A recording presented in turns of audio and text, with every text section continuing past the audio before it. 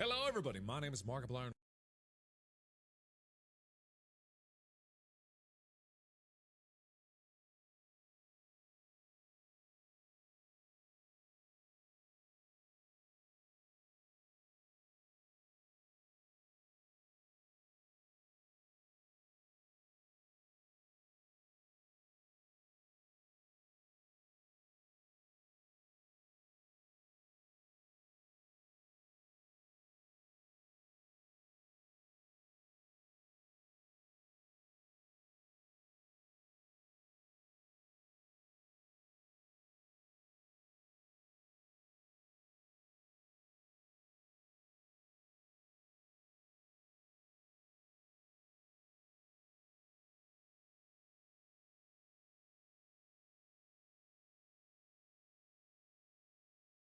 Welcome back from ads. Thank you for the pennies.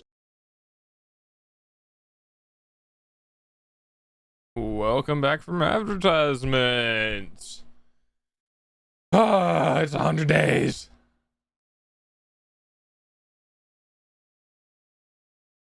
Bow, bow, bow, bow. And it wouldn't be 100 days without Scuff. Wow. There we go. We fucking cranking. Hey, I hit the button. There we go. Oh, man. 100 days, huh? 100 days. You know what? Just because at this point, I'm gonna do it anyway.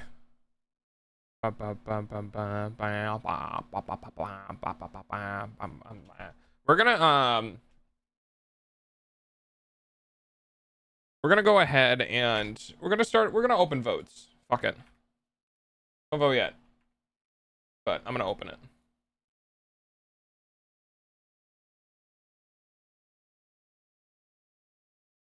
I think that's what it is. You have been destroyed. Python emote data. Have been destroyed. All right. 100 whole days to cheer 100 whole years more of this. I don't think I'm gonna be around for that long.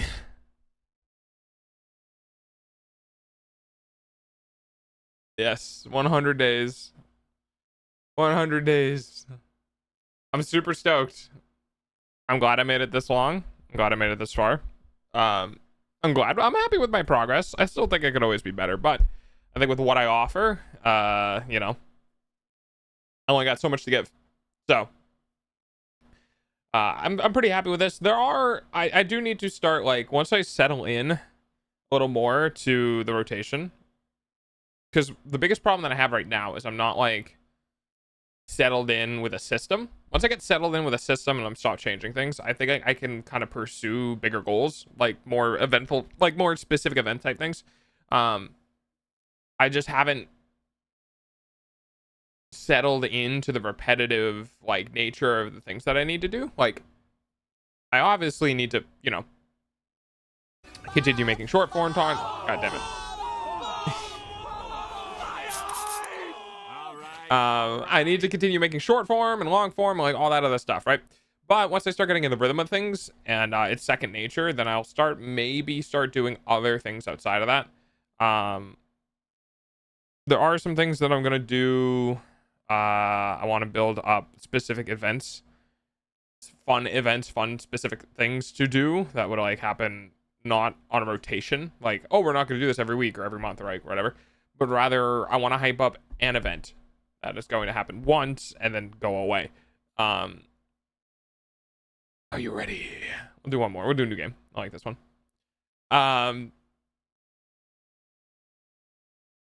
Dude, I'm fucking vibing. I'm vibing. I did so much work today. But yeah, I want to do more events. I want to do more stuff. I want to do more. You know, I want to make this stream a little more fun. I ended up looking at models again, and I quickly stopped doing that. Todd Bark is in the chat. Why is it that there's always an incredible amount of drama in the VTuber community? Because people don't have anything better to do. There's normally drama just in the streamer space in general, just because it's like high school. Like, I'm not even gonna lie, I'm not gonna sugarcoat it, I'm not gonna call it what it's not. Being an entertainer on the internet is basically like being in high school. And everyone loves to spread drama because they want the attention from spreading it, right? So the first person who gets a good scoop, puts something on Twitter or whatever, can get the most amount of eyes, can get themselves elevated in the public space. Which kind of sucks because I won't be doing that. I mean, unless there's drama about me, which I wouldn't say there will never be drama surrounding me, you know. I just hope that it's not that big, you know. Local dog, fuck, I don't know, it does something stupid on stream, because whatever. But you know, I don't want to partake in that sort of stuff. I don't mind being a spectator, right? I'm just trying to say the word, chat will start drama with you. Yeah, right. I just need to say the one word that begins with the letter N, and then drama will explode. Thanks for the boops. But yeah, I don't mind spectating it or having an opinion on it, but I don't like getting involved or digging like deeper than I need to. Local dog saves orphanage from burning down. Crowd of people pissed. What? Why are you all angry? Because those were Hitler's descendants that you saved me. You have those? Why are you keeping them in an orphanage? But yeah, I got some stuff I want to do. I think. Hello. A new day. You know, there's stuff on the whiteboard that I want to do. But you know, we're not quite there yet. I need to settle everything down. I need to stop doing things outside of like the very specific things that I'm trying to maintain every week, specifically shorts. But everything else needs to stop, so that way I can catch a breather, and then start my next project. I have a bunch of projects on board right now. I have 3 different people I want to collab. I have 2 different long form videos. I have the emote system. I had a lot in the last couple of weeks I wanted to do, and I can feel it. Like, it's very restrictive. Like, I can't go out and do other things. I have to finish these things first, and then I can go do other stuff. This is kind of the downside of having ADHD. So like, I'm gonna do this, gets bored, I'm gonna go do this. But yeah, so today, hello. Today we are going to go ahead and say fuck it, and we're opening voting. We are not going to do multiple votes. We are going to do 1 vote per day. We're going to do it until the 20th, so that's 10 days from now. I'm going to give it every delta. There's a beta, I think. Whoa. We're going to go on to the 20th, maybe until the end of the month. We'll see. But yeah, so voting is open. I believe it's vote info. If you guys want to figure out what's going on with that. I'm gonna jump on Twitter and put a post up about it, you know, about the stuff. Once I get back from this little IHOP, I'm gonna get my card and donate some money if you want, my guy. You don't have to. I'm excited for day 100, but if you guys want to support my effort, oh my eyes. If you want to support my efforts, you know, donations always help. I don't know how much money it's going to cost to do the stuff for where I'm moving into, or like the solar and stuff like that. So I'm just kind of trying to stockpile as much as I can to improve my life. But yeah, it always helps. Hades. Oh yeah, no, Hades is a blast. I love Hades.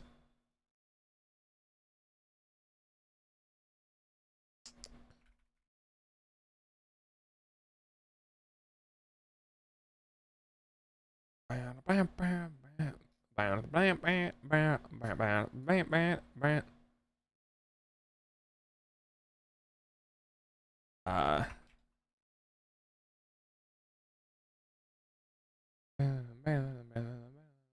gonna make it look pretty. Why not? Meg was bullying me though. Oh yeah, no one saw that. Some of the bosses are pretty rough. Basically, I got paid off from the family for a whole $20 and some cat shirts, so you can say I'm financially stable enough to donate if you want to. I'm not gonna say no to money. I'm just gonna make sure that the person giving it is okay to give it.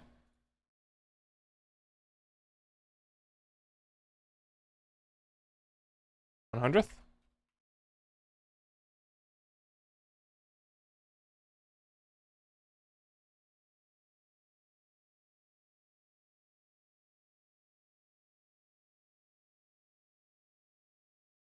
This day also marks the opening of voting for the next 10 emotes.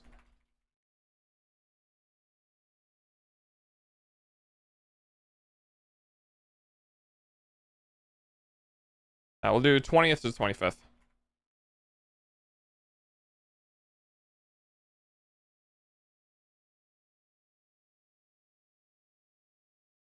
Destroyed. All right. We're gonna run shapes and beats. We're just gonna run this playlist because it's a hype day, and you know what? I'm feeling it. I'm feeling it. I'm feeling it. Maybe not that one. I just realized my eyes did the thing again because I copied something. Yeah, we'll do that. That's bold and easy to read.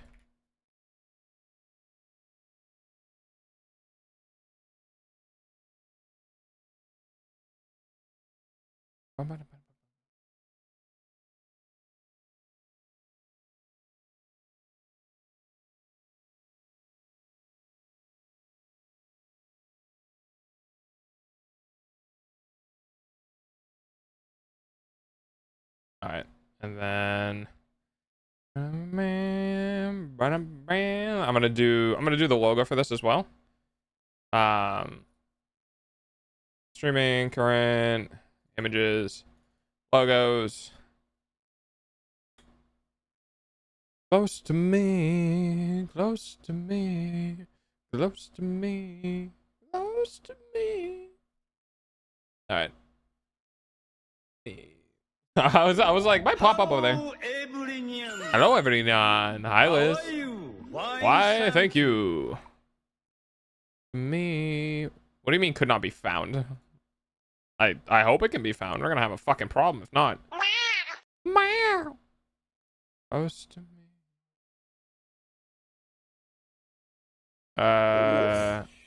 Others. I don't know why it's in there, but why not? How you doing?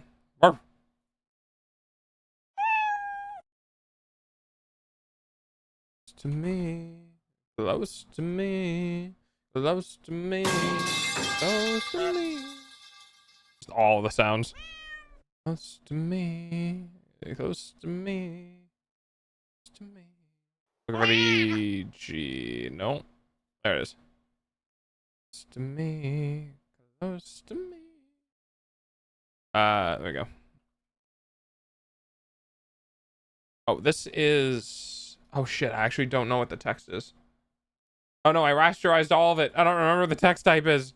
Oh no! Me, close to me, close to me, close to me. I might have fucked up. Is that one? Okay. We need black. Please and thank you. There we go. Nope, it is not. Shit. God, I don't remember the text font that I had to this. I'm trying to do a thing. I'm sorry, chat. I'm trying to do a thing, but I don't remember the fucking font was.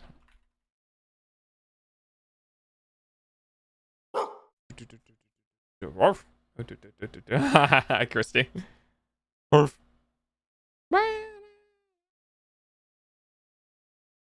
If I go back enough, well, remember, I can't go back because of the file. Heck. Well, we're gonna be doing this then.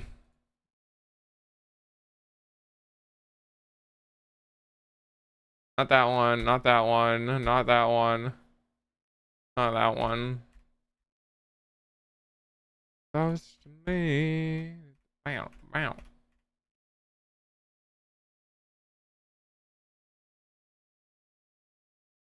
Me just having to go through all the fucking, because there's no like recent there's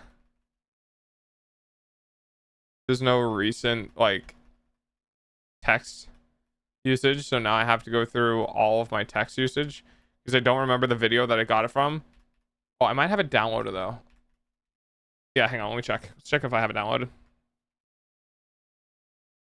right, let's see. If I can just remember the file name. I know it's a zip file. Oh god, how many things have I downloaded? Vencord. Which, by the way, if you are a streamer and you are on PC and you message people on Discord on your PC, you need Vencord.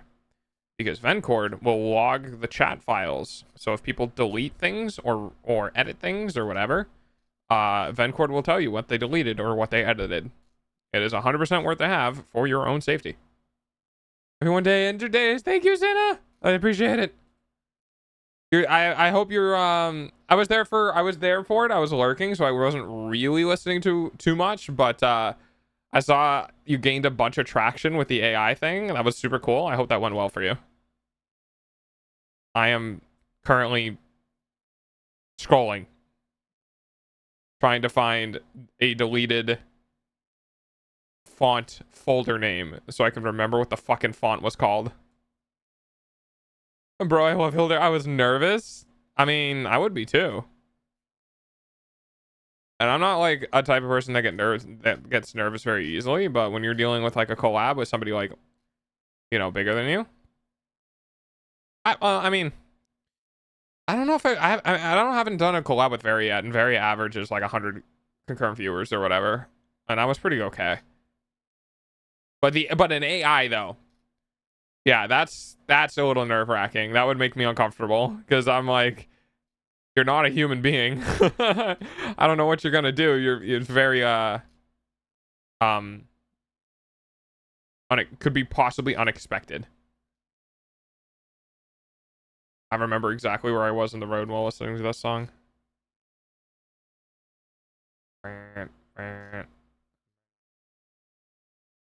Oh, you know what? I could. Let me check the day on my Twitter where I posted something. Because then I know I did the logo that day. Hello, hello, humans and dogs. I am in your walls. Not a lot of room in there. I hope everything's like good.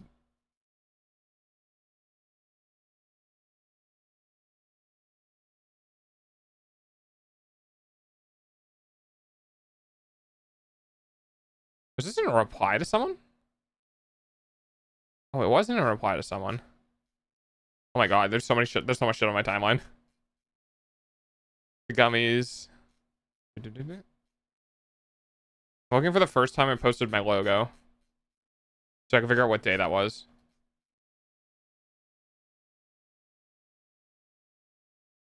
I can hear something in the walls. I wonder what it was. This was July 11th that I made it. So I need to go to July 11th. See if I can figure out where the download is in relation to that.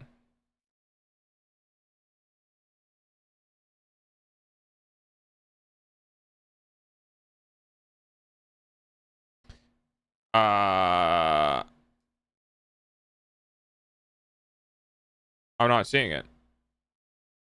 However, I will say that being the wonderful human being that I am, oh, it's because it was on a different computer. That's why. Being the wonderful human being that I am, I thanked the person who made this short, which means that now I can go back to the person's Twitter page, go back to their link page, go back to their YouTube page, go to their videos, go to their shorts, and then find it in there. Holy shit, it has 2 million views? Good for that guy. I'm glad it went well. Hopefully I can do it something. What are your plans for today? I think we're doing chat plays Pokemon again today. Today is technically a community day, so it's not, hilariously enough, even though it's my 100th day of streaming straight. It's not a day for me. It's actually a day for my community. Because we'll be doing like chat plays Pokemon. Maybe we'll do words on stream. You know, maybe we'll do some other stuff.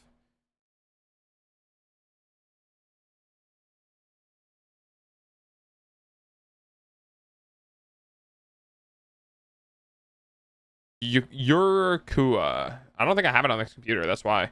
Why you are you K A? Why you are you K A font? There we go. I will crawl up into your roof. There is no roof. Not in this building.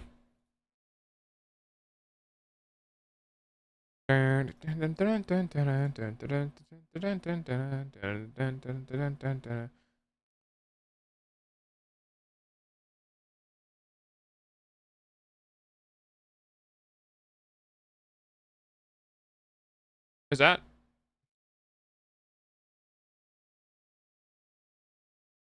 Oh yeah, that'll work. Oh yeah, there we go. I missed all of chat plays Pokemon so far because things I'm doing so yippee. Well, I mean, now's your days to hang out. By the way, can I just say the fact that like, and if this works correctly, why are you? Yeah. The fact that Photoshop just pulls in new fonts without having to restart it is great.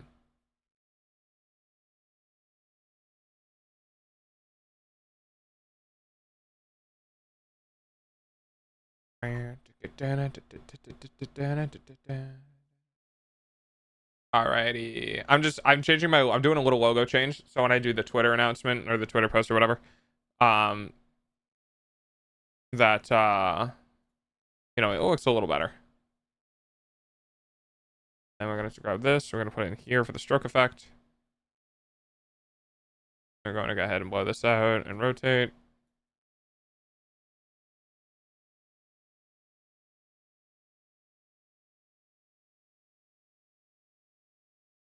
There.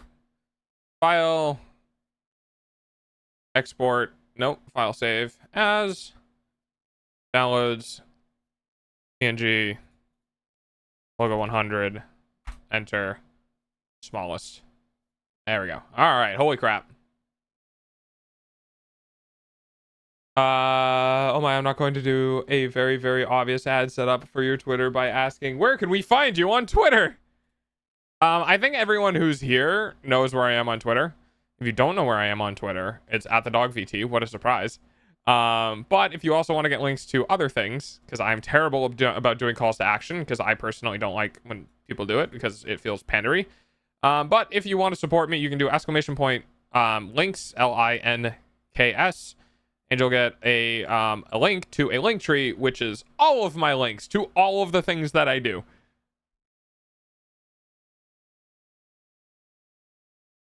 Yeah, that. I don't know how late I'm gonna go tonight. It is my 100th day, and it would be hilarious to do a 10-hour stream. But I'm pretty sure that would land me at 1 a.m. But it would be funny to do a 10-hour stream. Or as bait to say, but funny. Thanks for the face webs. I can always hear Beta in the back of my fucking head going, but funny. I don't know what it is. It's just stuck there. All right, so voting is open. We're doing emote voting. Okay? Which means, what emotes do you want? Because the next 10 highest voted emotes are going to be the ones that are added to the channel. So if you want to get in on the votes, I think it's that one, right? There you go. So the voting for the next set of emotes is in progress. If you want to cast your vote, you can use vote and then the emote name, where the emote name is the emote you want to support. You can cast your votes once a day. If you want to do any specific emotes, you can do this. Vote emotes. This will bring you a list of emotes that you can vote for. I don't believe it's case sensitive, but in case it is, just do it in lowercase. Okay. That was fast. Keep in mind that the most popular ones are most likely going to get up to the top. Because we have 23, and this is going to be over the course of the 10 days, you'll get roughly 10 votes. So ideally, you should probably maybe only vote once for each emote that you like, since you'll only have 10 votes, 10 emotes. Vote for the 10 emotes that you want over the course of the period, and whatever the 10 most popular ones are the ones that I will commission. Everyone gets a vote, and yeah. So let me I'm gonna go ahead and I'm gonna add a I don't know where to put it. I want to put it here. Let me add a thing. I'm gonna add a thing. Yes, you can't nominate. Tail face palm. The new total is not 23, by the way. The new total is 1. I might have fucked that up. So give me a second. Let me go back. Votes are closed. Give me a second. All right. Hang on. Emote data. So Tail has 1 vote. Save, and then all right. Bro, autocorrect almost find me. Okay, so all right, so it's back up. Go ahead and Spring Chief, you can do vote face bomb, and Zakat, you can do vote nom. So the votes are back in, so you can go ahead and do that now. I don't know if it's gonna do both at the same time if you do both at the same time, but we'll see. Nice. Yeah, that's kind of what I was worried about. But it's whatever.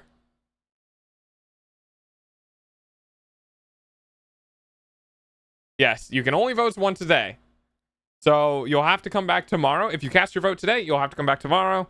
And then you can vote like as soon as the stream comes up. I believe it's 24 hours. No, it's not. It's a day marker. So if I have the bot running like overnight and you show up in my chat at like 6 a.m. and the bot's still running and you do a vote in my chat, it'll still technically count.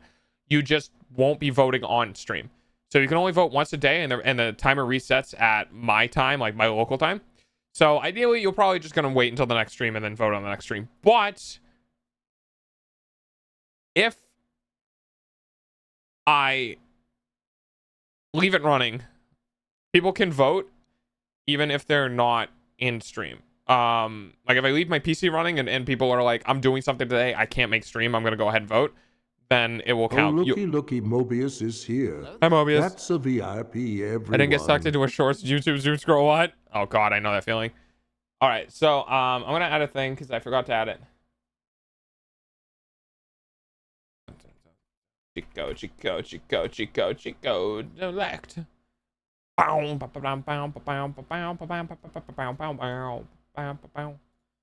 know what sucks? That thing isn't there. I think I still have impact, right? Yeah, I have impact. Or Monstrat. I usually use Monstrat.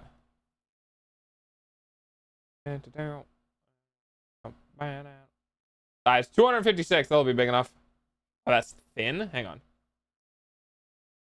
Oh, there we go.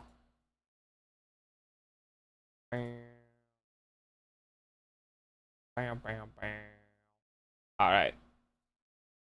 Right. Look fine. Underline's fine. I don't want any italic. There we go. That. Nah, it's not thick enough.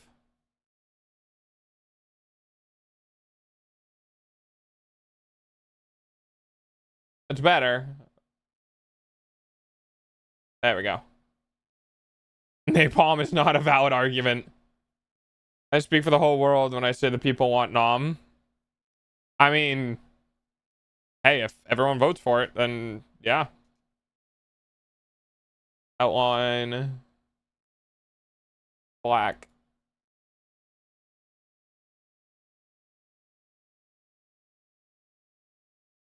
All right. Code, select. I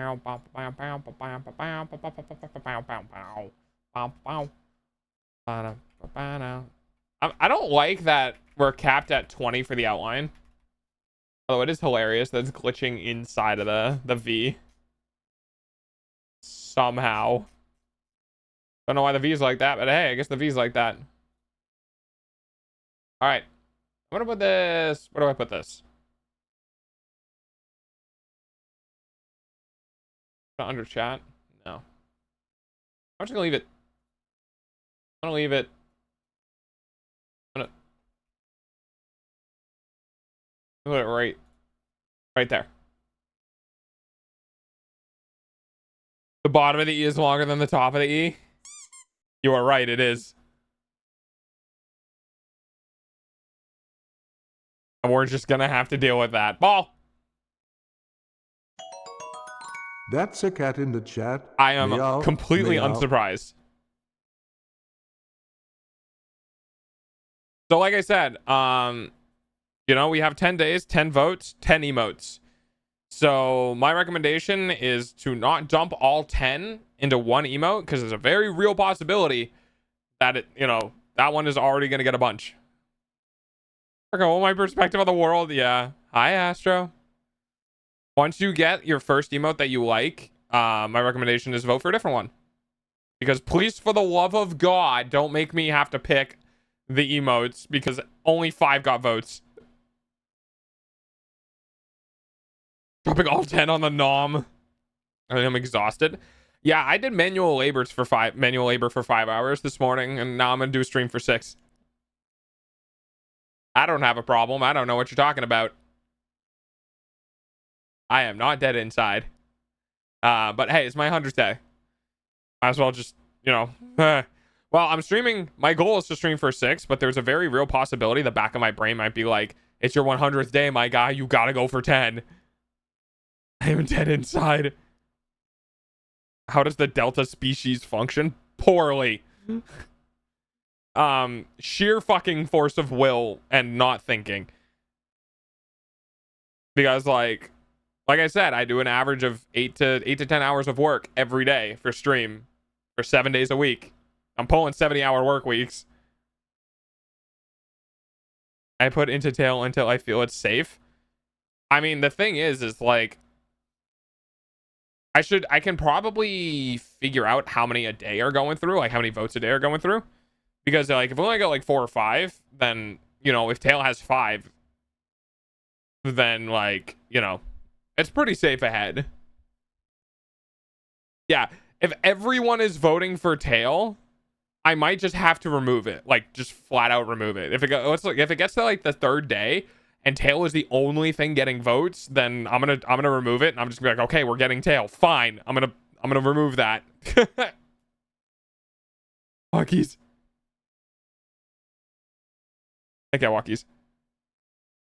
I mean, nom is guaranteed 10. Gotcha. Tail. Yes, I know. Meow, trust me. I know you want a tail. I'm actually pretty sure you would just put everything into tail if I didn't remove it. I think if anything gets to 10 or higher, or 5 over everyone else, I'm just gonna assume that it's like, okay, this one's gonna win. I'm gonna yank that. I'm gonna grab your face and squish it. No, not allowed.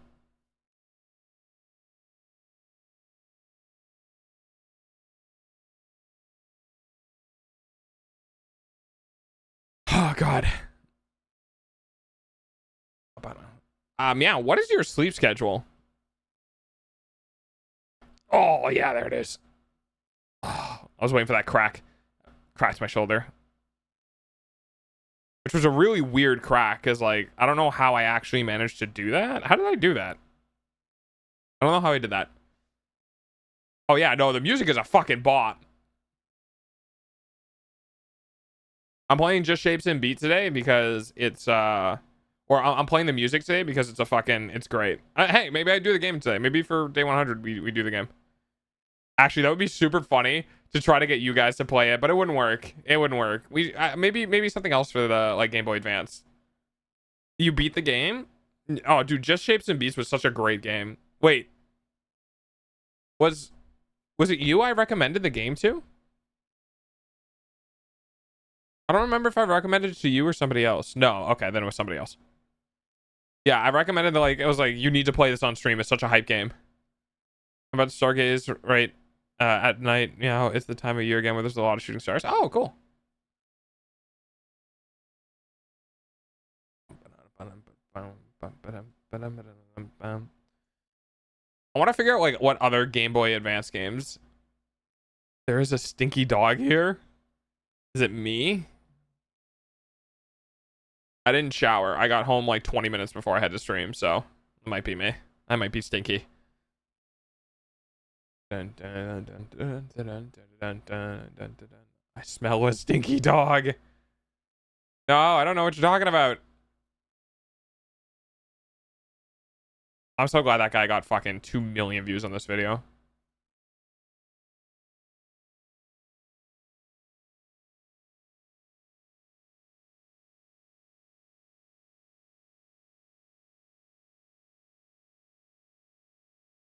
What am I thinking of? What am I thinking? What am I thinking? What am I thinking? Oh, right. I want to go to the list. I want to go through a list of games and see what I can force chat to play. Yo, wait, hold on. That's sick as hell. Wish I could have moved up to a place with less light pollution. Oh, yeah. I mean, I do astrophotography now.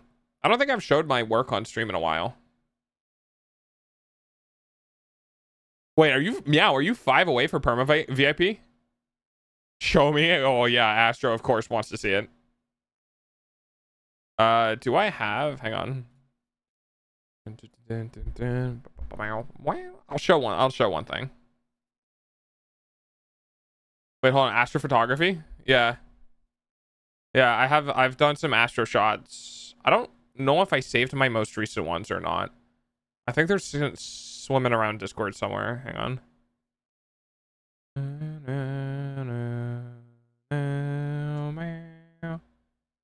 Memories, photos.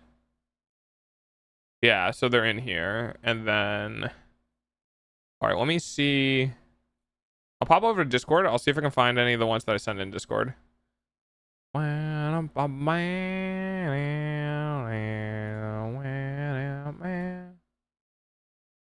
bite? No bite. Plans. That's one of my plans. Oh, you're gonna do astrophotography? Oh, I can tell you everything about it. I hardcore hyperfixated on astrophotography.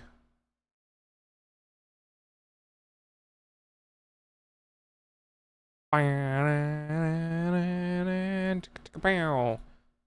right, from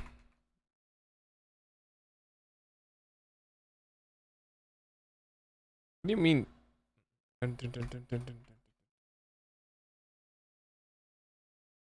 What I can't do? I can't search by people anymore? Wait, can you? All right, whatever.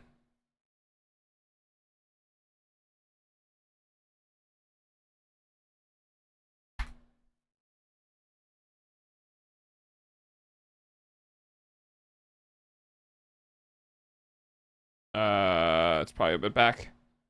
And we should talk. I mean, oh, you're exhausted. I was about to say you could just jump on stream right now. I don't care. But you're tired, so. It's not too far away. Oh wait, it actually might be a bit. I know it was cold, so it might be. I'm gonna go to the last page. Let's see. And oh yeah, hey, look at that. I'm glad I did. Dead tired, like dead. Yeah, yeah, exactly. Oh, this was by the person who no longer is in the Discord. That's unfortunate.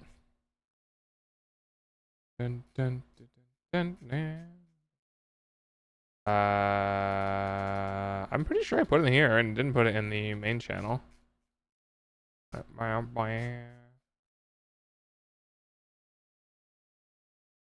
I'm getting the itch to go hiking and spend another week in the mountains just vibing. I mean, it's a mood. I'm in the mountains. Well, I'm not in the mountains, but I'm in a very, very hilly region. Okay, where the fuck did I put this shot? I have the photo. I have the photo of I took a photo of me taking the photo, but I don't know where the actual photo is. That's so funny. Hang on.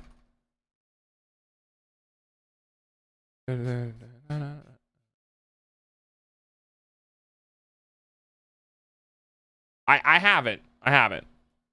I have other things. We only have 800 people in my village. Crime or anything doesn't exist. Although tonight it's gonna be a lot of drunk people. Oh, I see.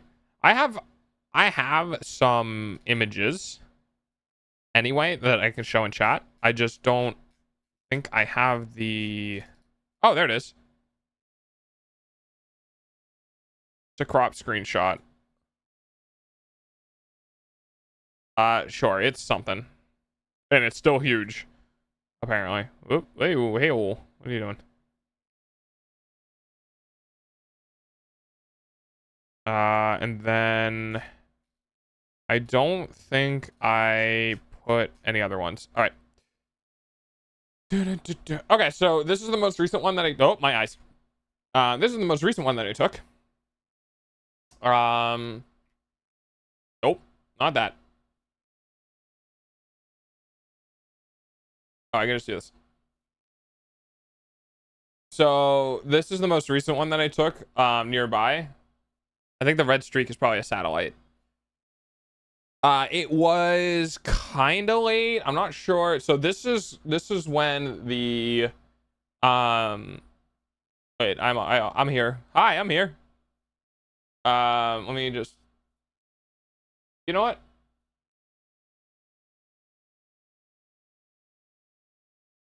And then something like that. I think this is the roof line. Yeah, that's the roof line. So I'm gonna grab myself. Give me a second. I'm just gonna throw myself up here. All right, here I am. So yeah, so this is the image that I took most recently, and this was near the oh wait, I got an idea. I'll just bring this down to my backgrounds. There we go. So this was one of the most recent images that I took, and this was over the roof line, and it's pretty, I mean, it's pretty nice. I'll go ahead and move myself. Oh, I'm over the vote. This works. Hi. So this is one of them. A couple star formations I can see from my home. Yeah, you'll never see stuff like that, like this with the naked eye. This takes a while of light exposure to get. I have a composition. So a composition means it's two separate images that are comped into one image. This one is huge. So give me a second. When I mean huge, I mean it's big. Give me a second. Give me a second. Give me a sec. Oh, there it goes. So this was taken a while ago. This is back when I was at my old place. So this is the composition that I did. So the tree line is one image. Down by the trees is one image, and then the sky is the second image. This is probably my best shot I've done so far. On screen, you've got this amazing way of turning every moment into something really cool. With just your words or actions, you create these awesome stories that keep us hooked, and your energy makes us want to feel vibrant and exciting. Makes laughter and every time you stream, you make the ordinary seem extraordinary. Take us on fun adventures. It's so pretty. Yeah, I like it. Thanks for the words, by the way.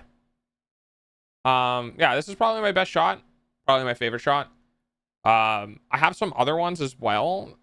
I wanted to, and I should, because I think the center of the Milky Way where I'm at is exposed in fall.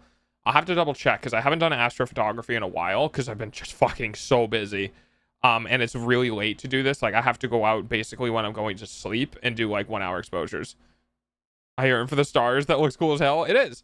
You definitely can't see these with the naked eye though, because these are like, I think this was an hour of exposure or something like that. Anywhere between 30 minutes to an hour of stacked exposures. So there's that one. Here, I can show you the origin. So this is the sky shot that I used. You know,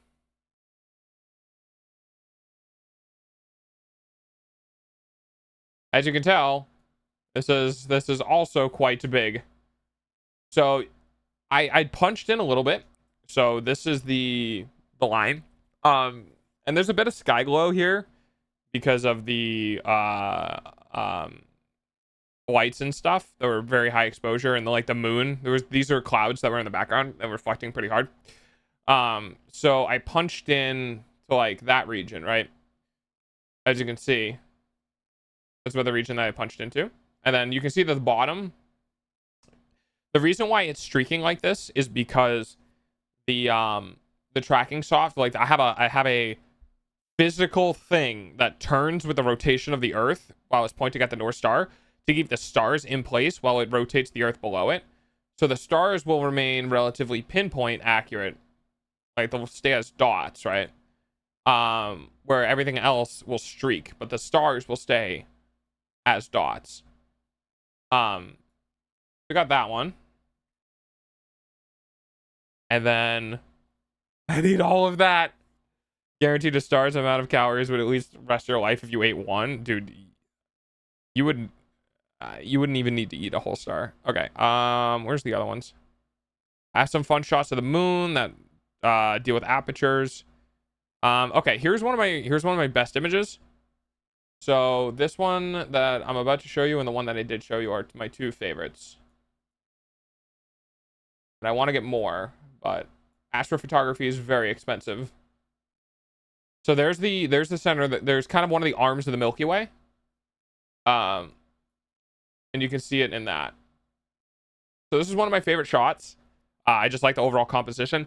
I wish I could get more of the Milky Way in the shot, but hey, you know what? Trees exist. Trees are a problem.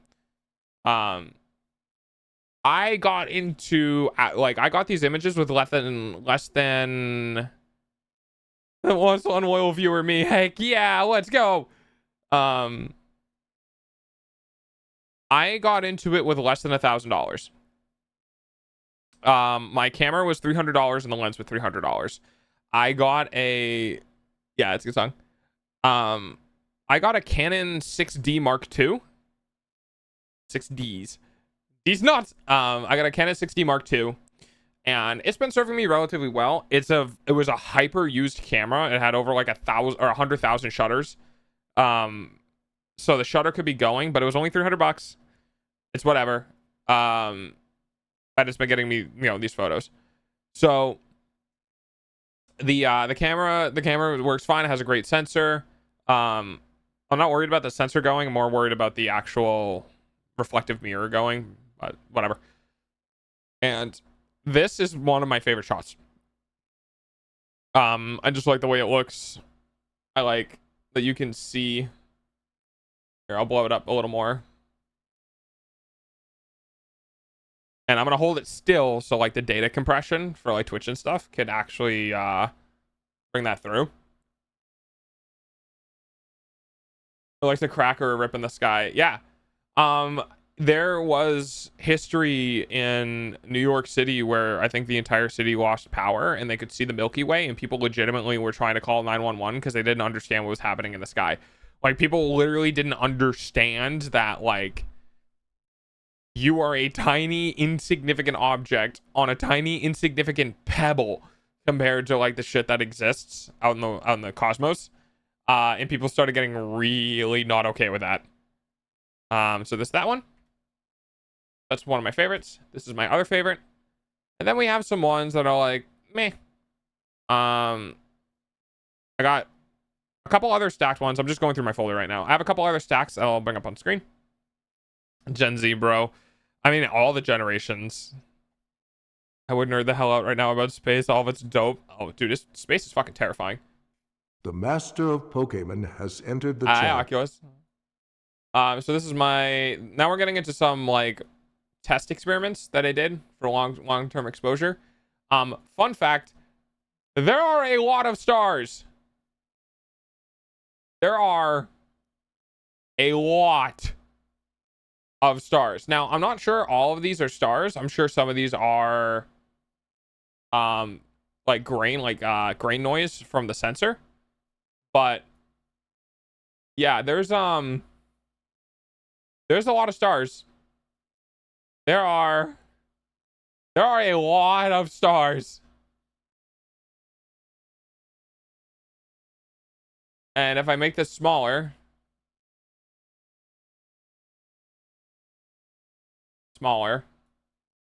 and smaller, and smaller, there you go. Looks like floor tile, yeah. Did you know that a black hole can cause space-time to slow? Yes. It's a relationship of mass and space-time. Do you mind sending me those pictures? Yeah, I can send these to you. Fight. I'll leave that one up. Yeah, I'll send you. I'll have to zip it, and then like I'll have to like put it in something where I can upload it, because this one image, by the way, is 20 meg. That's why it's so big. It's because it's a big fucking image. Like, I think like that's when shit starts getting pixelated. Like you can blow this up pretty big and still see all like the little stars. Fucking there's so many of them. There's thousands of them.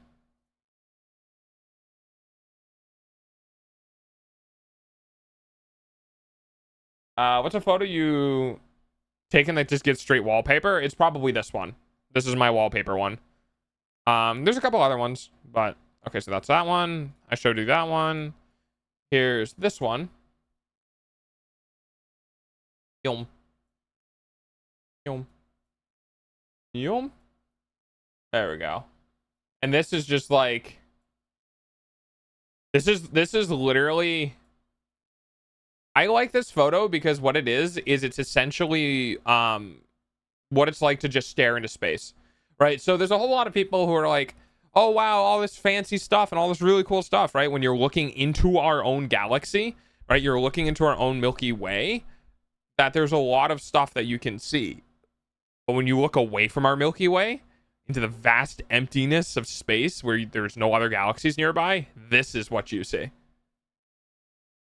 On the topic of black holes, they are such a cool mystery because scientists have seen black holes that are a lot bigger than what they have calculated to be possible with an odd gap in between sizes. Yes.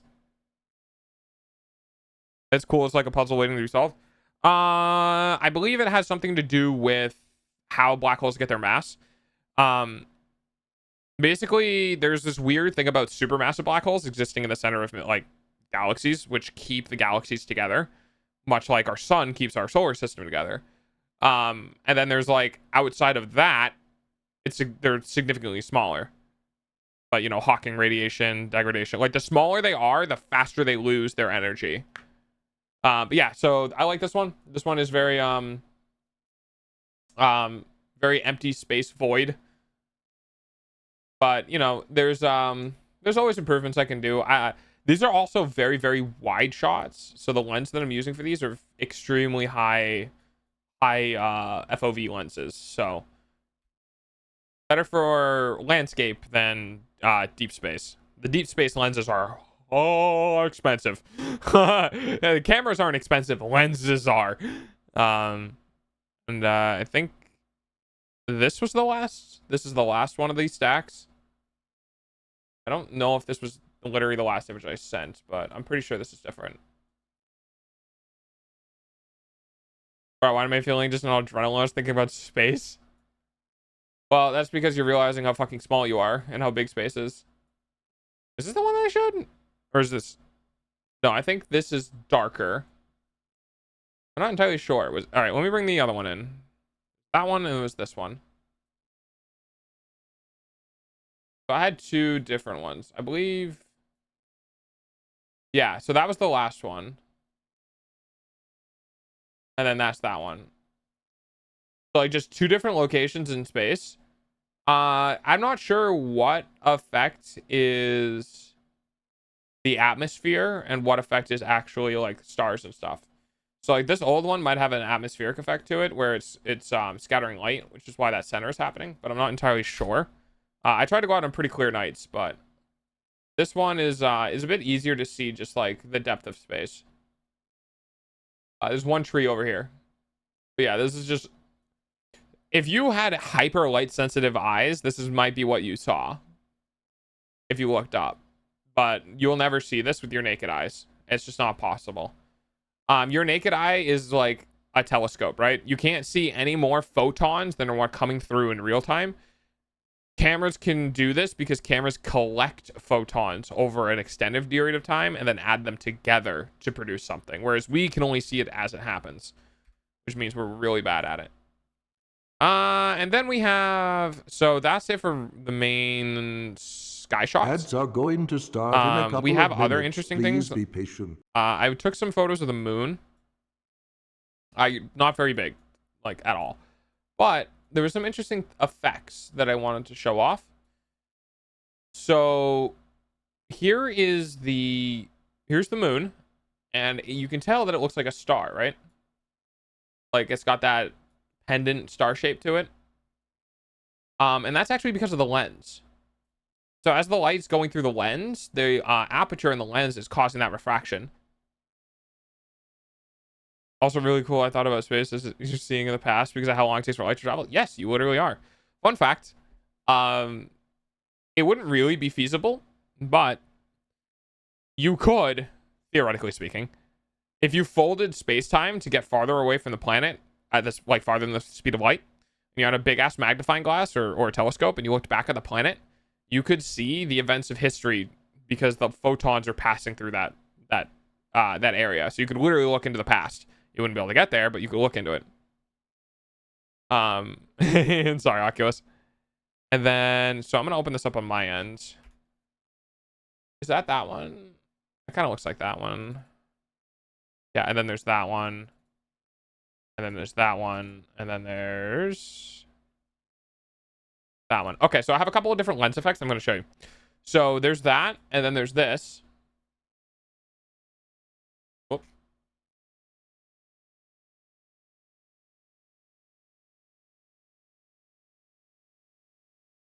Okay. So you can see the difference between these two shots of the moon essentially like not having the light rays on it anymore. So the difference between these two shots primarily are changing like ISO levels and closing up the aperture, right? So these are almost the exact same location because I took these shots back to back. And you can tell by changing the way that the aperture in the lens is, you can change the refraction of the light and you can get rid of those lines. And so, you know, that'll happen with far off objects too. Pretty much any light that comes through will have that effect. And then if you go in between, you get something, I believe, similar to this.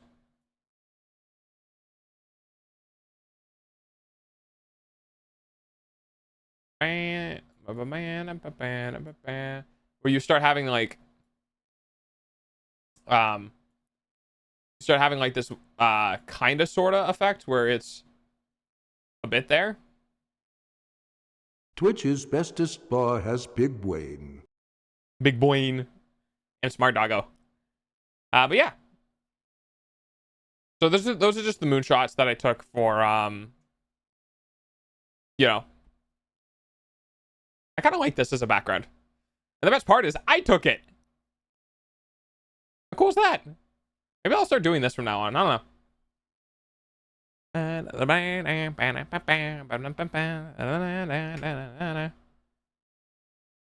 I mean, the universe is expanding faster than light can travel. So hypothetically, perhaps in at least a year. Yes, do it. Yes, this is my new, like a new background as my own photo. Galaxy Brain Dog. Yeah, I do my rebrand. I'm just Space Dog.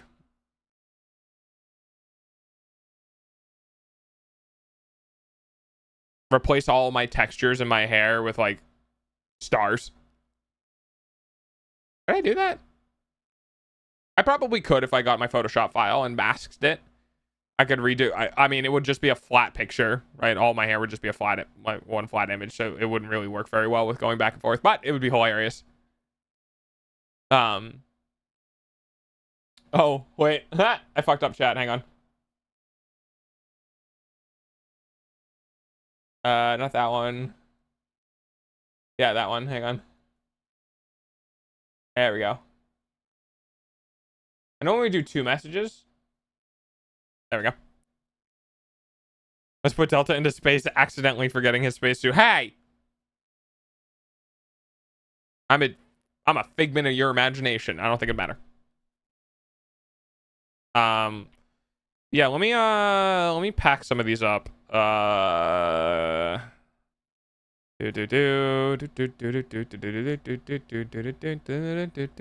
fact, if you take a long enough exposure, You can make pretty much anything look like daytime. Did I show this one?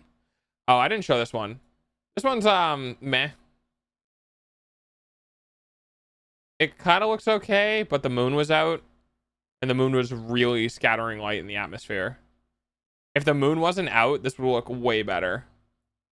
But unfortunately, because you see this giant like orange thing on the right hand side, that would be the moon. And the moon was casting a bunch of light through the atmosphere, and it was refracting through the atmosphere, and it was causing that blooming effect.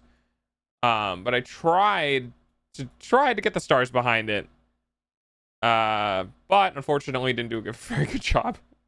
This was 14 30-second images, I think. So this was like 7 minutes or so. It was either 7 or 14 minutes. I don't actually remember. Welcome back from ads. Thank you for the pennies. Welcome back from ads. W lover base. Did you see my throne list?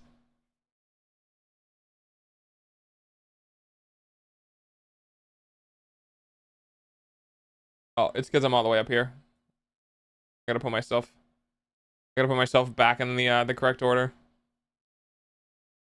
There it is. There we go. No picture of space is meh. Well, I mean, compared to the other ones I took, it's meh. I saw your gift thing in the link tree. Yeah, there's a bunch of expensive stuff in there, but that's just most of that expensive stuff is just there as like a for me, because I need those items when I start building the structure. Like, so since you're new here, I'll kind of explain it. But I'm going to be moving into like a tiny house, and the tiny house structure is going to be essentially completely off grid. So I need a lot of components that can support that. That's why those expensive components are in there. Anyway, I don't have any. I don't have any Bahaj. Not a one. Okay, and solar wanted, or not solar, it's the same image. They are, just one is smaller. One's a PNG, one's a JPEG. Walk away from the fray. Structures fall, and all else fails. We will build it once again. Bum, bum, bum. I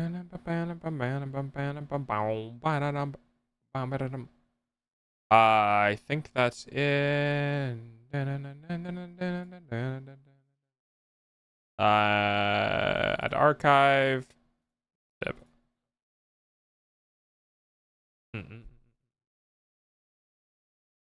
Ah, wait. Is this zip file 100 fucking megs? Hang on. Do you listen to Starset, specifically satellite or frequency? I do not. No Blahaj, poor guy. I know, right? No, I do not. Where's my... Okay, more options, because I know properties is always at the bottom here. Yep, that is 157 meg. Finds to gray. We'll calmly walk away from the fray. Structures fall, all else fails. We will nail it once again. I'm high, higher than before, and we can stand by. Sorry about stream. I'm sending Astro one of the images, and it's eating my upload. There we go. And now I should be back. Oh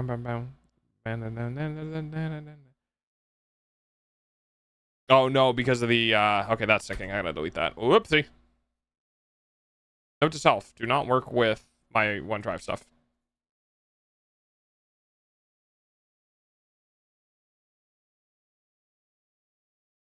Yo, wait, hold on, follow Starset listener. You're an instant W person.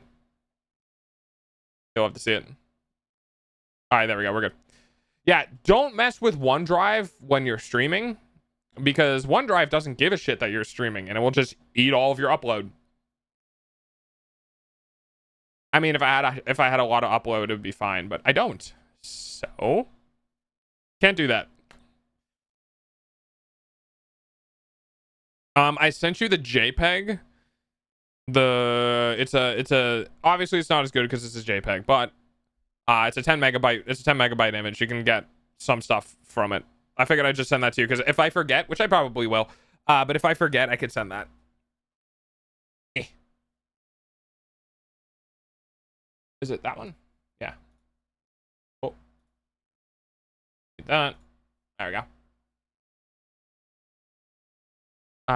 Since we're not doing much right now, could you look into the media in the Discord? Yeah, sure. Art. Ooh. Hand studies, huh? Hand studies are rough.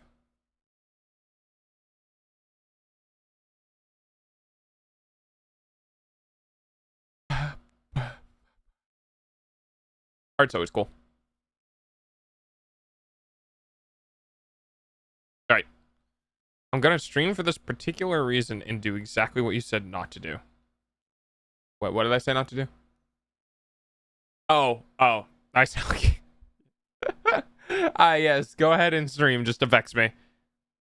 I drew the first one. I drew that first semester of freshman year. Oh, the bone one? Destroyed. Destroyed. Ugh. All right, I'm gonna get undressed now.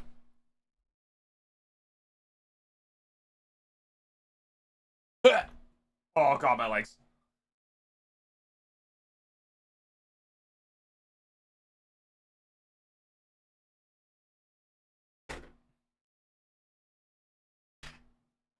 I forgot to take my pants off when I got home, so I'm doing that now. And then the two-hand second semester. Gotcha.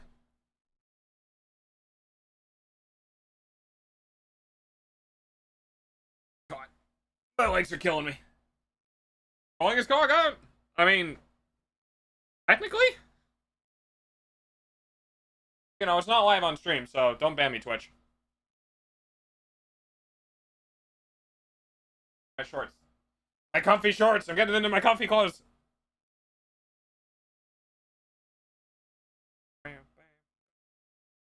I had a nickel for every time Delta took off his clothes on stream. I have 2 nickels, which isn't a lot, but it's hilarious that it is also exactly twice, I think, that I've done this.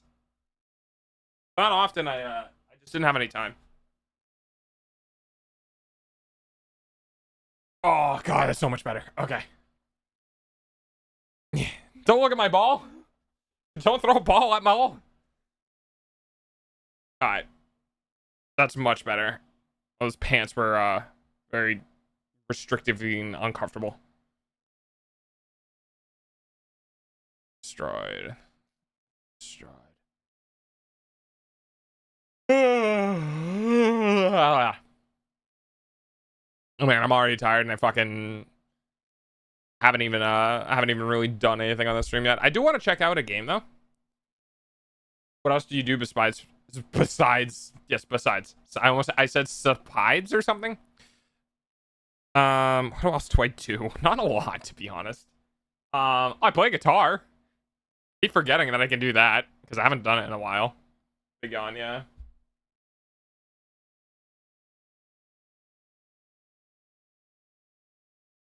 Actually, don't even know. I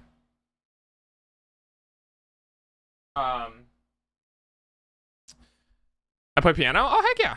Okay, hear me out. But large loose clothing is better than small tight clothing. Depends if you have a penis or not.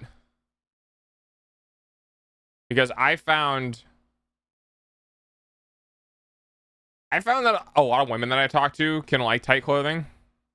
But I've also found that some of the women that I talk to also are like baggy boyfriend shirts and stuff. I also like loose fitting clothing. I think I'm somewhere in between maybe. But yeah, I'm definitely a loose fit, 100%.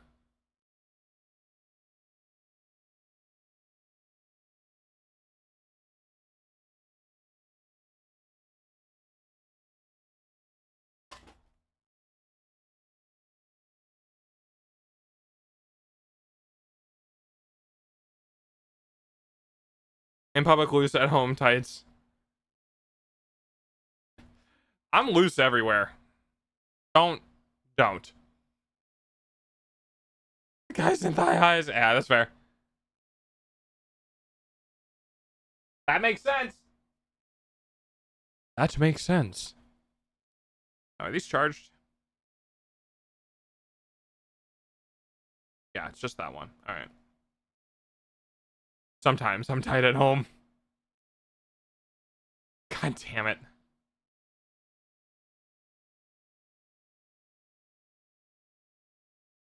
Someone actually remember the command for once.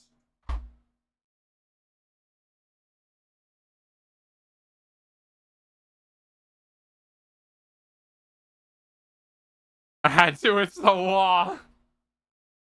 Yeah.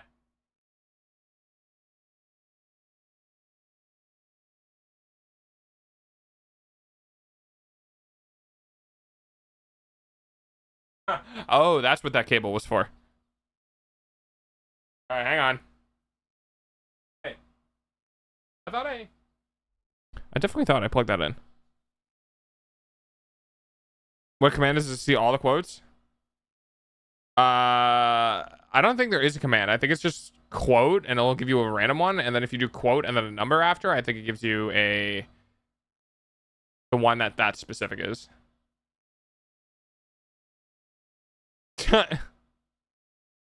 Well, yeah. Now I gotta go in and delete it. Thanks. Just peaches. Like I say some pretty terrible things. Yeah, I think it's just quote and then one.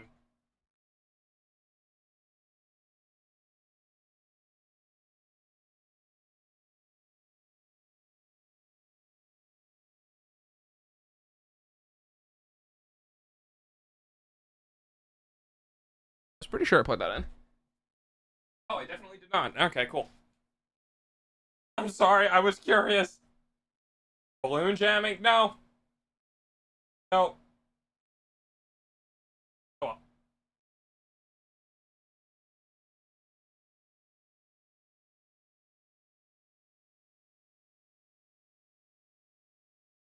Nothing is something.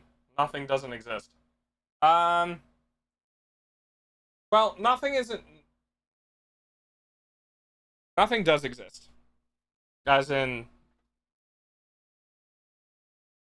nothing is a terminology we use to explain the concept of nothing. I think I was trying to say S and B or B and S. Like Beast and Chase or Chase and Beast or something like that. And I think I got to BJ somehow. And I was like, just BJ's. Therefore, nothing is something. Well, no. Because you need to think about the terminology.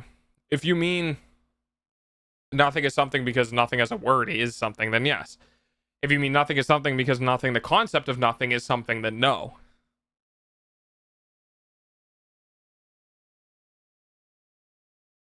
Terrorism is meh. Yeah, I was playing Overwatch with that one.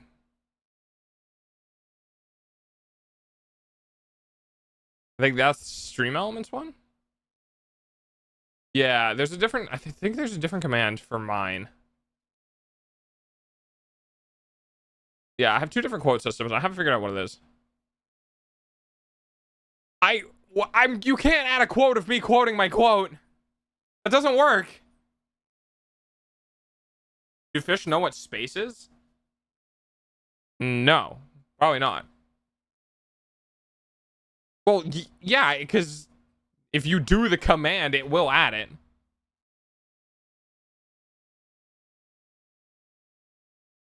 Quoteception. Don't quoteception.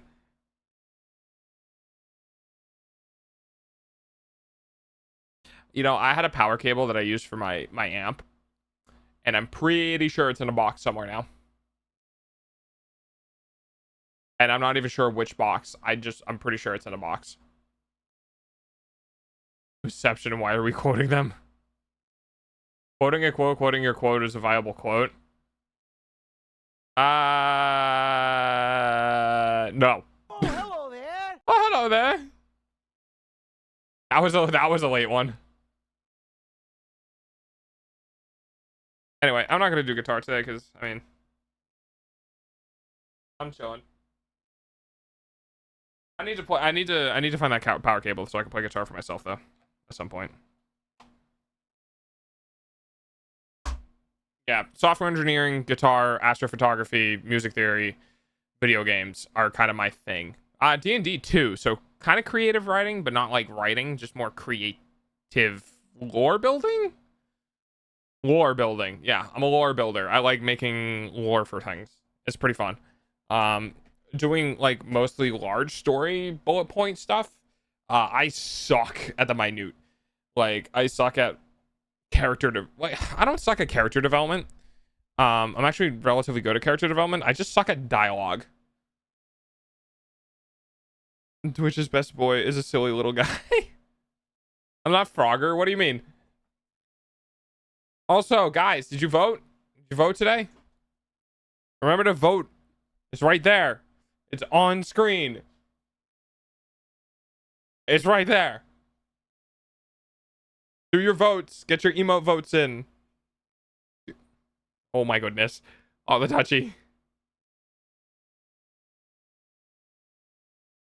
Yes, you can't vote more than once. If you do vote info for the info, that'll tell you what's going on, and do vote emotes for the list of emotes you can vote on.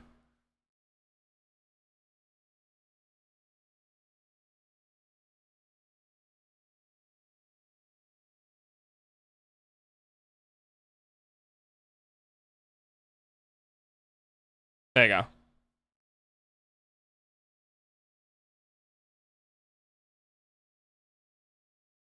And then I'm gonna change this to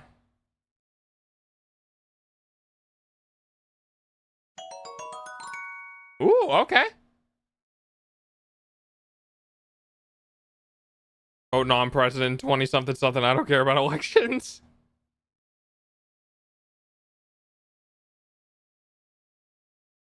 You can't vote for yourself. Guy in thigh highs. Guy in thigh highs is not a valid argument. Vote. I'm not sure why that didn't kick back an invalid argument thing. Alter for president is an invalid argument. What is the cross emote? That's like me holding up a cross. That is like the you guys can't vote for me. That's the like the Pepe cross thing. Similar to that one. Like, be gone, heathen. Yeah, if you have any questions about what specific emotes are, then you can always feel free to ask. I'm trying to get a new emote, guys. Please help. Are you trying to get yourself as an emote in my channel? Want to break the rules and vote Delta?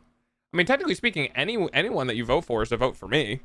Because I am the emotes. Sin. I don't think that's how that works. Of course, it's another vote for Tail. How many votes do I have again? 1 a day. So, voting resets when you come back, like, the next day. You can't vote for each other?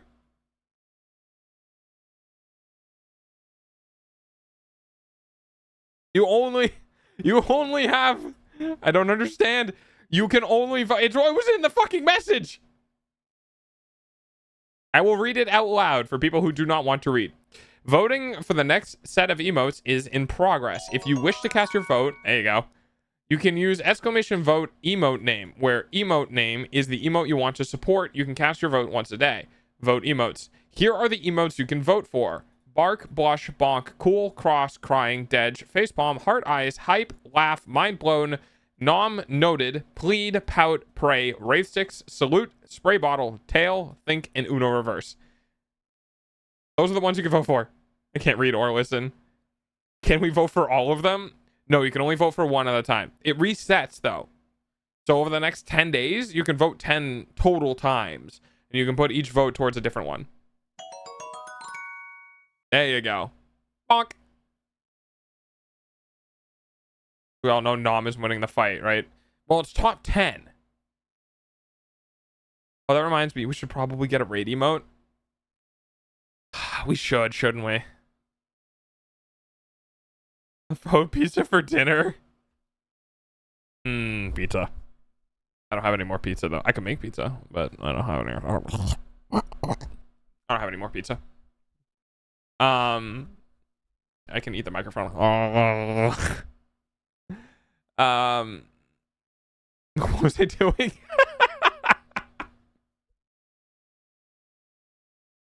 Oh, the raid emote. Yeah. I only have so much money, guys. I don't have the things to make pizza, and it's $12 to bake isn't until Tuesday. Fair. Tungsten ball emote. No, we're not gonna get. No, we're not getting a tungsten ball emote. You know what I'll do if I do the subathon in December or the donathon or whatever it's gonna end up being. I will put a fucking goal. I will put a goal for a total number of subs or a total dono or like whatever. And I will put a goal that is a tungsten ball emote. Tungsten Delta Bust. No, that's so much weight. That's so heavy.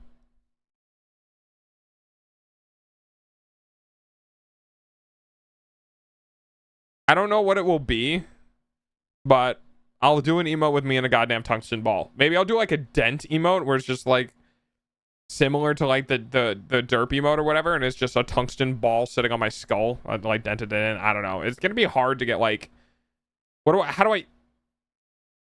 do with the ball? Ball emote is baller. Oh my god, the tungsten ball emote is gonna be real guaranteed. If I put it at a high enough value, it won't be. I said I'll add it. I never said how much for. I want to put that shit at $5,000.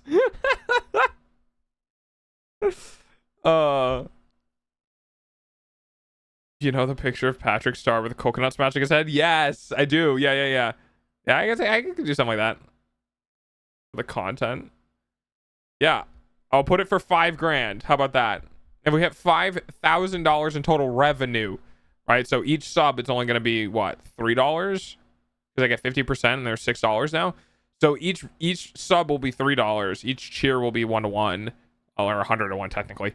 And then donos will be a 1-to-1. All right. And if we can get $5,000, then I'll do the tungsten ball emote. Take a loan for the bank so I can feed it. The tungsten ball. Okay, yeah. I could probably do something like that. Because at that point, like, yeah, I should probably do it.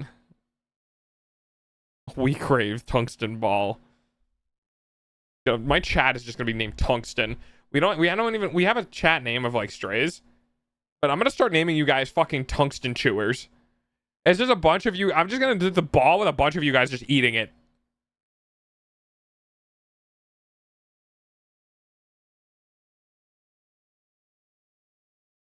High for one crave pizza. You ever wonder how people get fuck up cutting pizza? Because like I've seen some pizza cutters, like some people cut pizza from places, and I'm just like, how did you do this? Tungsten chewing strays is how I personally am called on the day-to-day basis. Oh my god, dude. The problem is like, if I can do this on a day where Moist isn't around, if I can end up doing the donathon or subathon on a day where Moist isn't around, then I bet you I can make it so we don't hit that goal. The second Moist shows up, it's fucking over. It's so over. Like, it's so over. I'll put the tungsten ball emote at $5,000. And if we get to it, we get to it. I don't know what I'm gonna do with the other ones. I need to plan this around Moist's schedule so this doesn't happen. Plot. Yeah, exactly. Hey Moist, when are you going to visit family? Yeah? Alright, cool. Let me just put the notes right here. And then I'm gonna go ahead and not fucking do that. Moist is like the one overpowered anime protagonist with a 100% win streak. Yeah. Oh, 100%. Yeah. Moist. I mean, Moist supporting me has been really, really useful. Not having to worry about eating for the next couple of months has been nice. Although my bank account is getting a little low. Thankfully, I have my savings. It's just my checking account is like, I'm sitting there with, I think I'm at like $100 or something like that. And I'm just like, well, I hope everything's on the credit card because anything that comes out of my bank account is not going to go well. But I think I have everything paid for. And then the next Twitch payment that comes in will sit in the checking. I don't want to leave it in there. I would rather put some of my savings, but it's gonna go bye-bye in like 3 months. I reincarnated as the lord of a small border territory and turned into the richest province in the empire vibes. I don't know. Moist he just did it. I don't know. Like he was smart. He was smart about it. Like when we first talked, right? He was a rally driver, and then before I ended up poofing and disappearing, Moist talked about wanting to get his retailer license, and I thought that was like a super good idea. I thought that was super cool, and I was like super happy he was pursuing it because it was just another means of like, you know, him securing an income. Because fucking, it doesn't matter how big you get, you can always get bigger. You can always get bigger. Streaming, making money, whatever, right? You can always get more. So I was like, fuck yeah, dude, hunt that shit down. Like, go for it. Like, there's no reason to be content with what you have if you can grow. If you want to grow, go ahead. And sure as shit, when he came back, you know, a year and a half later, when I, you know, transferred everything over, I asked him, did you get your retailer's license? They're like, yeah, now I own 2 apartment complexes. And I was like, fuck yeah, dude. I love it when shit works out for people. I love it when people get to be successful. It makes me feel good. I'm always happy to see more good news, you know? Oh yeah, the racing. I forgot about that for a hot second. Yeah, Moisted Rally Racing. Yeah. I don't know. Was it compersion? I just genuinely get happy when others succeed. Because I don't know, I want everyone to. Like everyone should, you know, I'm not as like, I have compassion, but for me, I'm such an objective, like, progression type person that I always get really happy seeing people hit milestones in their life because I know how difficult it is to get to those. And even for me, like, I wish I could do something online once a week to earn an income. I mean, you know, not streaming, right? I go online and do a thing and I can get money from it, right? And that'd be great. Under the table payments, whatever, I don't care. But the fact of the matter is that, like, that sort of thing, that sort of like system is really, really hard to find, right? It's like you either grind away for hours and hours and hours on end and barely make any money, or you have the responsibility and weight of a massive amount of shit. You get paid really good for it and you don't work as much, but you have the responsibility of a lot of things. I've had a lot of responsibility before, and it doesn't go great with the autism. It really doesn't. If I feel like I am responsible for anything other than myself, I get real bad shutdowns, like real bad. I can't handle responsibility. I can barely handle responsibility for myself and like processing it and like all that sort of stuff. You give me the responsibility of other people and it's just fucking, nope, I'm done. It's not that I can't, like, it's not that I don't have the intellect or I have the structure development or like all that sort of stuff. I can, but it needs to be finite, right? If it's like, oh yeah, here's your job is to manage these people, and I'm like, okay, how long? And they're like, indefinitely. I'm like, nope, I'm out. If they're like for 2 weeks or so, I can be like, okay, I can do that because there's an end line. But if whatever I'm doing for a job is like, yeah, you need to manage people, and I'm like, okay, and it was like, how long? And they're like, well, we don't know, for however long you're in the position. And I'm like, I'm good. I'm nope, because I'm not going to take care of myself. I'm not going to, or I can't do it because my mentality, my work ethic, my work hyperfixation drive is so obscenely high, I will burn out everyone underneath me. I won't be able to do it. That's the main reason I decline moderators, request for moderator. Yeah. Yeah, I can't manage other people.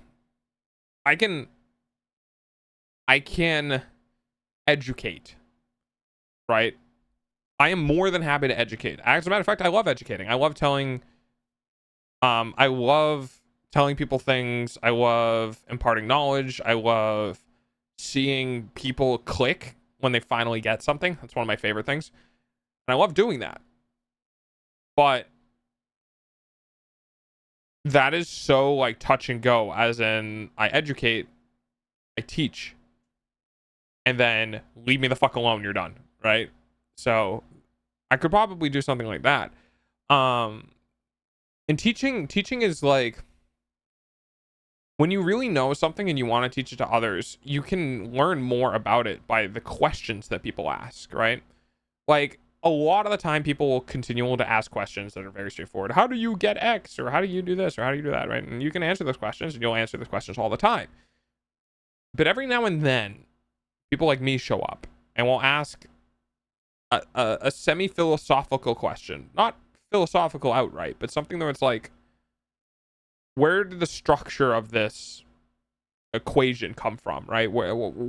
Yeah, we have this, but where did it come from? Why is it like the way that it is?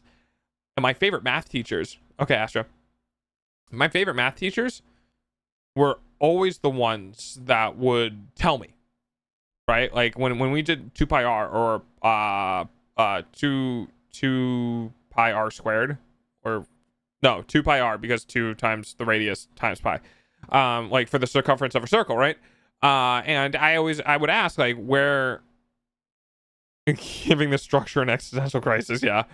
I'd ask, well, how does this work? Why is it the way that it is? And most of the time, my teachers would just be like, well, it's because that's how it is. Because most of my teachers didn't care to give an explanation, or, if you want to be on the more like pessimistic side of things, just straight up didn't know, right? And then I came across a video on YouTube, fucking hilariously, but I came across a video on YouTube where they took the circle, so the circumference of the circle, and they just pulled it into a straight line, right? So they took the circle and they pulled it into a straight line, and then they took the diameter and they laid it on top of that straight line of that circle, and then they added another one, right? So it's 2 of those lines, and then they took a 10th, 0.1, and they laid it, and then they took like 4% of it, and then they laid it 2.14, right?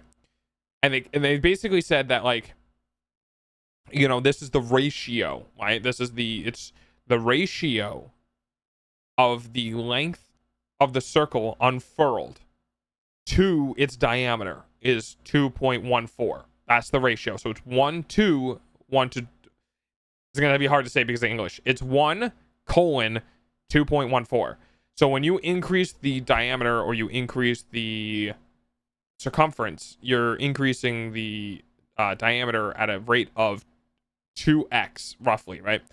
So if you blow out the circumference of the circle by an extra foot, then the inside, the diameter goes out like 2.14 feet. And that was super interesting to me, because I was like, yeah, the 3 a.m. educational videos on YouTube. Yeah, exactly, right? So those are the ones where I'm like, holy shit, now it makes sense, right? And then it's like, now to calculate the area of a circle, right? This is where things get really cool. It's the circumference multiplied by the radius. And the reason why that works, and I'll bring this up, I'm going to show you guys, right? I'm going to blow your fucking mind. Actually, you know what? Do we have paint? Hang on. I don't think we have paint. No, we don't. Man, I miss MS Paint. All right, fine. We'll do Photoshop. Where's my Photoshop? And these sort of things would work better if, like, oh, let me change this.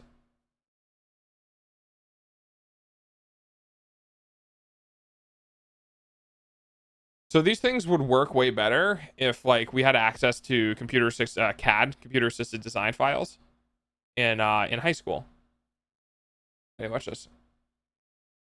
All right, so that's my logo. I want to control N. We're just gonna do this. All right, so I'm gonna teach you guys something. You ready? So we're gonna take a blue, and we're gonna do this. So here's our circle.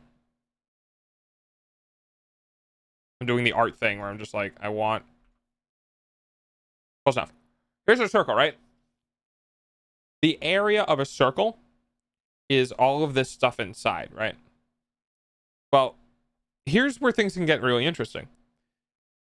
Imagine you want to sweep the inside of the circle, right? So imagine you want to, by calculating the area, you need to, thanks. I try. You need to scan, air quotes, scan the area. So what's the best way to do that?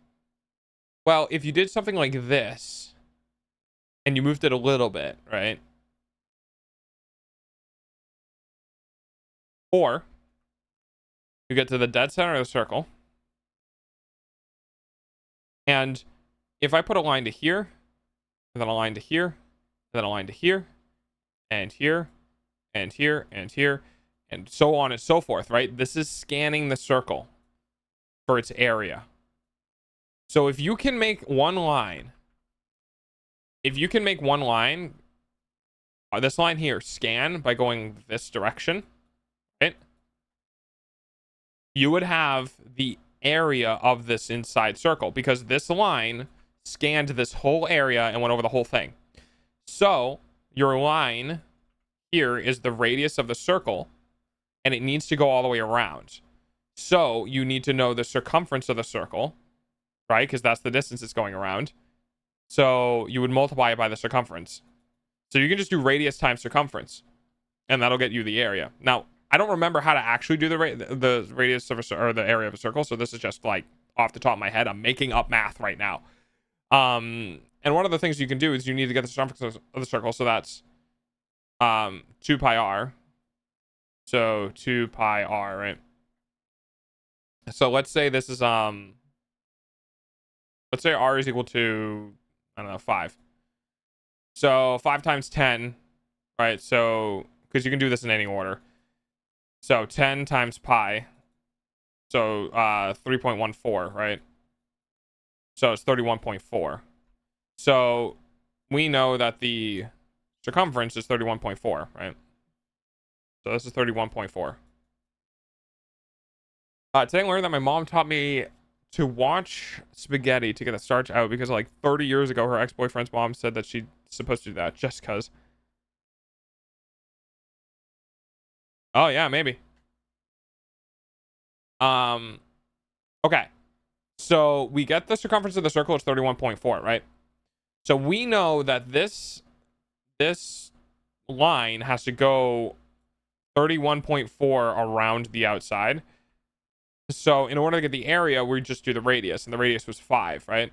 So the area of this circle, if we just do, I don't know, inches or millimeters, we'll do some millimeters. You do 5 times this, right? So it's 15, 5, 20. So it's 157, roughly. There's 157 millimeters. Now, if I Google it and try to remember circle area,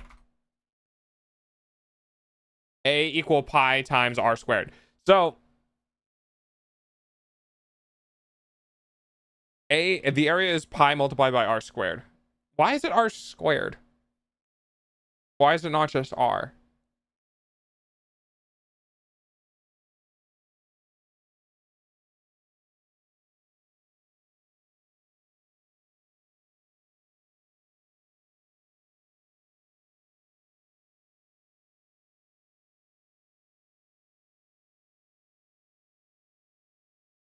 Oh, is it because it...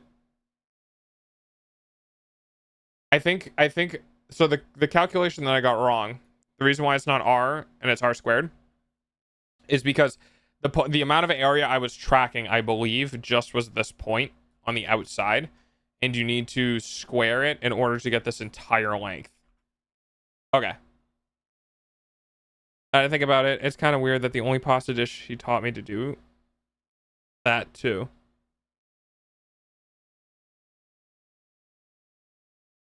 So are you gonna stop doing that? Is that gonna help?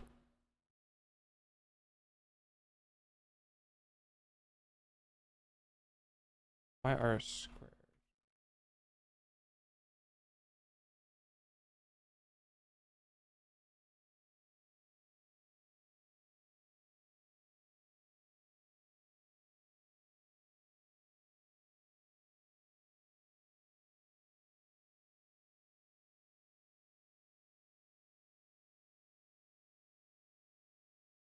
Yeah, I'm trying to figure out why it's r squared and not just r. But I think that it's probably likely something to do with the distance between the center. I wish there was a proof for r squared. Because in my brain, I would have just done that. Anyway. And then, so the thing about this is once you get the area. Nice. Okay. The thing is once you get the area, like once you know how to get the area of the circle, when you times it by height, you're just extending it, and now you have a cylinder.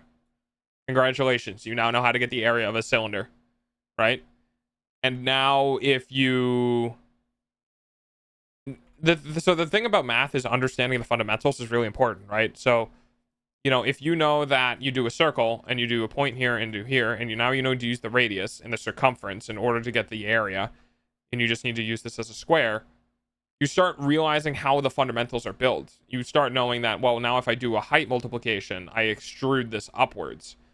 But it also allows you to start doing other things. Whereas like that whole, like, what's the volume of the cube, right?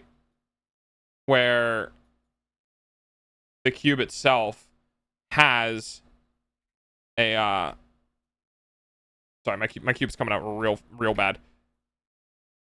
Where the volume of the cube, right, has a cylinder that is now punched through to the other side.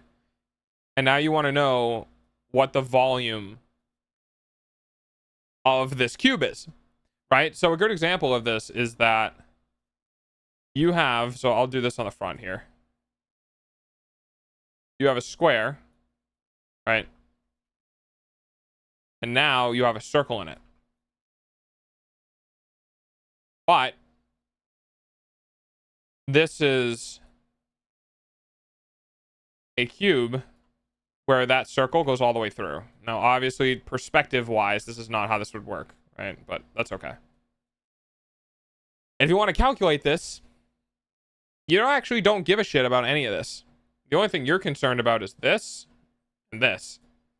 So if your square is this height, let's do 15. I don't know, random number, right? And because it's a square, this is also 15. You know that you need to take this and go this way that many times, right? So when you're doing area, it's really kind of convenient to just think about scanning, right? Always think about scanning. Because you can break, like, here, let me break this down even more, right? This is where things get really, really cool. This is why I love the fundamentals of math. If I could learn more fundamentals of math, I'd be super happy. So here's your line, right? Here's your line, right? Your line is 15 in height. 15, let's just do 15 feet.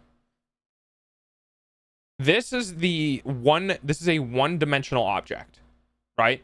It just exists with no depth, no width, no nothing. It is purely height. Like, if I could take off, like it would be like this big, right? Right, just so you can barely see it. But it's even infinitesimally smaller than that, right? It is one dimension. Now, every single time you move it this way, right? Let me go. Every time you move it this way, you are now adding width to it, right? So when you move this 15-foot line in that direction, it is now this line and this line, right? And then this line. And then it's this line. And then it's this line. And then it's this line. And then it's this line. And then this is, right? Now, if I was good, what you would eventually see as you continue to move it in this direction, you get a box. The reason why this area is equal to these two numbers multiplied is because this value is moving this way that many times. So that's why whenever I try to explain area to people, I try to tell them, think about scanning. How would you scan this area? Well, I just take this line and I move it that way, and now I've scanned the whole area. Congratulations, you've now figured out how to do the area. It's this number times this number, right? In 15 times 15 is what? 5, 2, 1, 5. Sorry, I'm doing this way more complicated than it is. You ready? I'm also gonna cheat. I'm gonna teach you how to cheat in multiplication. 15 times 15 is equal to 15 times 10 plus 15 times 5. So that equals out to be is 150 plus 15 times 5. That's 6. That's 25, right? So that's 85. So it's 150 plus 85, right? 85. Now it's 150 plus 85 is 235. 2, 3, 5. And just to double check that I am a human calculator. Sorry, 225, not 235. That's why we check. So the area of this is 225. Because it's technically 225 feet squared or whatever, but that's just getting marked wrong because multiplying that way, because multiplication tables past 11 was never my strong suit. Once you get into double digits, shortcuts. Just do shortcuts. All the shortcuts all the time. So yeah, so this moving this way, this many times is equal to this number, right? So it's 225. So now we know 225, right? But that's everything. This is part of that number that doesn't exist. And now we just need to figure out that. So, right, this would be, I don't know, this is a rough estimation. It looks like we could fit 3 in these in here. So 15. So this would probably be about 5 in diameter. So 2.25. So this radius would be 2.25. So now we need to figure out the area of the circle, which we already explained is kind of similar to, again, scanning. You rotate this around to scan the inside of the area. Now, in this case, it's a little weird because this number gets squared. So it's 2.25 squared times pi. So 225. God. It's 100. How do I break this down to be easier? 100. So 2,200. Multiply that by 2 would give me 4,500. So that's 200. And then this number times 25. And 25 times 4 times would be, so 4 times of this number would be, I would go into 100. That would be 1. 4 times 2 is 8. So that's 900 4 times. 900 can go into 25. Or 4 can go into 25. 4, 16, 5 is 26. So 900 times 6. And again, this is a rough estimation. This is again 5,400. And then you add these two numbers together and then move the decimal places.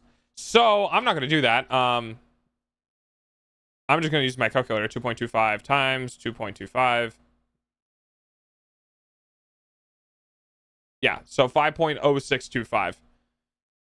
So we're going to do 5.026. 5.0 is fine. Fair enough. So 5. Never mind. And then times the radius, or the circumference, 2 pi r squared times pi. We did r squared. We just need to multiply it by 5. So 3.14. So 15.5. Is that right, math?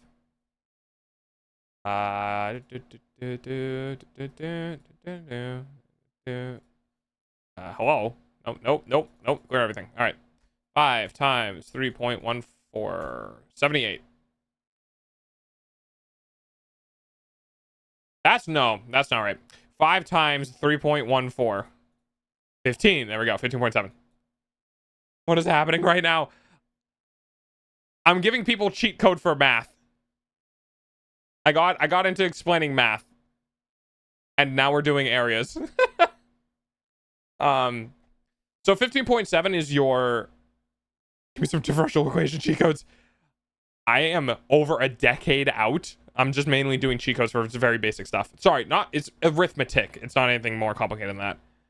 And once you get this area, and like so the blessing with working with areas is once you get one dimension, you can kind of apply it in the other dimension. So if you're talking about now that you have the area of the circle on the inside, so it's 15.7. So you have the area of this inside circle. And now you want to figure out the remaining area. You just do 225 times 225 minus the 15.7 that we have. We're just gonna draw out the 15.7 because it's fucking fast math. So that leaves you with 200 and 208. It would be nice. That's where the function of the object integrated in 3 dimensions. Easy. So now that you have this area, so the beautiful thing about this is now that we have the total area. Oop, that's not what I wanted. Now that we have the area of the 2.8 or 208 of the square that we have here. So now that we know that this inside area is 208, just like how we originally calculated so when I explained that you can figure out, again, the basic understanding of area is just, this line moves that way this many times. Well, now that you have this dimensional object, and this is what's really cool about CAD design, is you can extrude this. You would basically extrude this in the 3rd dimension. So you take this object and you keep adding it this many times indefinitely. And the area stays consistent. So now if you just multiply by whatever your length is, you've pulled it and stretched it out. So the area of this object is just the 2-dimensional object multiplied by it. Now it's in 3 dimensions. And once you can figure out stuff like that, you can start doing really, really crazy, calculations with different intersecting objects and stuff like that. Because now that you understand kind of the basic functionality, how things are created, it can really help you when you don't know how to do something, right? And you understand the basics, you can start formulating a way to do something. Now, of course, you might be wrong, right? Because there's no, you would need to get a proof, right? So if you want to come up with your own math, if you want to come up with your own creation of figuring stuff out, if you want to come up with your own calculations, you need to understand the basic building blocks to get up to it. And this is how math actually happened, right? So I'm saying all these things, all these numbers, and it's probably going through most people's heads because it's like, you're a fucking Twitch streamer, you're not my math teacher, right? That's fine. But the beauty of this, the reason why it's so cool, is that at one point in history, we didn't have these things. You go back a couple hundred or 1,000 years or whatever, no one knew how to calculate any of this. Someone had to go and sit down and be like, how do I figure out how much this is? Have this. I have this. How does this relate to this and this? And they had to figure it out. And now for us, that's simple. And it's simple because at some point in our life, we were taught how to do that. But now, take that out. And now make it a bigger object. Okay, you figured out that stuff. Let me throw a fucking curveball at you. Ads are going to start in a couple of minutes. Please be patient. Here's a cone. Calculate the area of that. It's a lot different, right? Yeah, you have your height and you have your circle. but it's not extruded. When you pull this circle up, you end up with a cylinder. You don't want to calculate the cylinder. You want to calculate the inside, right? So that's the beauty of math, is that I want to try to learn how to multiply with Roman numerals. Yeah, I'm good. I like our digits. But you know, it's fun for me. I always had so much fun trying to figure out stuff. Like, I don't know how to calculate the area of a cone. I don't. I don't. The only thing I could figure out is maybe something related to this angle, right? Because I always talked about scanning, right? So it's something to do with the height, and it's got to be something to do with the Arabs and Indians, truly blessed mathematics with their numerals and zero. Yeah. So like, my brain is like, here's our diameter, and if I were to spin this triangle, I would get the if I were to spin the triangle, I would get the the area. So what I'm thinking of is, if I have a cone and I stuck a triangle into the cone, right? If I know the triangle's area and I rotate the triangle on the outside of the circle, then it would also include everything inside of the triangle as it's rotating, I believe. So what that tells me, again, I don't know the actual arithmetic for the area of a cone, but what that tells me is that if I'm rotating this triangle, not a full 360, because I think it's already covered by the end. So maybe I need to do something where I'm only getting this area of the triangle instead. Oh, wait, I'm cooking. Wait, hang on, he's cooking. Hang on. So I got a right angle triangle here, which is the center point of the circle. I can calculate the area of this triangle. And once I calculate the area of this triangle and I rotate it using pi r squared. So I take the total area of the triangle. I take the total area of the triangle and I multiply it by, I don't know if it's, yes. This scanning around this way, which is this, gives me this area.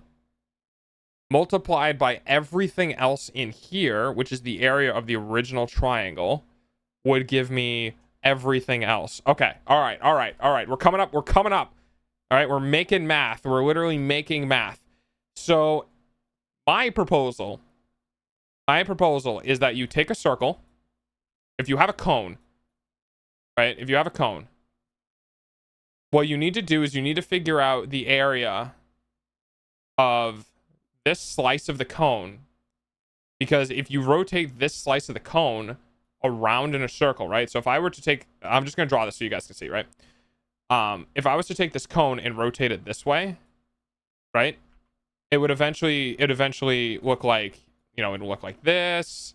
And then we'd have the one all the way in the back, which we can't see, and the one all the way closest to us, which we can't see, right? And then we have another one that's kind of like over here, and then we have another one that's over here, right? So it's like spinning something like a top, right? So as you're spinning this in place, you're rotating this around, you'll get the area for everything. And how do you know how much to spin it? Is based on the circle on the bottom. That tells you how much you need to spin it. So my proposal, and I'm going to check this afterwards, is that you find the area for the right end of the triangle, or you find the right angle triangle in the center. You calculate the area for this triangle, which is just a square halved. And then, once you calculate this area, you multiply it, I think, by the area equation of the circle. So, I'm going to make my own math problem, because I'm a fucking nerd. let's just do 5 again. Or what are they? 2.5? Was it 2.5? What was the easy number? I had a calculator. Hang on. Oh, I have two. Now I have 2 calculators open. Cool. 2.25. Okay. So we're gonna do 2.25 for the radius here. So the bottom of our triangle is now 2.25. Right, so that's this one. Now our height of the cone, right? So if we have the cone, right? So the height of our cone, let's just say is let's say 10, why not, right? So the height is 10, so that makes 10 on here. Now we have this line that goes from here to here. Yeah, grilled cheese. Welcome back from ads. Thank you for the pennies. So essentially what we can do is we can do 2.25 times 10 divided by 2. So 2.25 times 10 would go in this direction, but we only need half of it, right? So we divide that by 2. So that'd be 22 and a half. 22 and a half divided by 2. All right, so that's divided by 2. So that's 11.25. I think. Yeah, I think it's 11.25. So that would mean that the area of this is 11.25. So now that we have the area of this triangle, we essentially need to spin this triangle so that it rotates around on its base. Now that's the part that I'm starting to get confused on how I want to do, right? Because I'm not exactly sure how to spin it, like in math. Because I obviously I could do it in real life, obviously. But trying to figure out how to spin it in math becomes a bit of a different problem. Because is it the circumference of the circle that we're multiplying it by? I would assume so. Or, yeah, so the circumference would be 2.25 squared times pi. And we know that's 5. And we know that 5 times pi is 3.14, which is 15.7. It was 15.7, right? Which means that we have 11.25 times 15.7 should theoretically give me the area of a cone. So if I clear everything and 11.25 times 15.7, so I get 176 for my calculator. Okay. Now what I'm going to do is, because we do live in the current age and I don't have to come up with the math, I can now find a calculator. So cone area formula.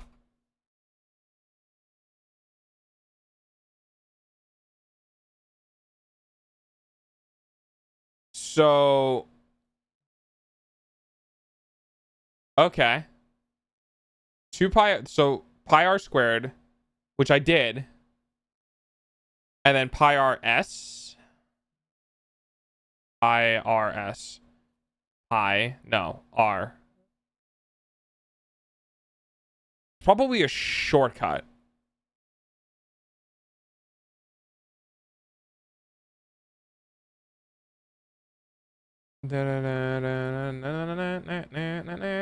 RS. Pi RS. Oh, I guess. Oh, that's the surface area. Yeah, no, I don't want the surface area. I want the fucking area. Or I guess it would be the volume. It would be volume. Volume of a cone.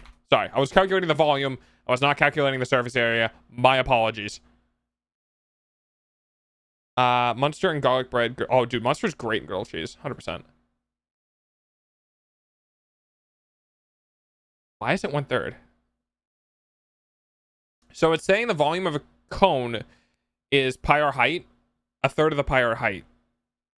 Now, they probably got the third volume because of the way that a cylinder can be. And they probably figured it out that way. But I want to know if my calculation is correct. volume would be cubic, wouldn't it? Kinda.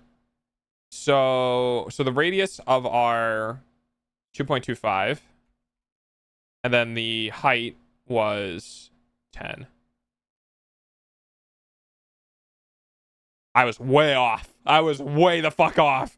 I was so fucking far off. So the actual answer is 53.01.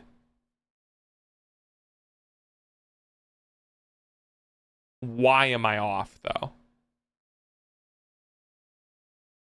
Because it made sense to me as I was explaining it. But why am I off?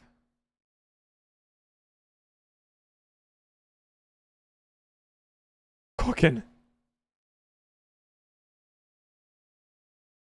Well, here's the weird thing. If I divide my result by 3, it's pretty close, right? Like, hang on. If I do 176 divided by 3, I'm at 58.6. So what the fuck did I calculate? I must have calculated something completely wrong. Oh, I did. When I calculated the area of this and multiply it by just the height, I would get a cylinder.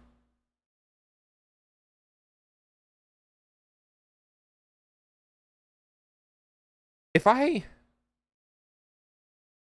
No, because that would be...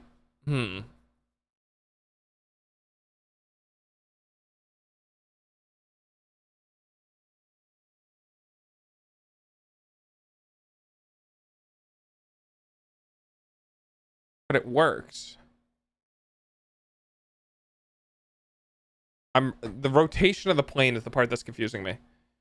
Made the garlic bread myself. Ooh, nice.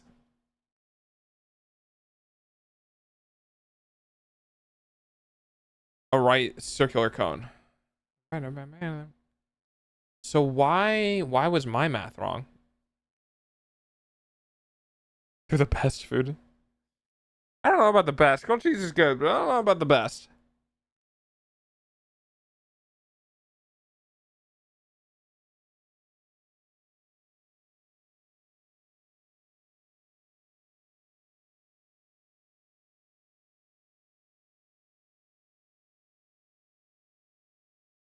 Wait. Are we doing... Hang on. We have a circle. We get the area of the circle and we go upwards. That'll give us the area of a cylinder. But if we only calculate this and half this...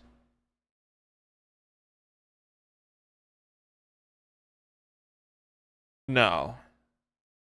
Could it?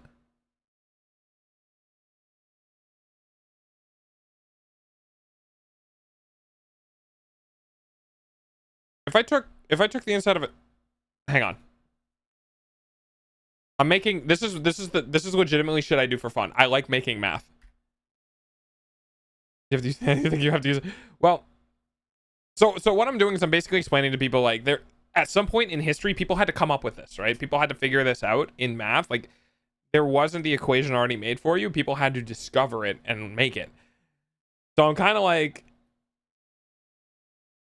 trying to do that on my own without having the information. I mean, I can have the information. I'm wrong. So what I'm thinking here is that if we have a circle and we have the radius here, if I extrude just this one dimension, I just take this radius at 2.25 and I just bring this upwards, then what I would get, right? So 2.25, so I multiply that by 10, right? Because for height. So let's just say it's 10 tall. I would get 22. I would get 22.5 for this square, right? So this square here, right? So that would be the area of this square. Now, if I were to half that, I would get the area of this triangle. Then I multiply the area of this triangle. But by pi. So I want to rotate that. So 2.25. Again, I'm left with 11 because I'm halving it. I've got this number before. It's 11.25.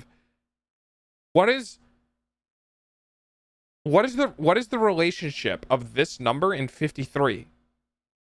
Because I have the volume answer. The volume is 53.1. Again, I'm kind of cheating here, but the volume is 53.01. There is some correlation between these numbers because I have the area of this triangle right here. And I just need to rotate this triangle on a point around this circle to get the area of everything else. Or volume. Right? So that means that something between those, something has to fit there. And it's not pi. Is it the circumference of the circle? What's the... See, I'm doing that. I'm just doing the same fucking math again.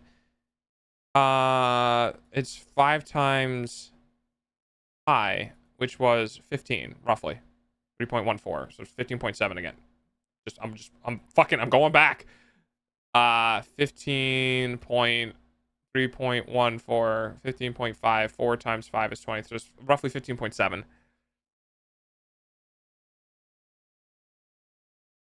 That's the circumference.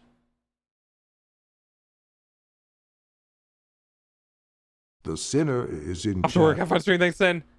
Because before you were able to make a cylinder, that angle could be used to shave down to a cone. Yeah, that's the thing. Is like, I can come up with the volume / area, because volume is 3D, area is 2D. I can come up with the area of a triangle, a small slice. Something about the angle. No?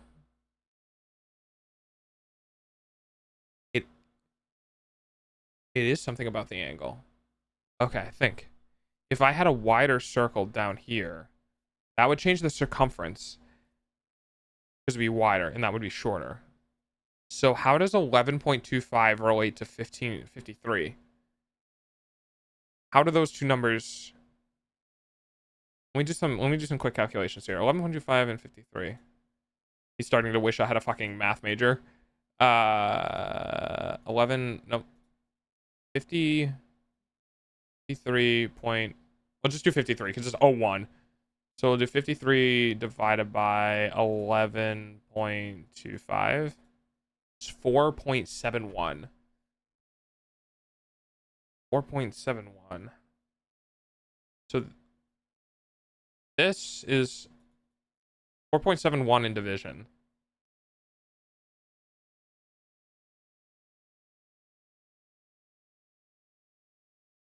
I don't have anything that's 4.71 from the circle, I don't think. With not anything close. We have 5, which is kind of close, because that's the radius. Is it something about the arc?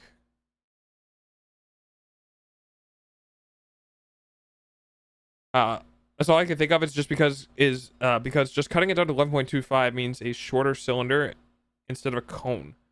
Well, the 11.25 is half. So the way that I got here is over here. So essentially what I did was I took the circle, right? I'm trying to like perspective it, right? And we brought it up. So now we have a cylinder, right? Which we don't want to do. Because that would be the area, that would be this area brought up. So instead what I did was I took the radius here and I brought this up. So now what we would end up having is now we have a slice of the area. Just this one piece, right? Not the whole thing that goes around. It's just this one piece. And then I cut that in half to get the cone.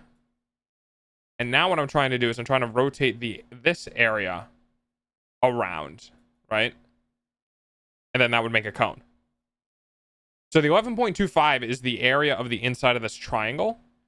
And I'm trying to figure out how I would rotate the triangle in space to get the area.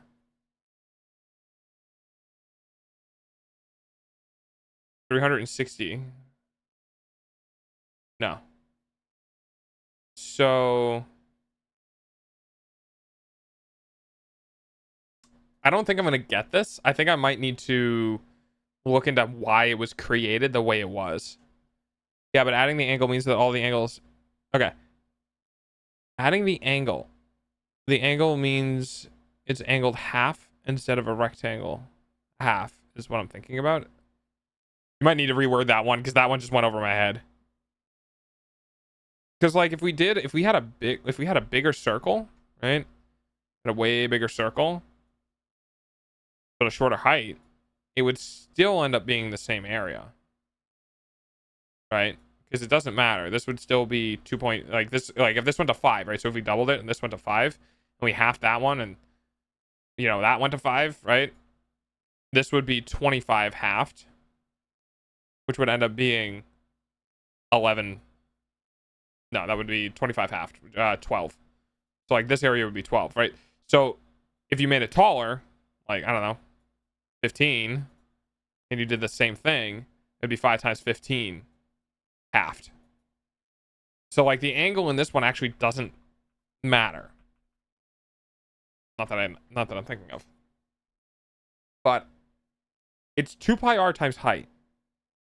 So what it's essentially saying is essentially doing 2 pi r is getting the area times the height is transforming it into a cylinder. And then it's just saying get a third of that. Now, why a third? Because the third value is hard coded. So here, let me show you. So the actual equation is right. So the actual equation for the area or the volume is pi r squared times height. Now, pi r squared times height is just a cylinder, right? So pi r squared is just the volume, the surface area of a circle, times the height gives us a cylinder. And so that's a cylinder. Now it's what it's saying is you take a third of that, and that'll get us this cone. My question is how the fuck did we come up with a third?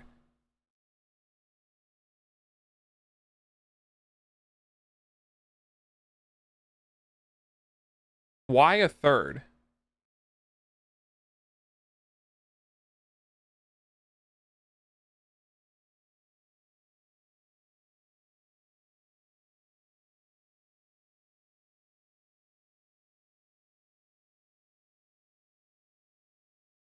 That's the surface area. Don't care about the surface area. Okay. I'm gonna Google this. Where did the third come from?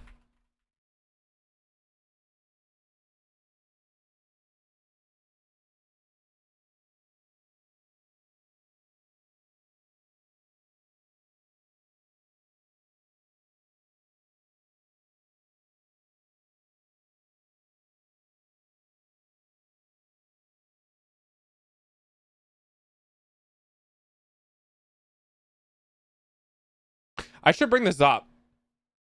You guys want to watch? You guys want to watch math videos with me? Hang on.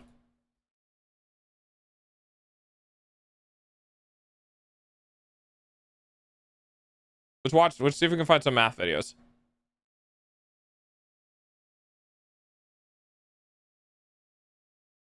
So why 1/3 volume cone? Are we sure the third is at the start? Yeah, because it's let me see. Yeah, it's all multiplication. It's all multiplication. It's 1/3 times pi times r squared times height. It's all multiplication. All right. Let's watch this together. I'm gonna go ahead and mute. An interesting question is why do we have 1/3 in front of the volume formula for a cone? Now, if you've ever wondered, Let me know if you guys can't hear it that well. I'll turn it up. Search around, you most likely would have run into a proof which shows you the volume formula through integration. And what happens is one can take this cone, can kind of flip it around, create an axis, so X, Y, and Z. You can see that same cone, it's just flipped and it's touching. The apex is at the origin there. And you can integrate because you can just take the actual base and then just shift over. So you would have just these slices, which you would sum Yeah, and up. there would That's be what circles that get integration bigger. is. Now, what if you're interested in trying to get some intuition of this 1/3, but you don't really want to integrate? So how would you do that? So I'm going to remove this for a moment so that we don't use this, because I don't want to use integration to try to convince you that it is indeed 1/3. Now, the convincing is going to take an assumption. The assumption is that you are familiar with the volume of a pyramid. And this just can be any pyramid with a particular base. Now, for our purposes, we just actually need the base to be a regular polygon. We don't need it to be anything else. I'm not familiar with the volume of Now, a pyramid, by the way. just a recall on the volume of a pyramid. So if You just sweep it one any direction. pyramid that you have, let me just draw one quickly.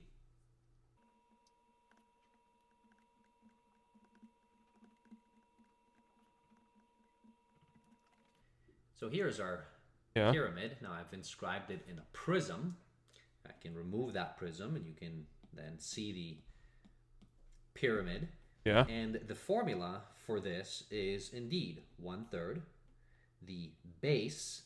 So Yeah. this is the base area that we have. So let's just call this base. And multiplied by the actual height. So this would have been the height of the pyramid.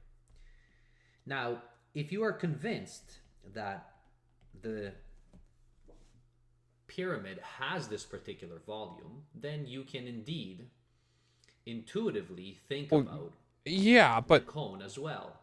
it doesn't Now, matter, if because that doesn't really explain where the third came convincing, from. I have done a very short. Basically, he's just saying, well, if you know that this is valid and you think that this is valid, then this is obviously the same thing, because you're just figuring out the base area times it a third, right? So you're figuring out the base area with the radius, right? And then you're timesing it by a third and the height, which is, it's the exact same thing, which is, okay, sure, but that doesn't tell us where the third came from. Intuitive video, I can put up the link to that up above there. And for anyone who's really interested in trying to get the general proof, which is much longer, but I think it's worthwhile taking a look at that, for the volume of a pyramid, for any base that you'd like, I'll put a link to that as well. Now, once we know this, then transferring from here to here is actually not that bad. Now, how can you think about this without any integration? Key item, cylinder. You can notice, and now this is the top view here, so I've kind of drew any polygon. So notice you can notice, and now this is the top view, so the cone base is the circle, and then I have a polygon in here. So for instance, just a base with a triangle, and we know what the volume of that would be, and it's inscribed inside. Now, if these are regular polygons, so the sides are all equivalent, you'll notice that now if I extend this to a square, notice that it covers more of the circle. Now if I extend this to a pentagon, it's going to be now inscribing even more. And now you can imagine this process continuing on. I could take now 4 sides, 5 sides, 6 sides, and so on, but I'm still dealing with a polygon. Now eventually this is going to become very large. But now what happens as this You becomes almost larger and mean larger the and exact larger? same. Well, what happens is thing. the polygon, as n, so the number of sides, approaches infinity as it goes Becomes more really large circular. number, it approximates our actual circle. Yeah. And if we know that the base can be approximated, so the actual base of a circle can be approximated by actual polygons, if you take an infinite number of sides with them, and you know what the volume of a polygon is, it has a 1/3 times the base multiplied by its height, well, then you're done. Now you're convinced, I hope, that you can indeed have a cone in the volume, and that 1/3 makes sense because it's just an extension, okay, of the actual pyramid, where the base, okay, starts to grow in the number of sides that it has. Now, I've actually encoded this for you, Just to grow in and that. here it is. I'm using decimals to do this, but I wrote the code in on the side. and you can't see all the code in here, but what I've done is I've actually inscribed a circle. And then now Is it what 3 I'm of going 10? to do is I'm going to hit play on this, and you're going to see, because I don't want to be drawing all of these, well, you can hopefully be convinced that as the polygon increases in the number of sides, so notice here it's actually only at 22, 23, 24, and so on, so it's very little. But if you make this larger and larger and larger, so more sides, you can now clearly see, even with this illustration, that the polygon approximates a circle. Now, this is from the interior, and you can just keep going. Now, on the left-hand side, I've also shown you the actual areas. So notice you have an area of your circle, which is pi r squared. Now, I assumed r is equal to 1. Doesn't matter what it would be, but 1 is convenient, but it, again, is irrelevant. And notice that just below it, there is the area of the polygon, okay, as it's increasing. Now, notice what it's tending to. Coming and towards at pi. the bottom, which is the area of the circle minus the area of the polygon. Notice that the difference between them just gets smaller and smaller and smaller. Why? Because the polygons, okay, as n tends to infinity, basically create a circle for us. And so, from that, we can actually conclude that indeed, intuitively, this 1/3 for the cone completely makes sense. It's just an extension of pyramids. That's all that it is. Now, to be completely honest It with still you, doesn't work. this still uses some part of calculus because it uses limits as n tends towards infinity. It's basically a limit. And if you really wanted to show this, you can't just show interior that it encapsulates and basically approximates. So if I'm understanding the explanation correctly, which I'm definitely not, but if I'm understanding the explanation correctly, he seems to be saying that. Nope, no idea. I still don't understand where the third comes from.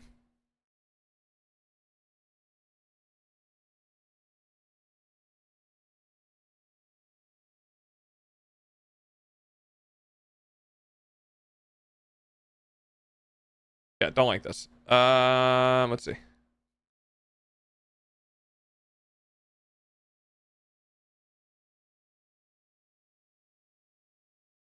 And you're just gonna do this, and it's gonna end up being exactly 3, which yes, I get.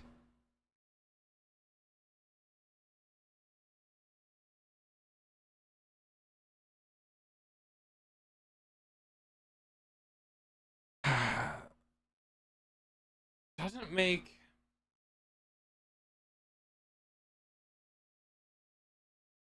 The only thing I can think of is 3 to 1 or 1 to 3. So my brain just keeps going something related with pi.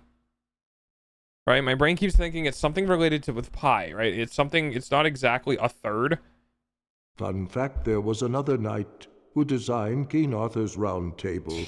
His name was Circumference. Oh, hi, Hammy. 1/3. Is it not? Oh, wait, is it technically 1/3.1415926554? Like, is that actually the correct volume? Is it not 1/3, but rather 1/3.1?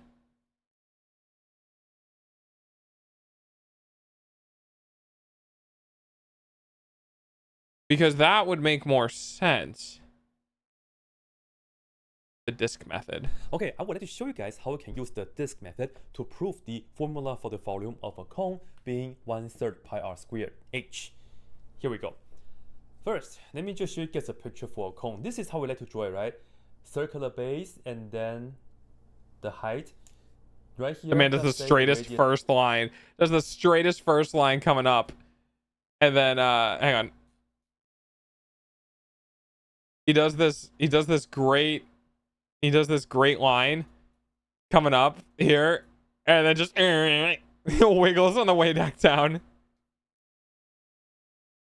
Women seeking men. Cool, great, awesome. Back to math. R and the height is h. So Okay. that will have the volume 1/3 pi r squared h. But if you look at this picture and do a rotation in body y-axis, He said the thing. the integration and also the setup will be a little bit more difficult. It will be easier if you turn this sideways like the following. So start with Okay. a cone like this, right? Still same thing, but here the radius is r, and the h becomes like the horizontal distance right here, which is still the height, right? Okay. Let's look at this picture and think about how we can come up with a rotation that will give us this right here. The answer for that is we need to have a line right here and do the rotation about the x-axis. So let's go ahead, put down a picture. Okay, I think I'm following. Start with a line like this. Yeah. I don't know the equation yet, but don't worry, we'll figure that out. Now, here's the deal. From here to here is the height. So this right here will be labeled as h. Yeah. And then from here to here is r. So that right there will be r. Okay. Right. So we're looking at this region. Right, which is a square. To rotate this about the x-axis. See? You see? I'm not fucking crazy. I'm not crazy. I said the same thing. I said the same fucking thing. Hang on. Do I still have it? Where's my thing? Hang on. Where's my thing? I said the same. I said the same thing. I'm backstepping. I'm backstepping. Where is it? So here, right here. You see in the bottom? You see in the bottom left? Or not? I'm right. I'm trying to move it on my screen. Hang on. Hang on. Ooh. All right, now it's stuck to me. That's fine. See that? Right in the bottom left here, I have the thing rotated. Hang on. So if I keep going back, I think I can get more. And I'm running out of history. Okay. So he's doing the same thing that I said. So what I said was that I work with scanning, right? So whenever you do anything, volume is going to fill it with water, pour it in the measuring jug, and then measure the volume of the water inside of the cone. So I was talking before about, take this line of whatever value, move it this way, and you're essentially scanning, right? And that's how you would measure the area of a square, right? You just take this, move it that way. So when I was trying to figure out the volume of a cylinder, I was essentially like, well, if we just take this piece here and we rotate it around, we'll get this. So what I ended up trying to do was I ended up trying to take the radius, right? Get this volume, which would be the height times the radius divided by 2, because the height times the radius will get us this section. We don't want that. We'd want this one. And then we rotate that around. And that is exactly what he's doing. So no, I'm not crazy. And as a result, this is what how do I tilt this? Go ahead and draw this right here. Hang on, let me pin this on me. Let me just... Oh, I'm dumb. Never mind. I got it. Ooh, Dorito. Okay, give me a second. Oh, God. Oh, no. Hang on. Where is it?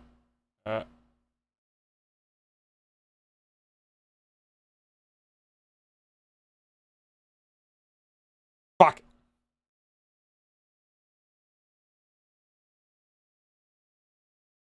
All right, good enough. And then just on the bottom, just do a mirror image. And then at the end, just do like an oval. So that's how the volume once the Oh, God, it's on my tail. But if you look at this picture and do a rotation about the y-axis, the integration and also the setup will be a little bit more difficult. It will be easier if you turn this sideways. Okay, you guys watch this again. I'm going to go get a treat. So start with a cone like this. Right? Still same thing. But here, the radius is r, and the h becomes like the horizontal distance right here, which is still the height. Right? Yep. Let's look at this picture and think about how we can come up with a rotation that will give us this right here. You can do vote emotes for a list of emotes. I forgot to put that in the info. And do the rotation about the x-axis. So let's go ahead, put down a picture. Start with a line like this. I don't know the equation yet, but don't worry, we'll figure that out. Now, here's the deal. From here to here is the height. So this right here will be labeled as h.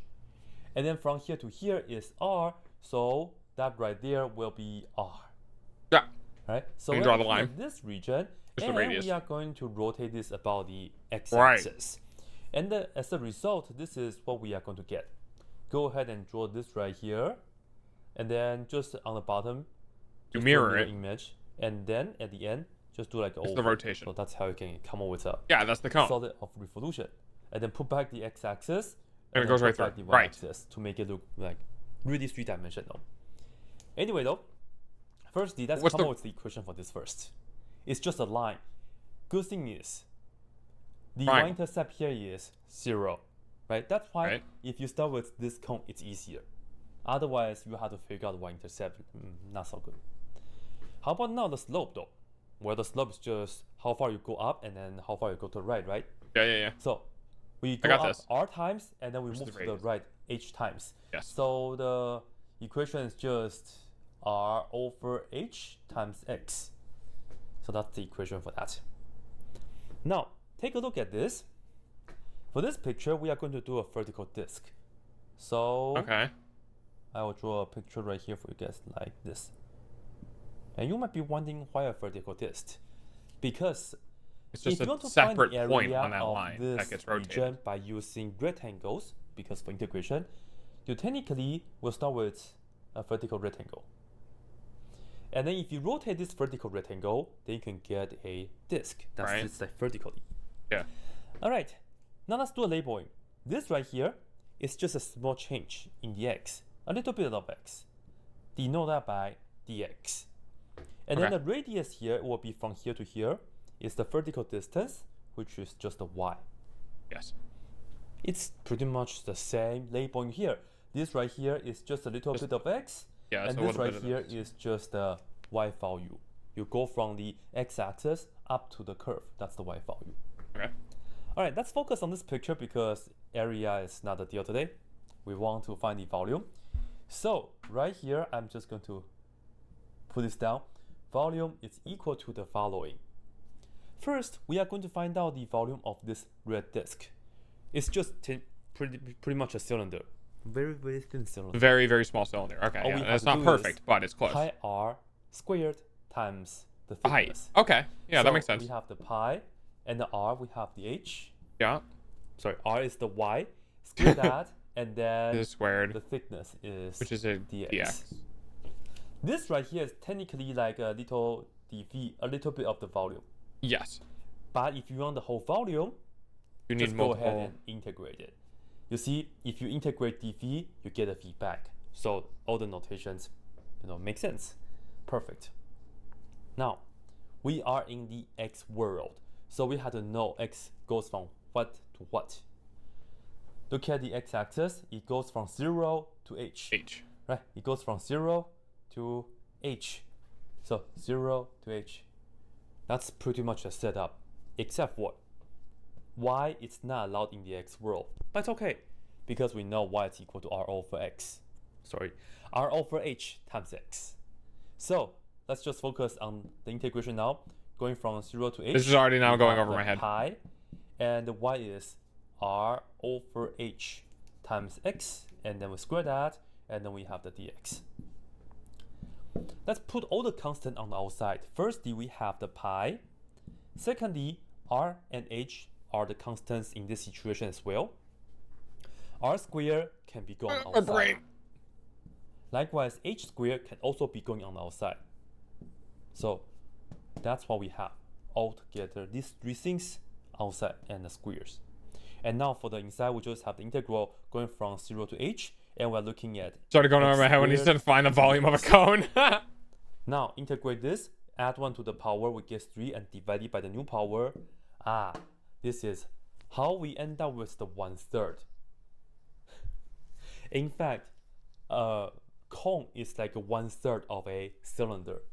It's really just a 1/3 of a cylinder. Yeah, but Because that's the formula for the cylinder. yeah.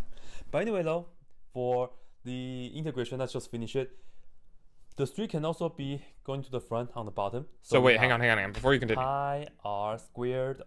So this is kind of key. This x squared plus 1. This x squared plus 1 is key. And I'm trying, if I can wrap my head around that, I might be able to understand. dv. Why are we doing r over h times x squared? Because it's pi r squared?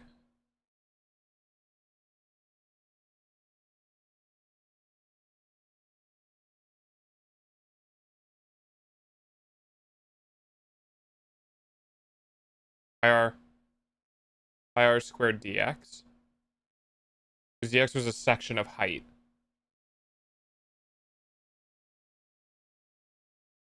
Why was the... Hang on. Y was equal to r over h times x, which was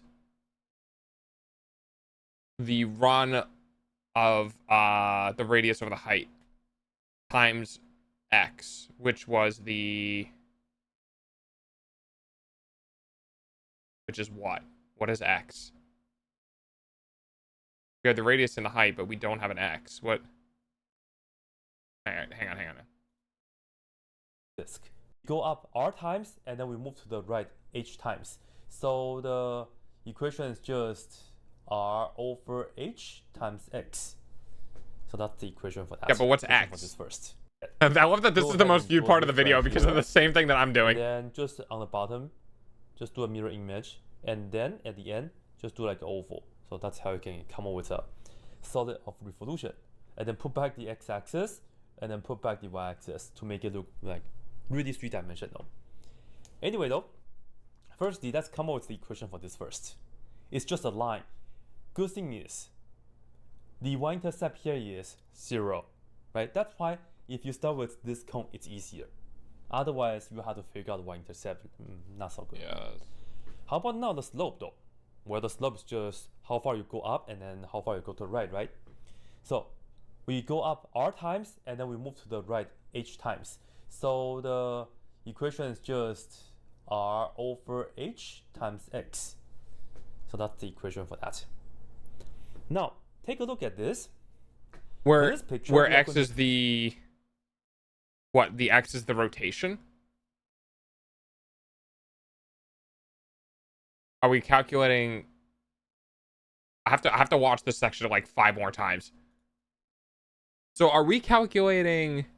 What is y equal... What is our identifier? Is the line y? The answer for that is we need to have a line right here and do the rotation about the x-axis. So let's go ahead, put down a picture. Start with a line like this. I don't know the equation yet, but don't worry, we'll figure that out. You don't know the line. Now, here's the deal. From here to here is the height. So this right here will be labeled as h. And then from here to here is r. So that right there will be r. Right? So we're looking at this region and we are going to rotate this about the x-axis.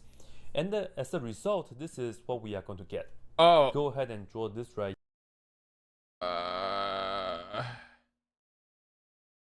That region was the radius.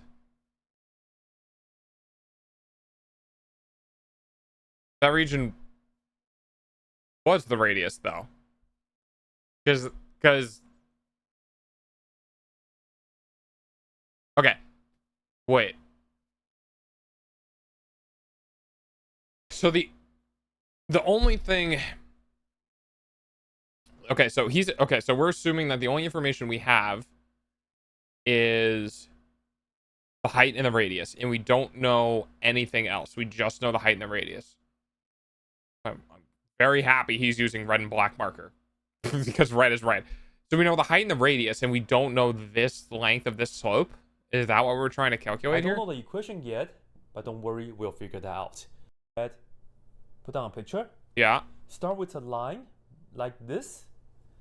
So we don't know that line, the length of that line.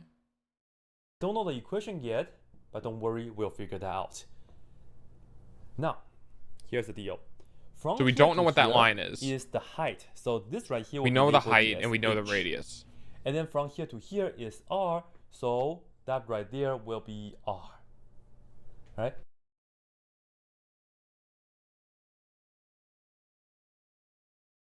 Because my brain still says that you can figure out why.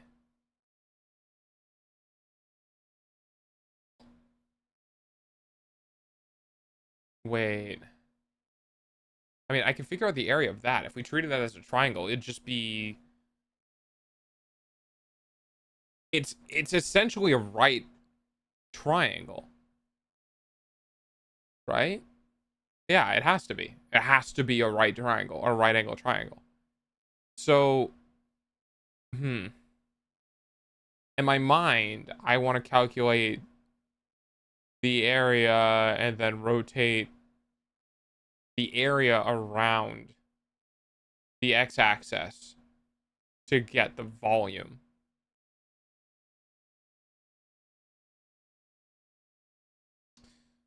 But there's a rotation. Okay. All right. So we're looking at this region, and we are going to rotate this about the x-axis. Yes. And as a result, this is what we are going to get. Just like this, Yeah. to We're make gonna it get that. look, We're gonna get the. We're gonna get a cone. three-dimensional. Right. Anyway, though, firstly, let's come up with the equation for this first. It's just a line. Good thing is, the y-intercept here is 0, right? That's why if you start with this cone, it's easier. Otherwise, you have to figure out the y-intercept. Not so good. How about now the slope, though? Well, the slope is just how far you go up and then how far you go to the right, right? So we go up r times and then we move to the right h times. So the equation is just r over h times x. X would be the So that's the rotation. equation for that. Now, take And a then we look would at get this. that. Okay, so what he's saying is that we're essentially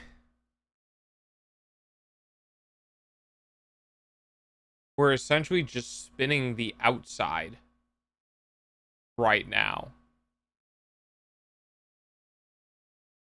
If I'm not sure what x is, and I think r is x, where x is the rotation.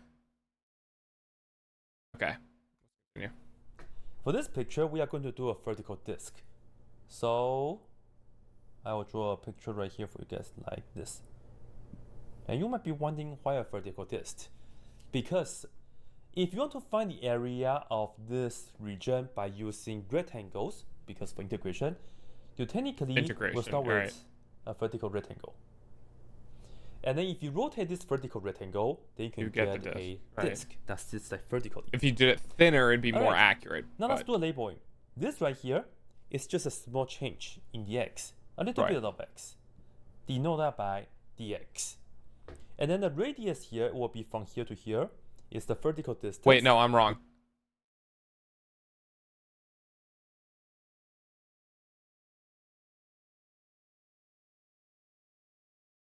R over h times x.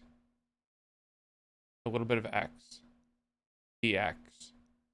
Whereas x is the x-axis or x is the x-rotation? Because I'm lost on where x is coming from. Which is just a y. It's pretty much the same labeling here.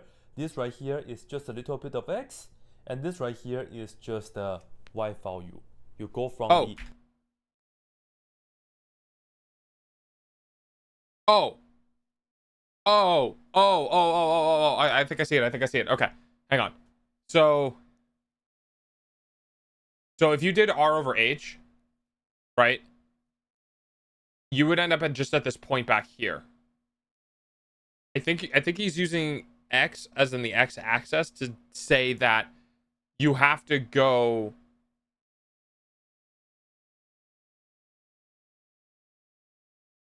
rise over multiplied by x, which I'm guessing is the x-axis. X-axis. Is he rotating on it? No, that's not right. Up and over. I would get this point. That's just a point.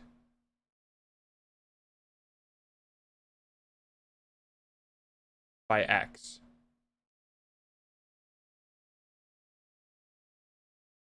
make it a line.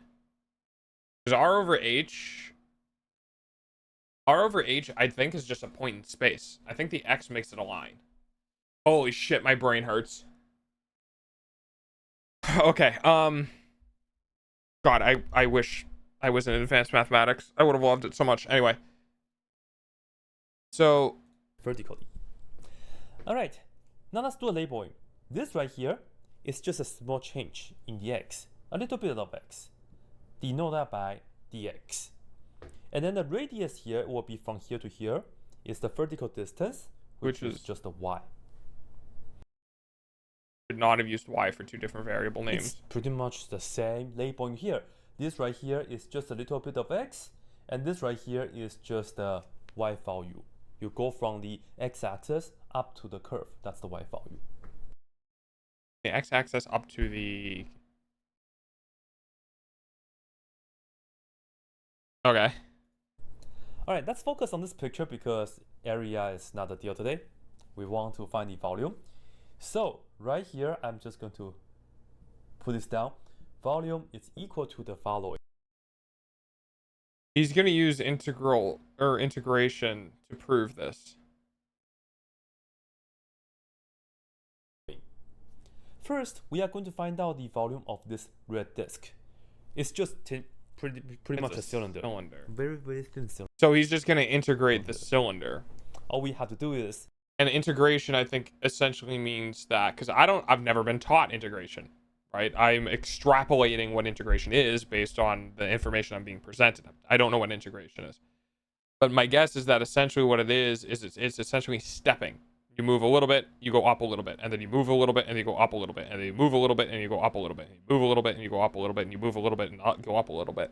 And essentially, the purpose of that is that when you move out and you go up, if you do it at a smaller and smaller movement along the x-axis, then you get a better and better indication of the overall volume, right? Because you could have 3 stages where you have one in the front, this disc, and one in the back, and you kind of will be close to the volume, but you won't be.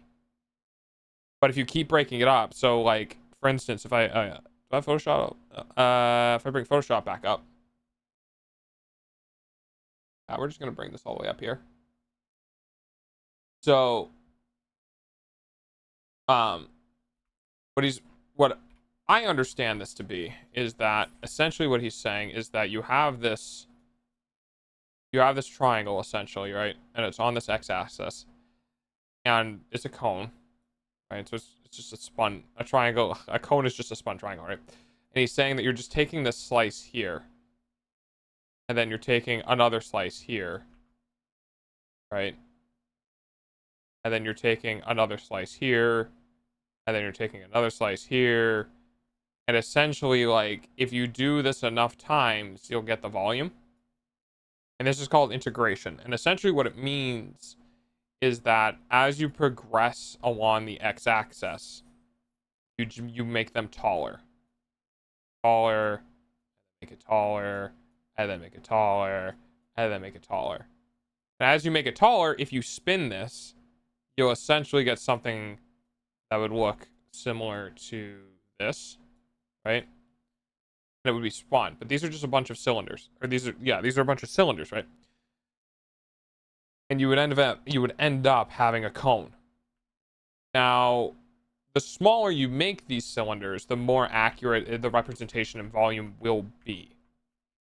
So, like, if we did one big-ass one like this, and we did one big-ass one like this, right? If we only had 2 integration, then you would only have something that was like, you know, like this, right? Which is not the whole thing.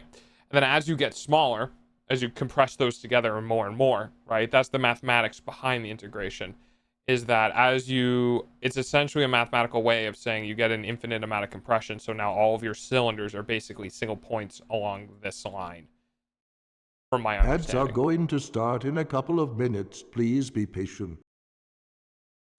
Pi r squared times the thickness. So we have the pi, and the r we have the h, Yeah.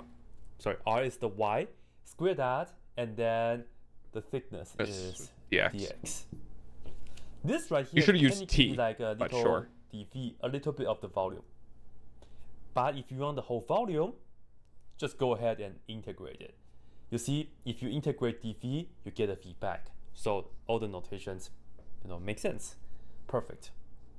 Now, we are in the x world, so we have to know x goes from what to what. Look at the x-axis. It goes from 0 to h. Yeah. Right? It goes from 0 H. to h. Ooh. So 0 to h. Okay. That's pretty much the setup, except for y it's not allowed in the x world. But it's okay, because we know y is equal to r over x. Sorry, r over h times x. So let's just focus on the integration now. Going from 0 to h, we have the pi, and the y is r over h times x, and then we square that, and then we have the dx. Why are we squaring it though?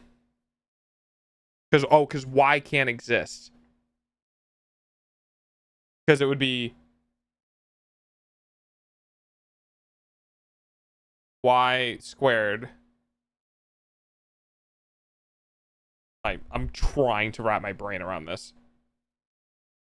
So y squared, and we have to replace y with the equivalency of y. And the equivalency of y is r over h times x. So wherever you do a y, wherever y is, it's equal to the same thing. RHX.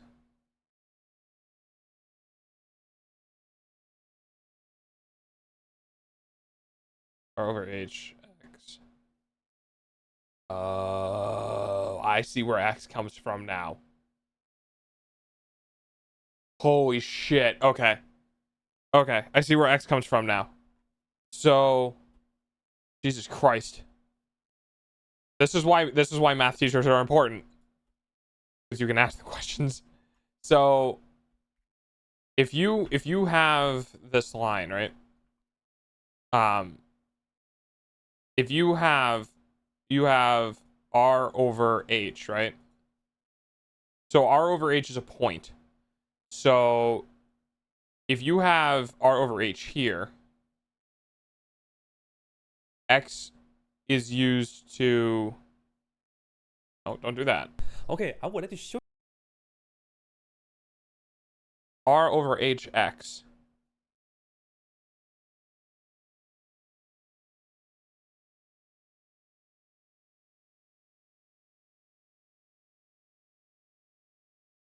So I think R over H... Now, the important thing here is that H is not being used to calculate, I don't think, any information about the distance on it. It's just using to calculate the relationship to R. Right? So H's relationship to R. So H's relationship to R, right, would be this value. Or would be this value. Or would be this value, right? But I think that's just right here. And I think we're using X to push it in that direction. So what that would mean is that you have to take this value, multiply it by X, right? Because you have your single point on here. And then you move it X as a location along the X-axis. So R over HX would mean that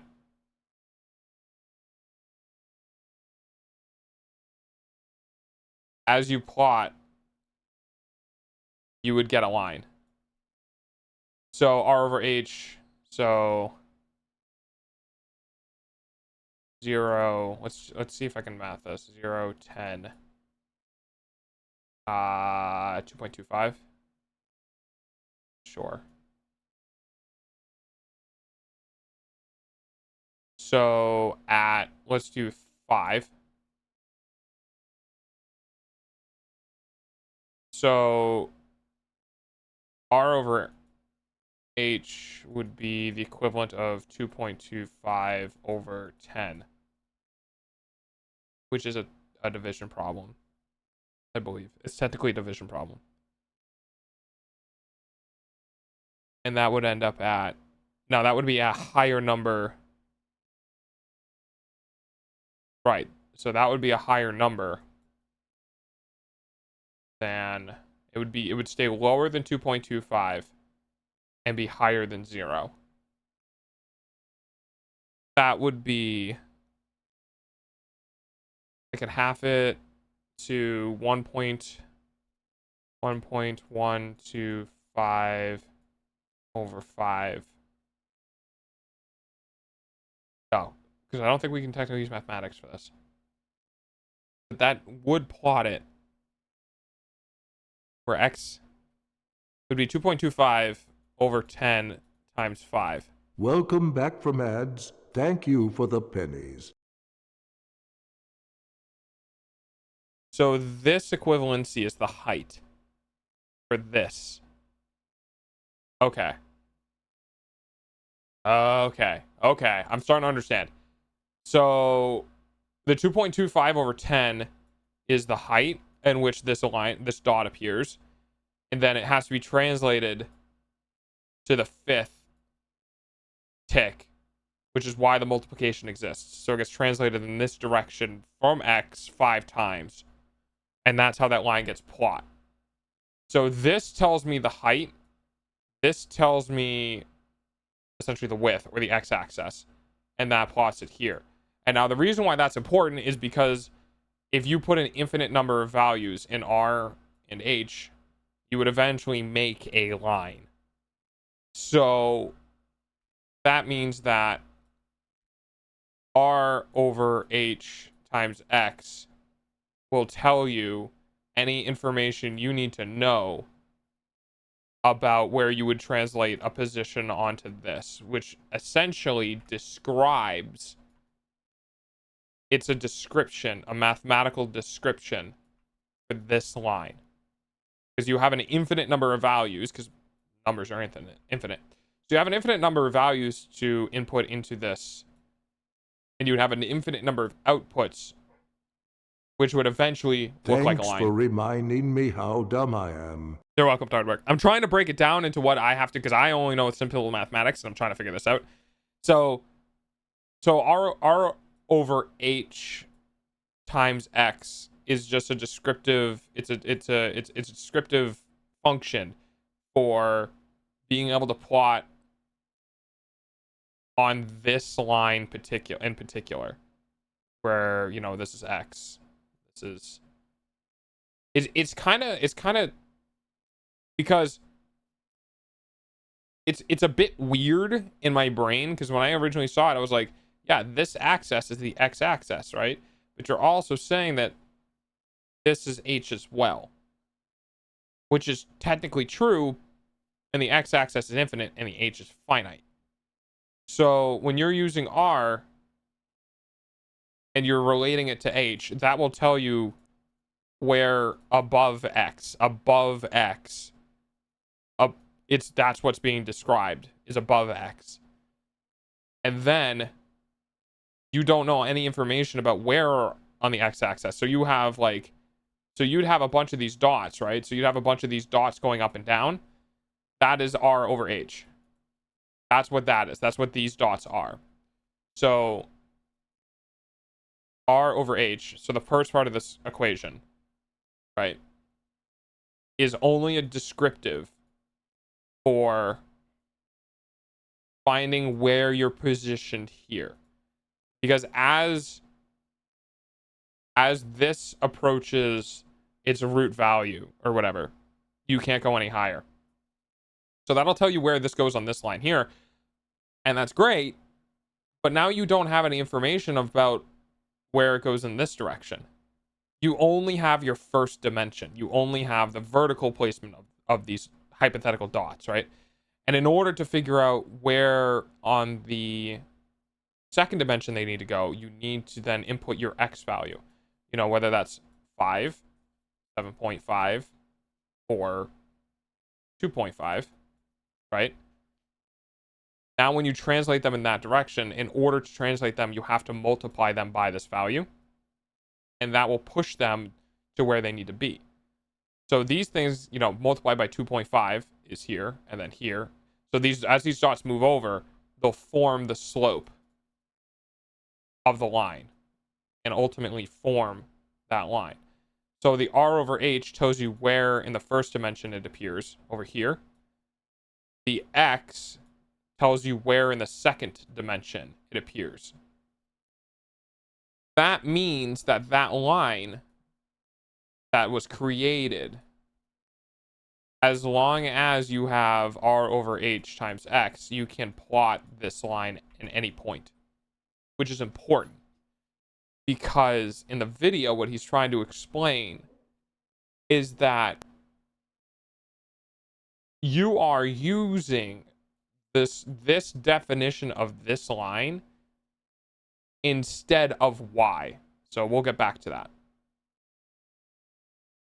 Technically, we'll start with a vertical rectangle. So here, I'll start over now that I understand Right that here. information and we have that. And then just on the bottom line right here, like this. Okay. I don't know the equation yet, but So what he's saying is he doesn't know the equation yet, but he knows we need to have a way of explaining that line. don't worry, we'll figure that out. Now, here's the deal. From here to here is the height. So this right here will be labeled as H. Now notice he's not describing anything else other than just the end point of the line, right? Because this line's end point, the point of the bottom of this line, as far as it can go, that limit is H. He's describing the limit. And then from here to here is R. So that right there will So the limit of the height of that last point on that line is R. be R. So he's describing the very end point. R and H is the highest value you can possibly get. Right? So we're looking at this region and we are going to rotate this about the x-axis. And as a result, this is what we are going to get. Go ahead and draw this right here. Now he didn't. And Now then see, just- this is where people might have gotten confused because he immediately went down into saying the rotation, which is fine. But what he should have done, and you know, no one's perfect. What he should have done, he should have said, okay, so now we have a descriptor for this line here, which is this value. We're going to take that line and we're going to do the whole rotation. But he should have finished saying about Y Just before on he the went bottom. here. So this to make it look like really three-dimensional. Anyway though, firstly, let's come up with the equation for this first. It's just a line. Good thing is, the y-intercept The here first is point is 0. right? That's why if you start with It's this 0, point, 0. Otherwise, you have to figure out y-intercept. Which is very useful. Not so good. How about now the slope though? Well, the slope is just how far you go up and then how far you go to the Kirby right, Dreamland music. Right? So Wait, hang on. Wait.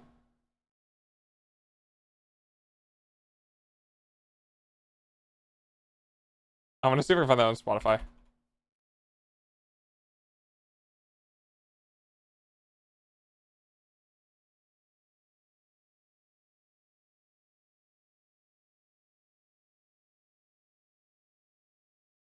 I'm trying to find.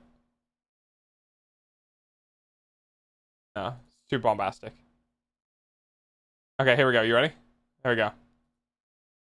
we go up r times and then we move to the right h times. So the equation is just r over h times. So that's the final point descriptor. R over H is the final point descriptor, or basically the relationship of R to H. So now that you know the relationship of R to H, or R over H, when you multiply it by X, that's where it's going to land X. on the X-axis. So that's the equation for that. Now, take a look at this. For this picture, we are going to do a vertical disc. So I will draw a picture right here for you guys like this. And you might be wondering why a vertical disc.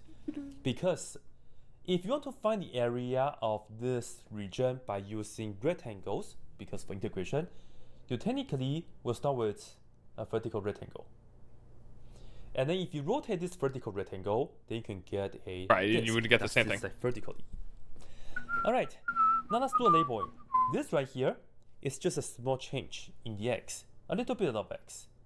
Denote that by dx. And then the radius here will be from here to here is the vertical distance, which is just the y. Okay. It's pretty much the same labeling here. This right here is the just dx. a little bit of x, and this right here is just the y value.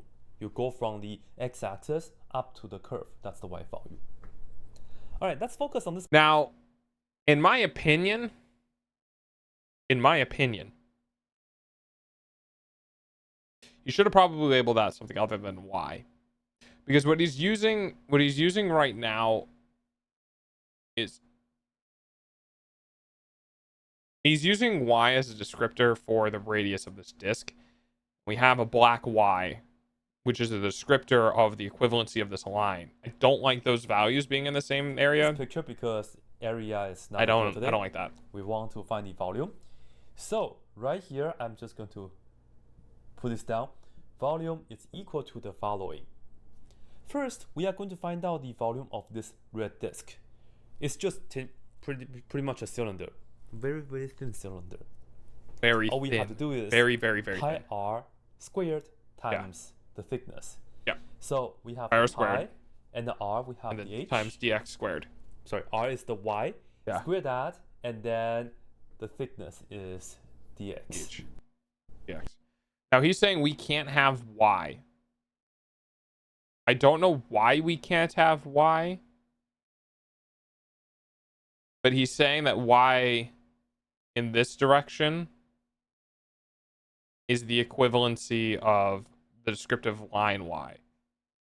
So what he's saying is that y in this vertical space here is r over h times x. Oh, is it the way integrals work? Where you can't have... Right, because integrals will move themselves. And as you move, you need information about the max that it can get to. The max description of what. Oh. So as this disk is created through the mathematical process, you can't do up and down on this y. And my mouse isn't showing up. But basically you can't do the up and down on the y. You have to get the line, right? Because the y... So, okay, so back to Photoshop. I think I'm getting it, at least a little more. So, what he's basically trying to say, I think, is that as this integral begins to move, we don't want to define this line. We want to define the edge here. Right? So as the slices are created and it moves in that direction, we're not trying to say what this width is, right? We don't want to know that. What we're going to do is we're going to put in the equivalency of where this dot would be. And where this dot is on this line is r over h times x. Right? That's where that line is. Or that's where that description is. Now, he's going to square this because he's using it as the radius. He's using this description as the radius, which is true. It's true because this line here, right, is a radius when you're dealing with it spun on the other axis this way. Oop, did that wrong. So it is a radius. Okay. Okay, I'm kind of following along. This right here is technically like a little bit of the volume. But if you want the whole volume, just go ahead and integrate it. You see, if you integrate... So what he's saying here is he's saying go ahead and integrate it. And that integration basically means that you're essentially doing the slicing method, right? So it's a mathematical notation where you're essentially saying like you're expanding this line or you're expanding this section right? So you had that little area, and you had this little area, and you had this little area, right? As you move in that direction, it moves in this direction, and that's the area equivalency. That's what that does. Integrate dv, you get a feedback. So all the notations, make sense. Perfect. Now, we are in the x world, so we have to know x goes from what to what. Look at the x-axis. It goes from So when 0. he says, okay, so I think this is important. I believe when he says we're in the x world, what he might be describing, hello Photoshop, what he might be describing is that Dot. What he might be describing is that we only see in this world, we only see in x, right? So we're not seeing in y, we're only seeing in this, like, this weird direction. So when we get this point and this point, no, I don't know. To h, right? It goes from 0. You have to, so Thunder, if you do, I should put this in. If you do vote emotes, it'll give you the list that you can do. I'm gonna jump into VS Code and I'll edit that so that actually starts coming through. There you go. Sorry about that.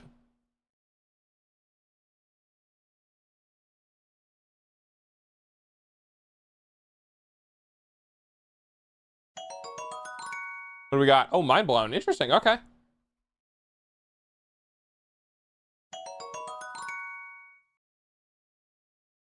And bonk. All right.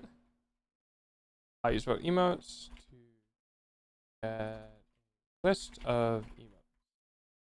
Hello. Hello. Hello. Hello. Oh no. All right. Okay.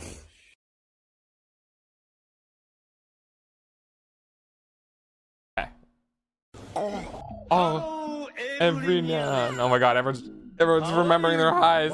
Thank you. Hello, every nyan. Oh. All right. What are we drawing? Oh, we're doing math.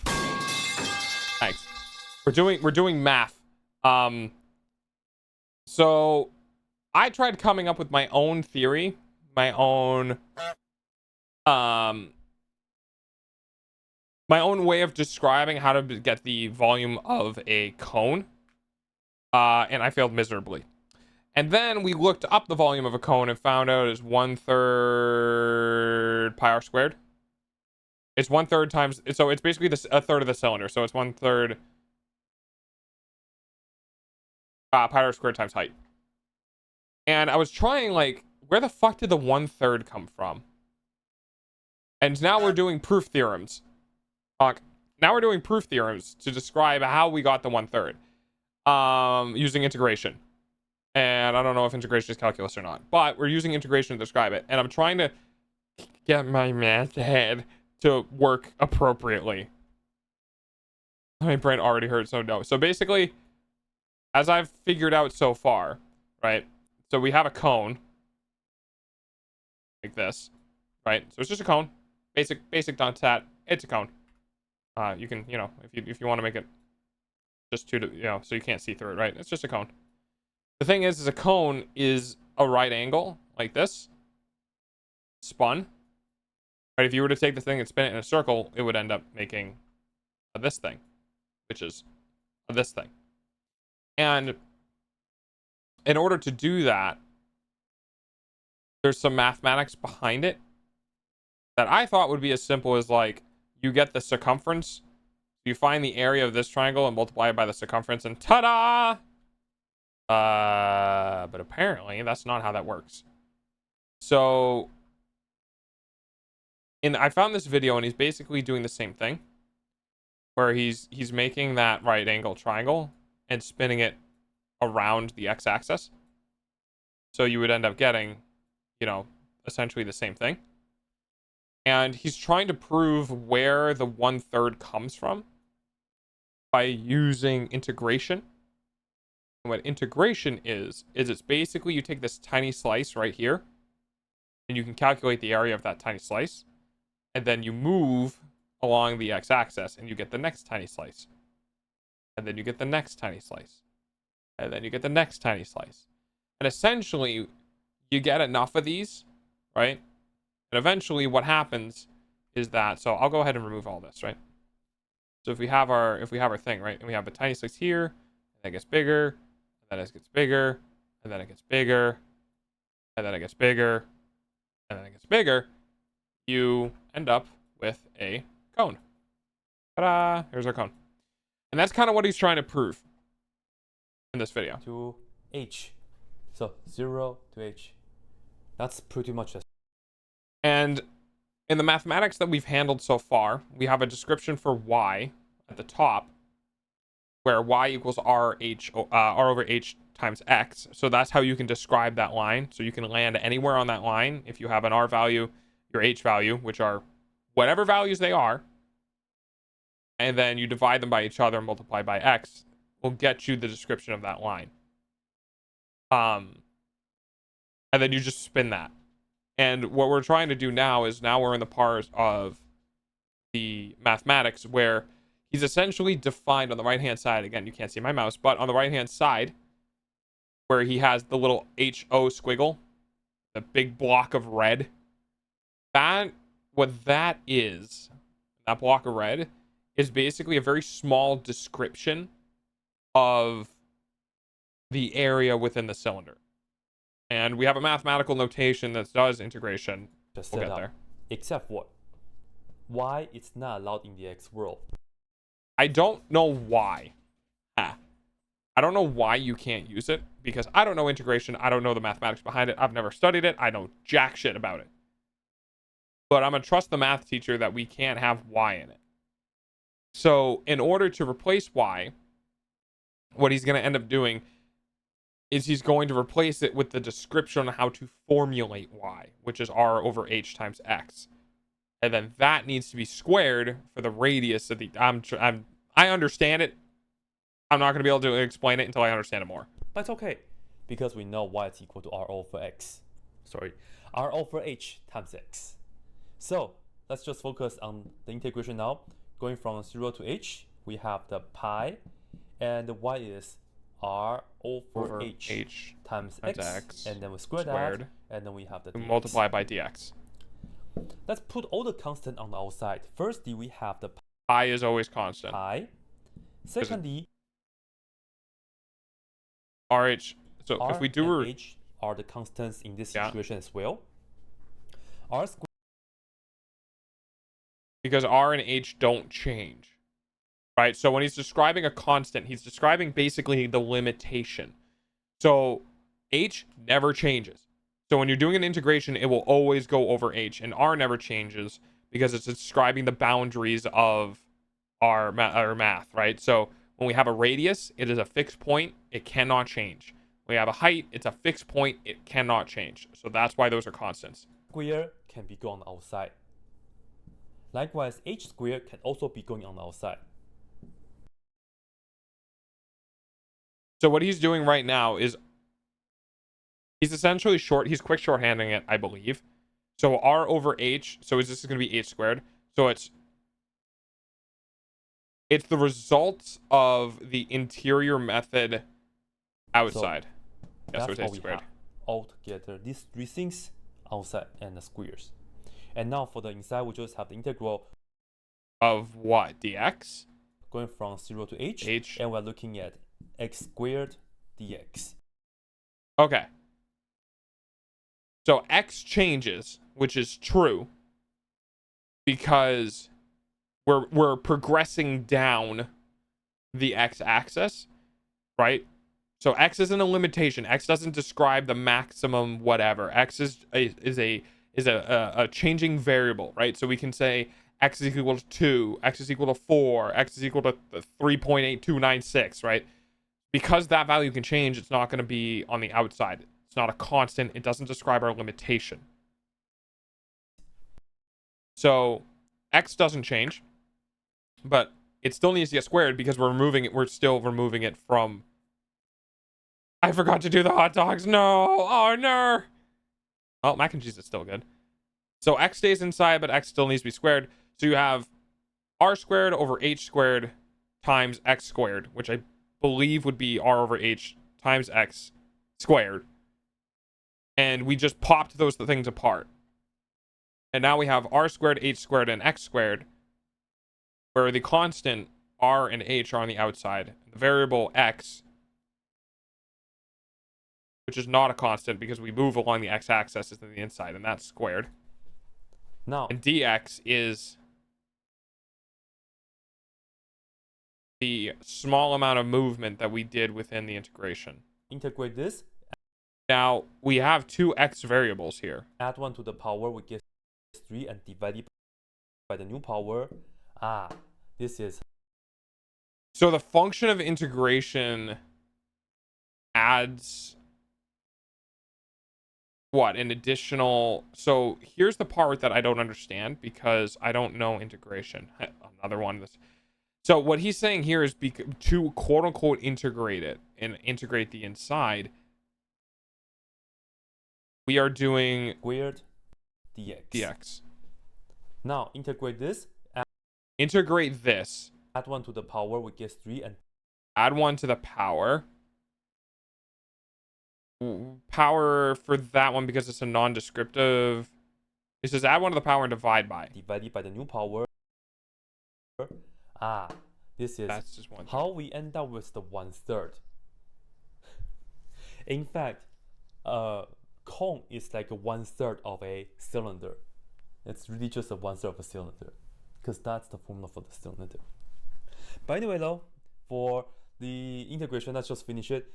Yes, please. The 3 can also be going to the front on the bottom. So we have pi r squared over 3h, and then in 3h. Pi r squared over 3h. Why did we remove the square over? inside here we just have x squared, so x to the third power, and then we have to go from 0 to h. Oh, I see it.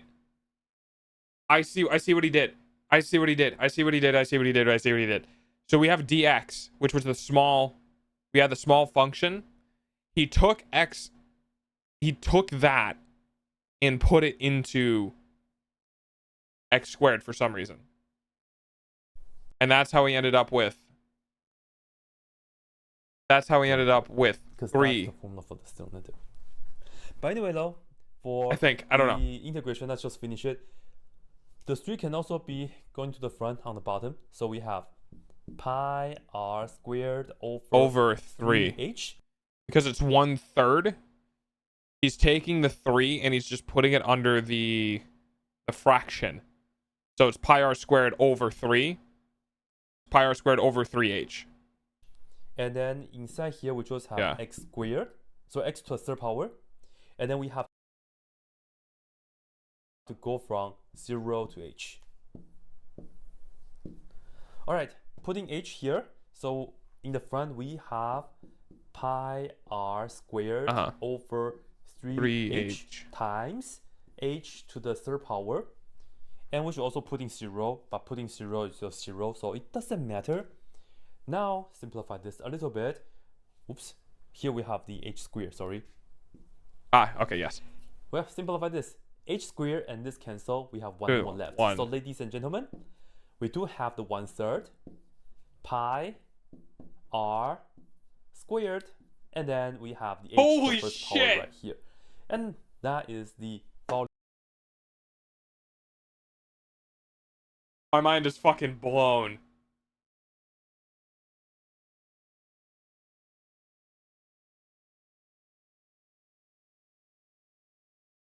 That is so fucking cool. That is so cool. That is so cool. So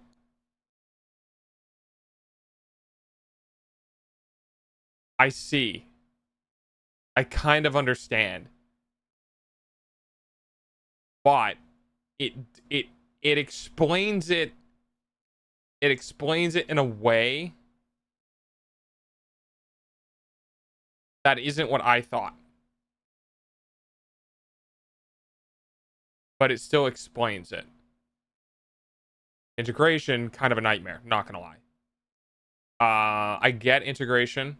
Like, I understand what it's kind of doing. But, like... My main thing about this is going from pi r squared over h squared integrate 1/3 x squared dx. I want to know why he's going from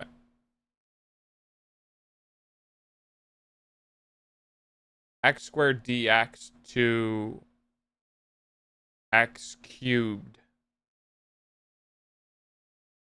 h over 0. If I understood, so this is kind of the problem with learning this, is that fundamentally I don't understand the notation for integration. Like, I don't understand how integration works within the mathematics. Have Like, you know what multiplication does within mathematics, it times the two numbers, but I don't understand how the integration functions within the mathematics. pi r squared. In fact, cone is like 1/3 of a cylinder. It's really just a 1/3. Crying the fetal position in the corner is a scary math man done yet.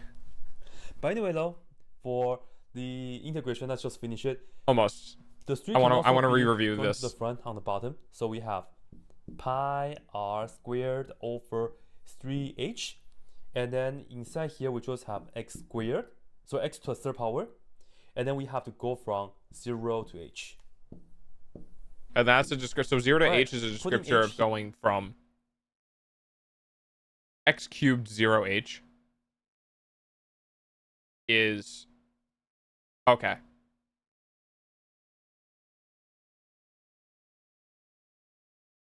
I need more Corona. Hunger nausea sucks. Ghrelin? What is ghrelin? Hunger nausea.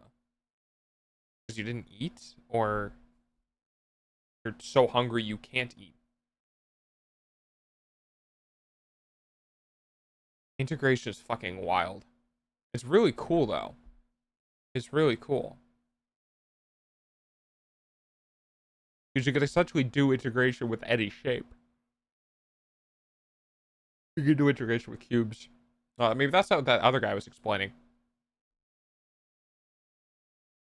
Is integration... Wait, taking this... I might be dumb. I might have be thinking integration is something it's not. I think it's a descriptor of approaching infinity using outside thing, because that would be... I'm tired. My brain hurts and I'm tired. Ghrelin is a hormone that causes your feeling of hunger and is a nausea inhibitor. Oh, interesting. Here, so in the front we have pi r squared over 3h times 3h squared. h to the third power, and we should also put in 0, but putting 0 is just 0, so it doesn't matter. Now simplify this a little bit. Oops, here we have the h squared, sorry. Well, simplify this. H squared and this cancel, we have one more left. So ladies and gentlemen, There's the 1/3. we do have the 1/3 Pi r squared. r squared, and then we have the h to the first power right here, and that is the volume of a cone right here. Thank you, Japanese man.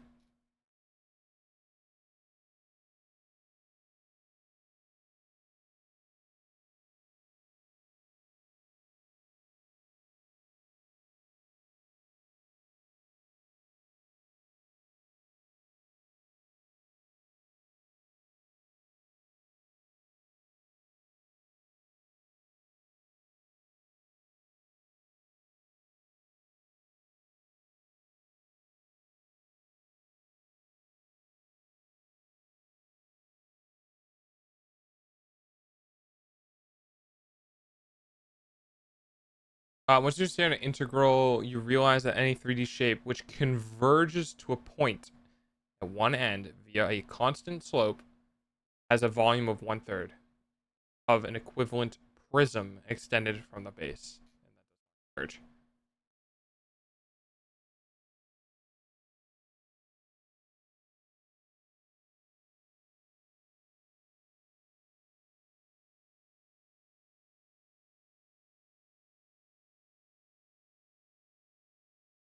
Yeah, see, the thing is, you can also prove the general equation of a pyramid at 1/3 base height with calculus.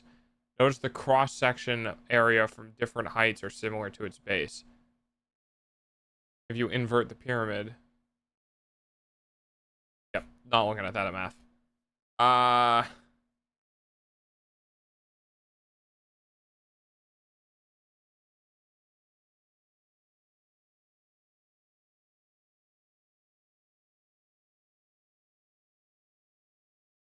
It's cool.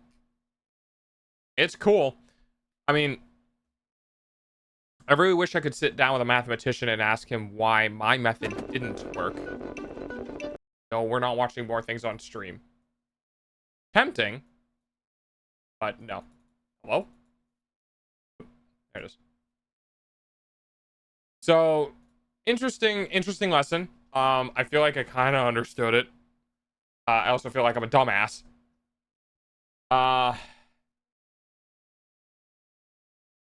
Yeah.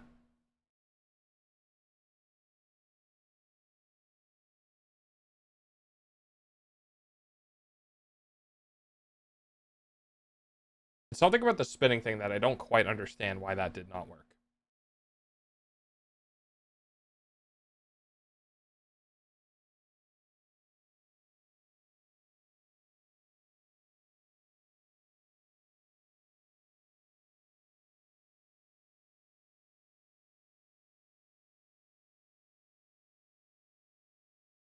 The way that I think he did it.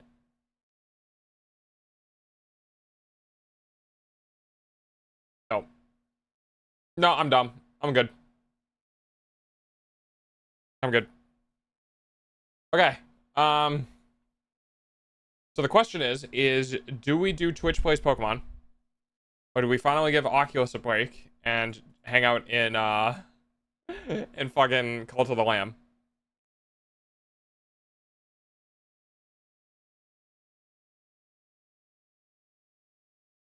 Not imitation crab, very expensive for real. Nice to get. I think I'm pretty sure I just drived everyone off with doing math. Because people see math and go, oh no, math, and run. But hey. I like math. Math is fun. Especially when you figure it out. And it's like, oh, I see. But I can also understand people not liking math. Because it's very... If you don't understand the basics, like, if you don't fundamentally understand where you're coming from, you can't understand where you're going. And the problem is that people don't like sitting down and figuring out where you're coming from, right? Like, I didn't understand when he did R over H times X. Like, I didn't understand that. It was one of the first things he wrote down. And I had to go figure out what that meant. And I had to go figure out how it was being implemented, right? The best way to understand math is to ultimately play with it. Math is a tool. And if you can use math to do things, you can make up problems. If you can use math to do things, then you can start understanding how it works on a fundamental level. And once you get that, you can learn how to integrate it into other things.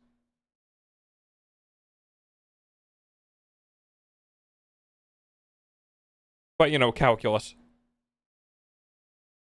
Now I'm sleepy, dude. School puts me to fucking sleep. It takes up so much brain processing. And since I did not get an answer from Twitch chat, I'm gonna go play Cult of the Lamb. I am very tired. I don't even know if I'm gonna be able to make it to fucking 6 hours. I might conk out at 5, honestly. I'm so fucking tired. There's so much work today. Oh, actually, you know what? Hey, if we're not gonna do stuff, I'm gonna go. I wanted to try out Mecha Break. because I just got it. It's a playtest, but I kind of wanted to try it. Apparently, Christy had also played it recently. But it'll pop up here in a moment.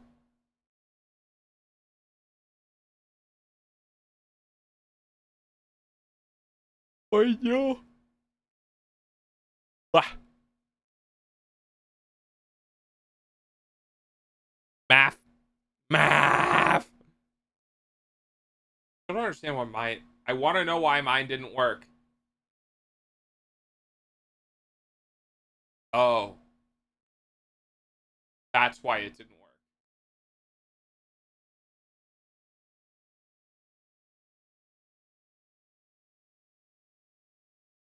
I know why it didn't work. Because when I do multiplication, it doesn't work on rotation. It goes in a straight plane.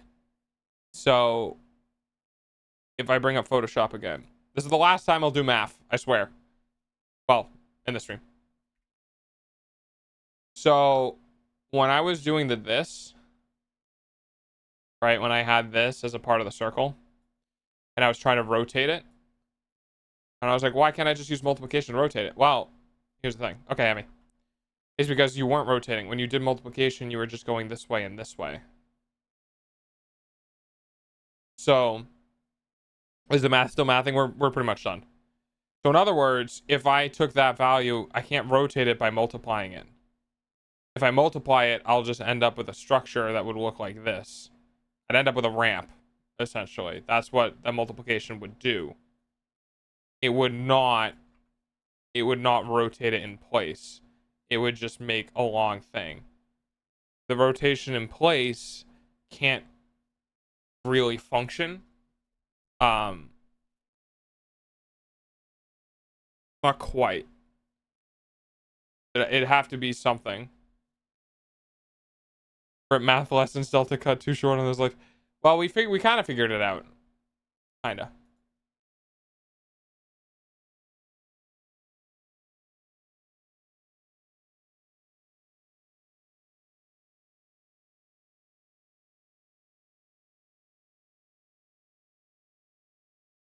Is it shut down? It is not. All right, let's do brain. I'm gonna go grab this game. And we're gonna do cable B. There you go. And now I gotta get on the screen. Hi, math. We just ended doing a way too much math. I'm like, we did like 3 hours of math. Because I was trying to come up with something and it wasn't working, so I had to look up a proof for it. Because I have a problem and I like math. Ain't nobody can stop me. Yeah, sure. That's definitely Call to the Lamb. I just said okay. Ah, nice. All right. We're gonna jump into Mecha Break. Actually, you don't even know if the game's on Steam right now. Oh, it is. Okay. I've never played this game before.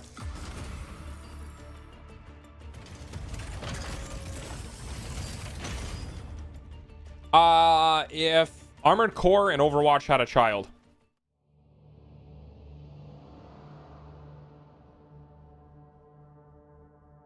I was still in the tutorial.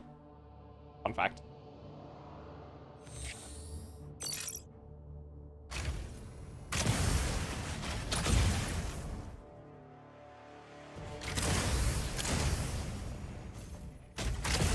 Sniper auto lock-on disabled. All right, audio. Can we change? Nope, I have to deal. Oh, wait, there's language. Some voice. Yes! Nihon! Heck yeah!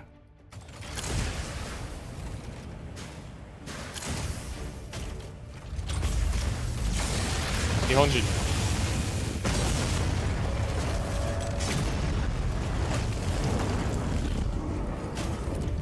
I mean, Armored Core is like an old game, dude. It was Armored Core 6. It was so from software game. If you haven't seen Armored Core, it's a great game. I cast gun, exactly. 警告冬季への攻撃を検知流体アーマー作動中火器管制システム起動武装システムへの自動接続を Hurry up, agreed. 武器エネルギーライフルサブ武器ヒートブレードチェック完了 Thank you. Prepare to meet God. Prepare to meet gun also works. Wow, they kind of really did kind of copy from software, huh? I feel like it was a China-based game, but whatever.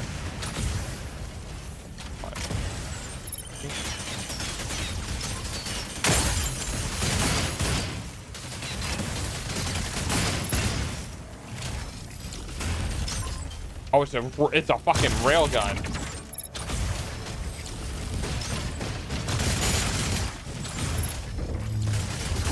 ここはもうダメね早く脱出しないと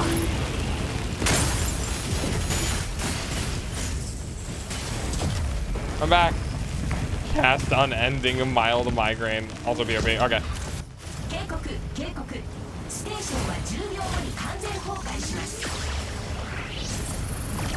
OS スタビライザーとスラスターを作動直ちに垂直効果を実行して地球の重力圏に接近地球の重力圏に接近 I love 圏に突入 I love Japanese voice acting so much more than English. God damn, it's so much better.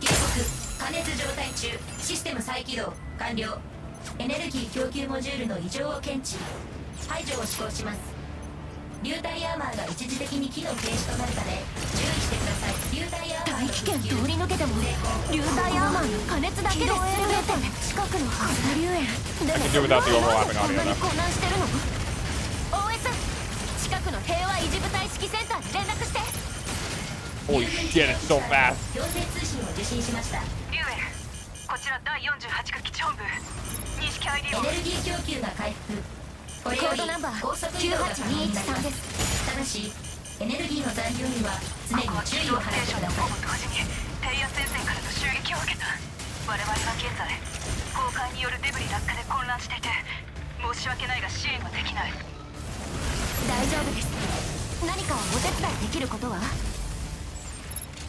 Sorry, we can't help. I'll do what I can. Something like that. 低圧戦線の超大型バイタスストライカーに攻撃されている可能であれば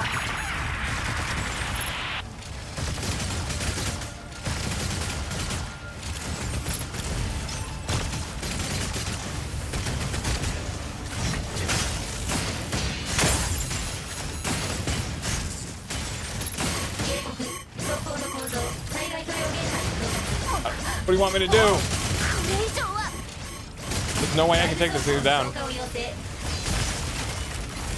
メイン武器をエネルギーカノンから接近戦闘用のハルバードに切り替え可能ハルバードは流体アーマーを無視し Battle hybrid capacitors fluid armor deals significant damage to the target.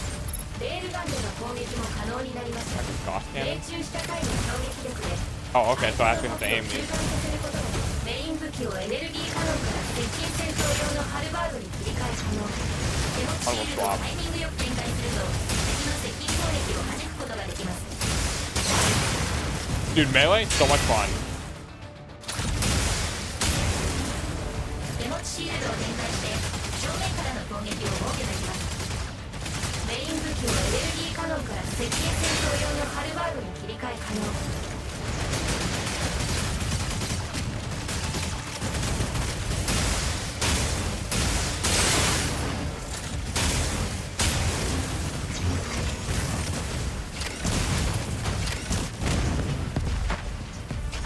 I mean, I'm not exactly understanding what I'm doing because I don't fully understand Japanese, but hey, a lot better than the English. I'll take my dumb ass. So, battle halberd.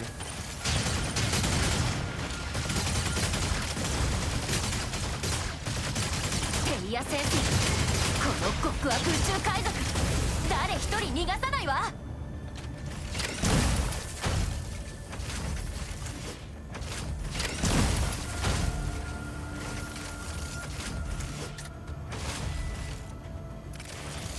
Gun. Okay, interesting.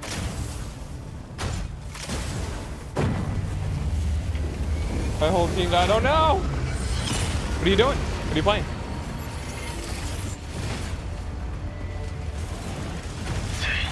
よりによって超大型バイペットストライカーかよ。このでっかいのを倒さない限りあの人たち素直に撤退してくれそうで大気圏突入してきたっていうの？まさかの電話？こいつは死ぬだけか。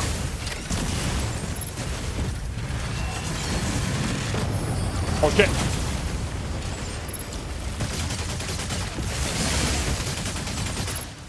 こいつで奴の火力を引きつける。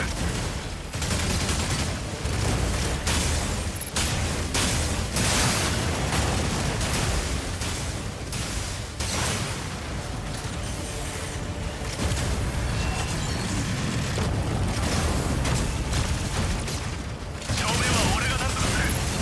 お前は奴の背後に回り込め。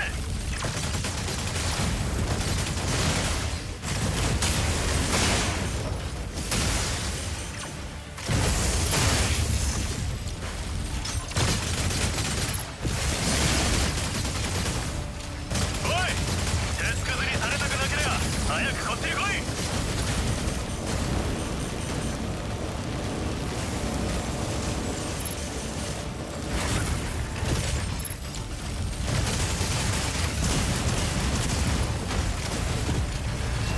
Oh, actually, I'm really liking this. This is fun. Holy shit!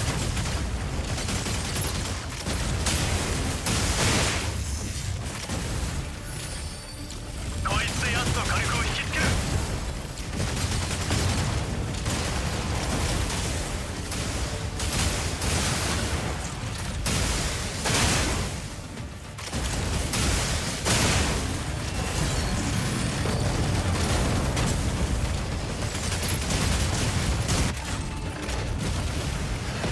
Dude, if this is an MMO and not just like an arena shooter, I'm gonna fucking have a blast with this game.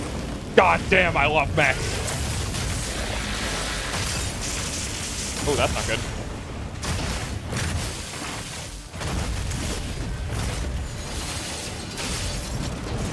That was pretty badass though, not gonna lie.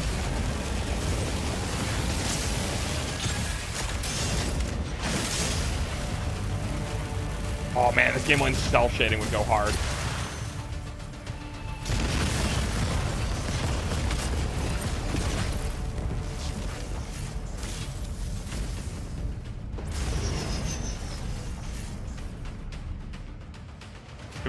Driven by a commitment to humanity, you joined the special force. You joined it, and then alongside your fellow powers, because of all the lives, tried to pray. They'll have to rebuild. Okay. Yeah, you do the thing. All right. That's it. That's it. That's it. Okay. まもなく第2次模擬テストを開始します。任務コードデプロイ。 Exit the premises immediately. 救援パイロットは速やかに作戦指揮所に移動してください。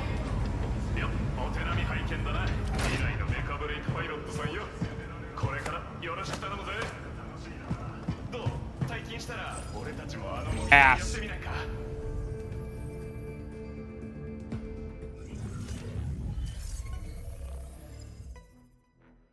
先に任務を引き受けてください。Okay. これから執行する任務を決めてください。受注可能な任務があります。詳細を確認してください。Diggy diggy hole. I'm looking at Rock and Stone. Mecha has always been word. Spam block. Rock and Stone. I just want to play a cool mech game. Who up transing their gender?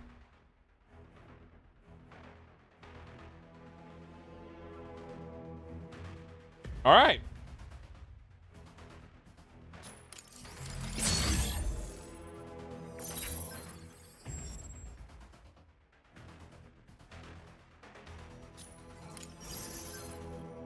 模擬戦場クラオブ陥没港に向かい作戦演習を開始してくだ Ads さ are い。 going to start in a couple of 本作 minutes. 戦演習 Please の be 戦闘データ patient. は極めて重要なものです。あなたのプロファイルに記入されることはないが必ず真剣に対応してください。本模擬戦の戦闘 AI はすべてメカブレイクのエースパイロットの行動パターンに基づいて作成されたもので、意識投影システムを通じてあなたのコクピットに反映されます。メカブレイクとの戦闘になれるまで少し時間がかかるかもしれませんが、任務目標の遂行こそ最も大事であることを夢忘れないでください。では幸運を祈ります。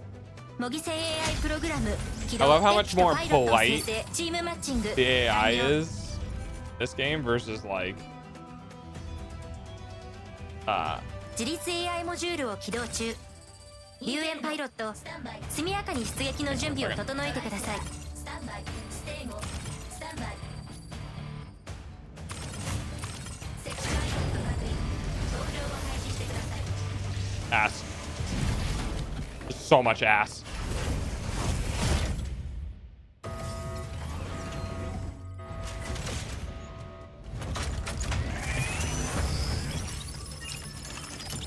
交渉融資充填中。パイロットシンクロ率安定。意識投影システム起動完了。本作戦の目標はクラオブ陥没港でのデータ回収です。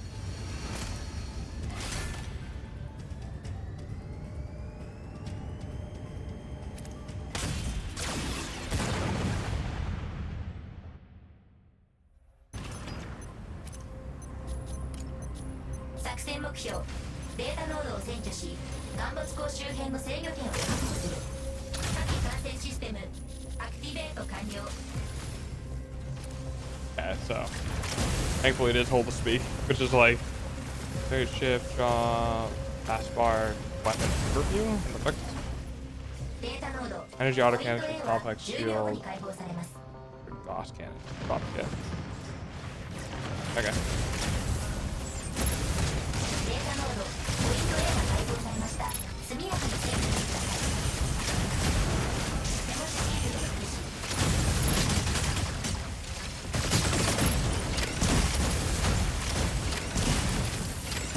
武装リチャージ中。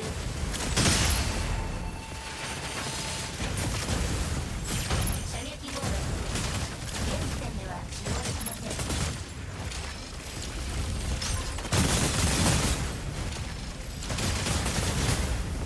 タビライザー作動中。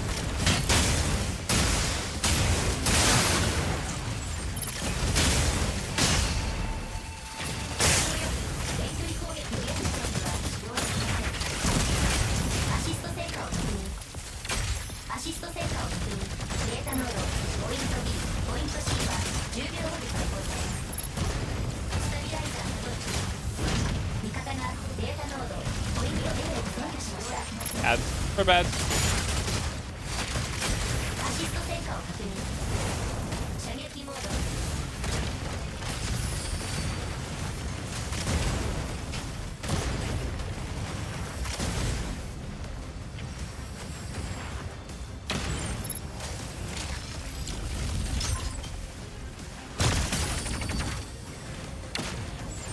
接近戦モード。エネルギーレベル低下。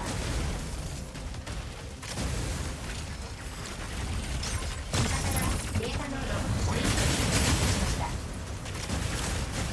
データノードポイント C が敵に占拠されました。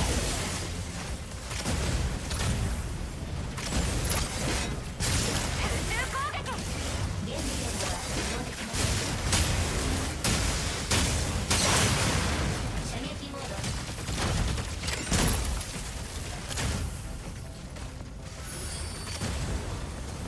データノードポイント A が敵に占拠されました。現時点では使用できません。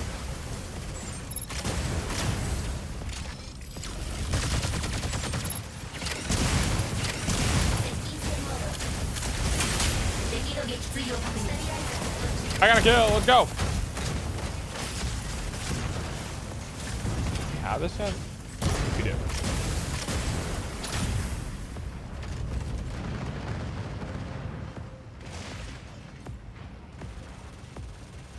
味方がデータノードポイント A を占拠しました。 The clarity in the game is a little lacking. On the UI.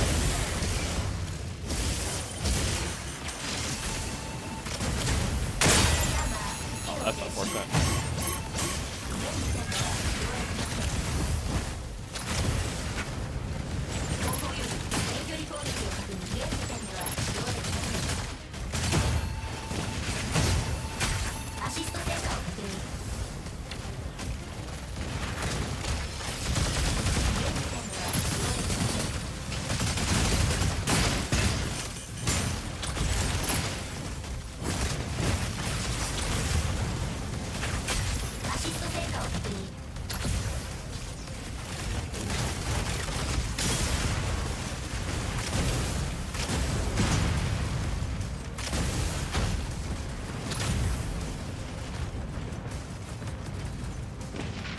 Probably better to just do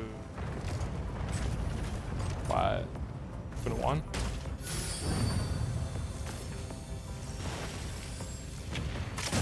Welcome back from ads. Welcome back from ads. Thank Thanks for you the for pennies. the pennies.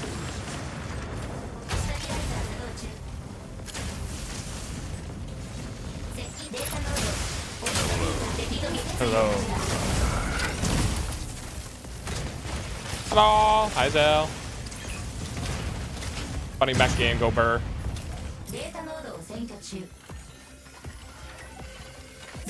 Going. Got. Oh, it just goes. Oh, it just goes forward. Interesting.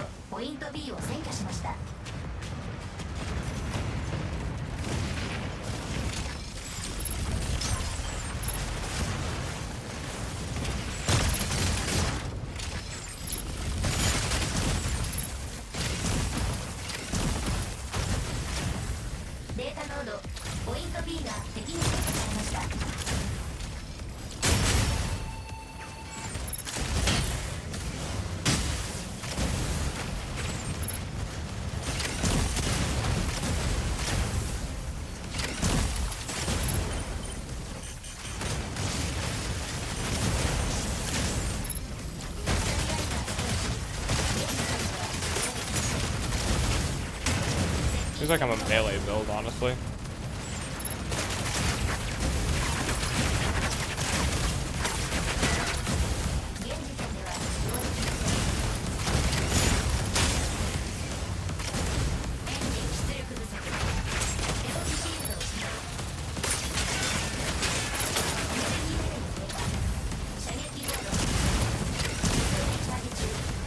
God, this guy's such a tank.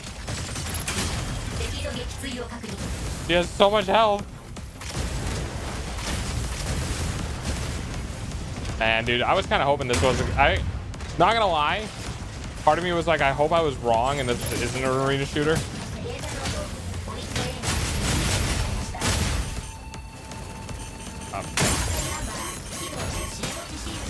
That's really unfortunate.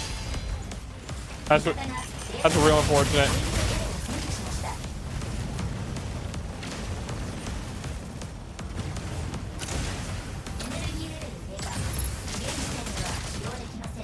And not. Apparently no.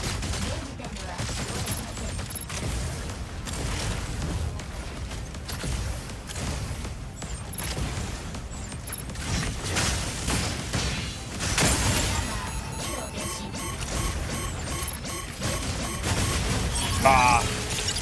Rip.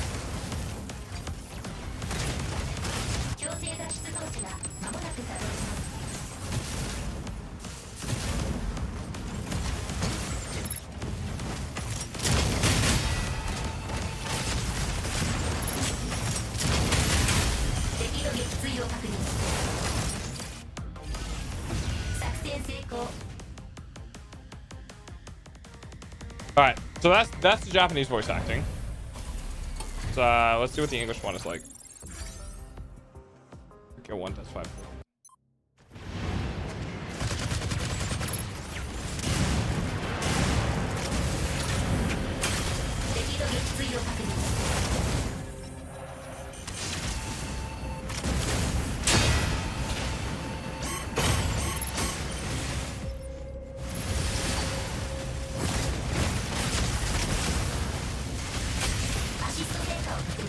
He's just being completely lost the entire time.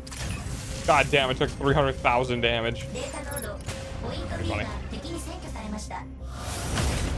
Oh, this game is super fucking loud. Okay.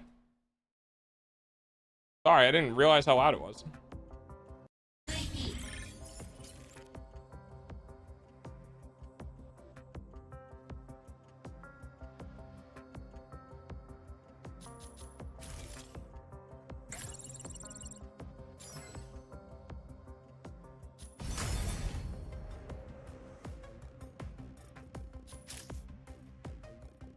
デプロイ模擬戦 C10-03-001 任務クリア。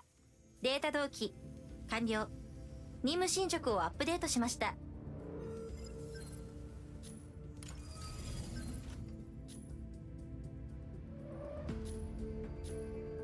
Ultra heavy defender. Sniper, heavy brawler. Whatever brawler type. I like getting in there. I have to do one of these four, huh?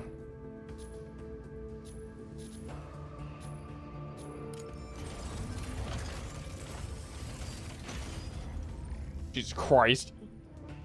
Solo combat and armor is really high. Handling is really good. Support's trash. Air combat's trash. Team combat's okay. Interesting.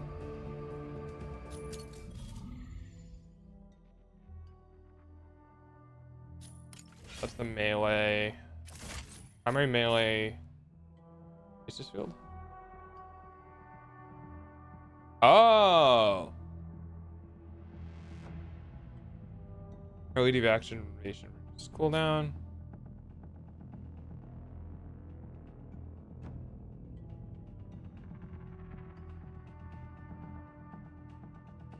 There's an interference signal. Let's see.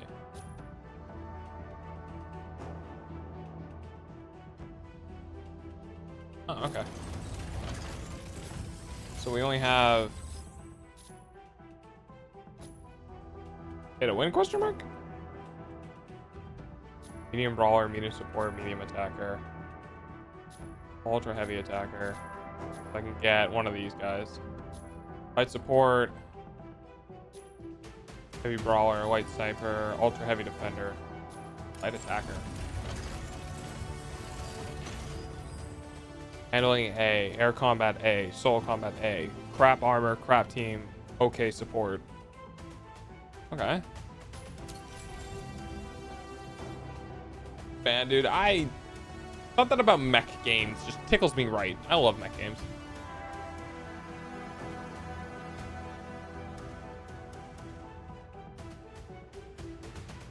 Any game I play, I am all about speed. I love speed.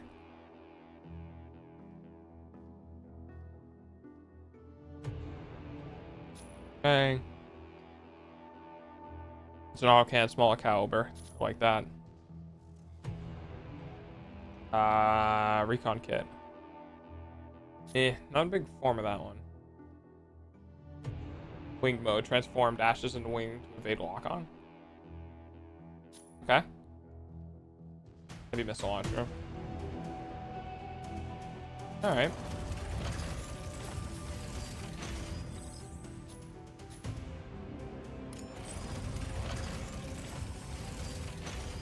Holy guns.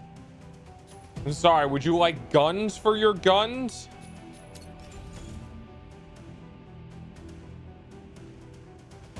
Intercept incoming missile. That's crazy. So these are both Gatling guns. Oh, you can fire them at the same time? That's crazy. Your own repair drone. Price fortress farm.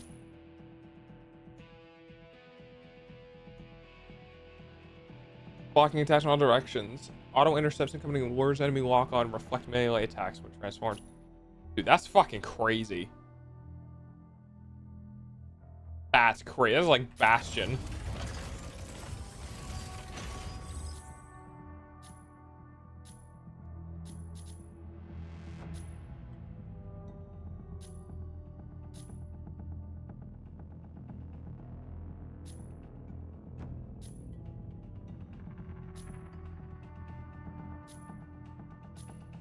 And I do like speed though. I gotta do it. I gotta go for speed. God damn, I love me some speed. God damn, I love cocaine.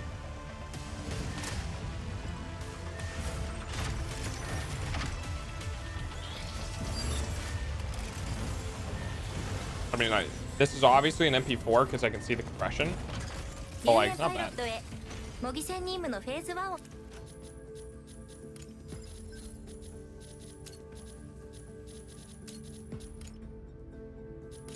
Attention, pilot. We've completed phase 1 of the simulation. Proceed God, to I hate tactical English voice station acting for so phase much. 2.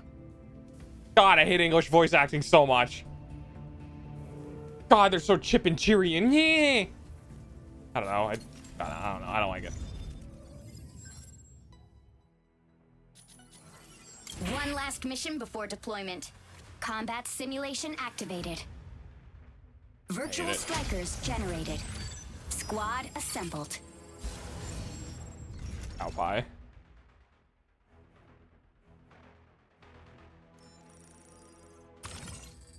Tricera, ready to strike. Sky Raider, ready to strike. Falcon, ready to strike. Vulcan, pilot proceeding on board. Ass. And it has jiggle physics because of course it does.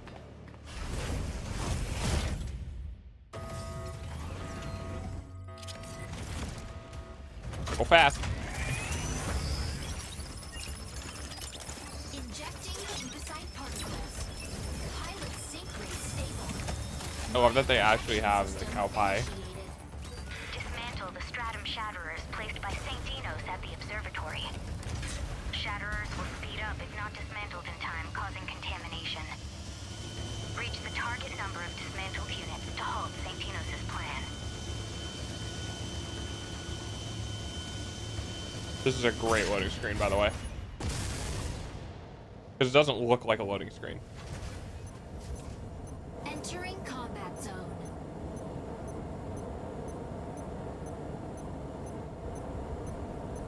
Objective, dismantle stratum shatterers. Fire control system unlocked. We got... Holy shit, I'm fast, but I'm weak.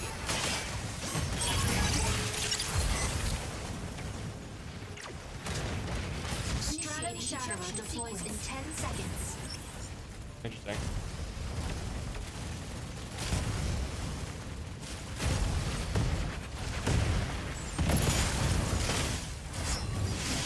First kill. Striker red landing area confirmed. Entering combat zone. Optical camo drone will soon go offline. Fire control system unlocked. Stabilizing. Weapon not ready.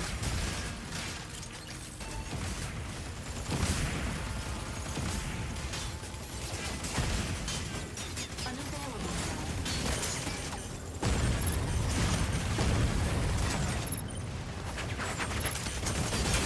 Enemy down. Unavailable. Stratum shatterer dismantled. Stratum shatterer deploys in 10 seconds.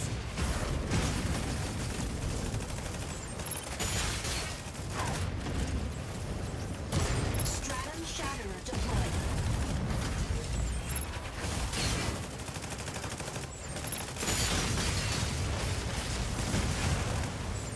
Stratum shatterer deploys in 10 seconds.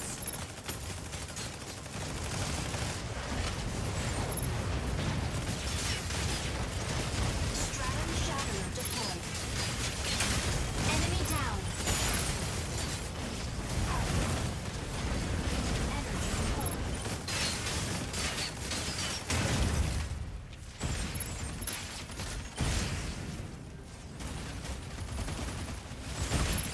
Stratum shatterer dismantled. Unavailable now.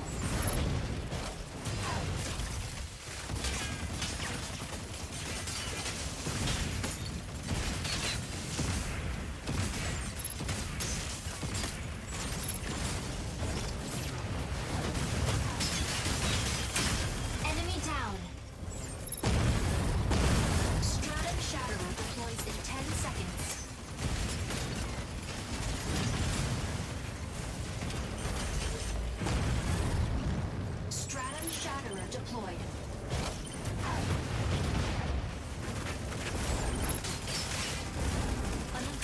Assist.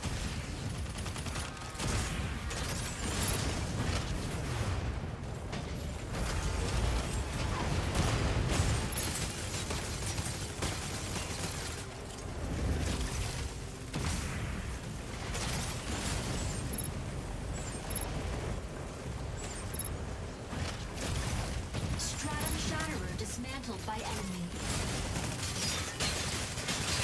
Assist.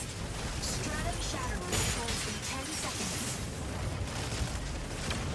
Speed. I'm actually having fun. This is really cool. Stratum Shatterer deployed. Assist. Stratum Shatterer deploys in 10 seconds. Assist.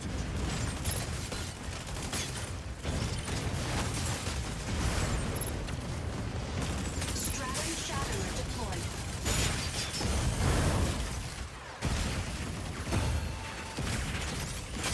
Assist.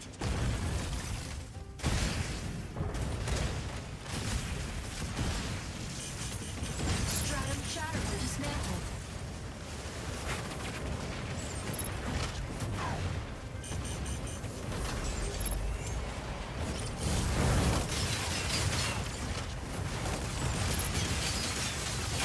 Assist.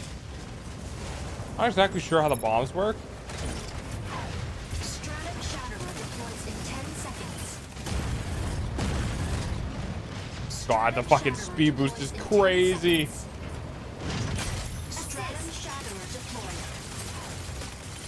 Energy low. I'm just fucking. I'm a little AC 130. Deployed. Fire from front. Unavailable. Stratum Shatterer dismantled. Target fired. Stratum Shatterer dismantled. Large Stratum Shatterer. Over here.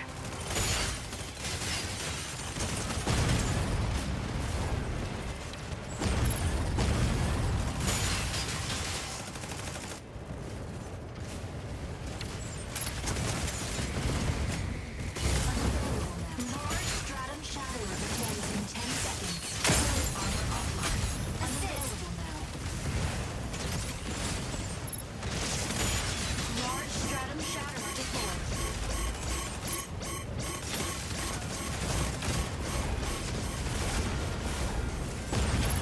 Weapon not ready.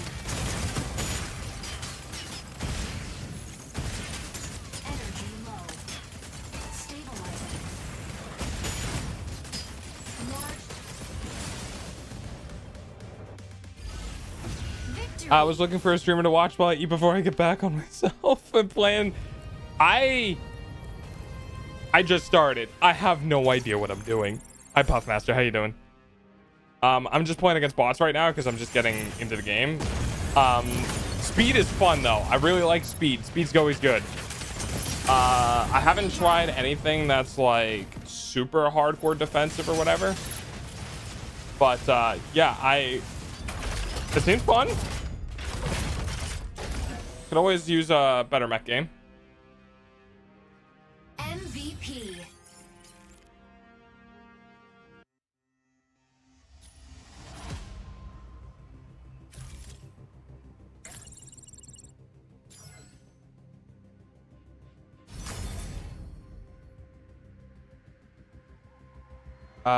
Tressaria is one of the best, huh?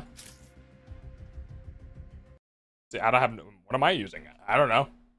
Why did you just pop up a random web page in front of me? Is this gonna tell me to buy stuff? Oh, it's a survey. Oh. Ugh. Guys, I played the game for all of like maybe 30 minutes. Thanks for the face rubs. What attracted you? Customization. Fantasy fulfillment.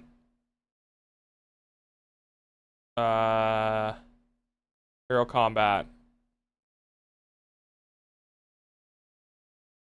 Deck themed, I guess.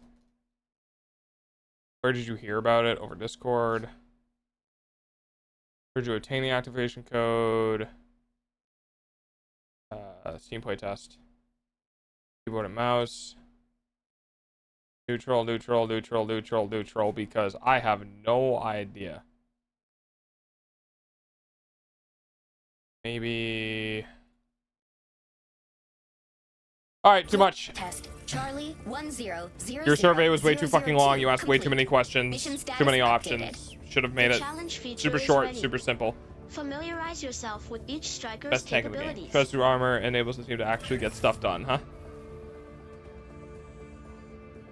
Hits. So that would be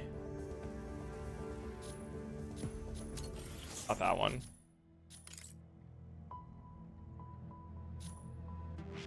Wait, what is this? Interesting. Oh, hang on. I'm guessing this one is the one you were talking about?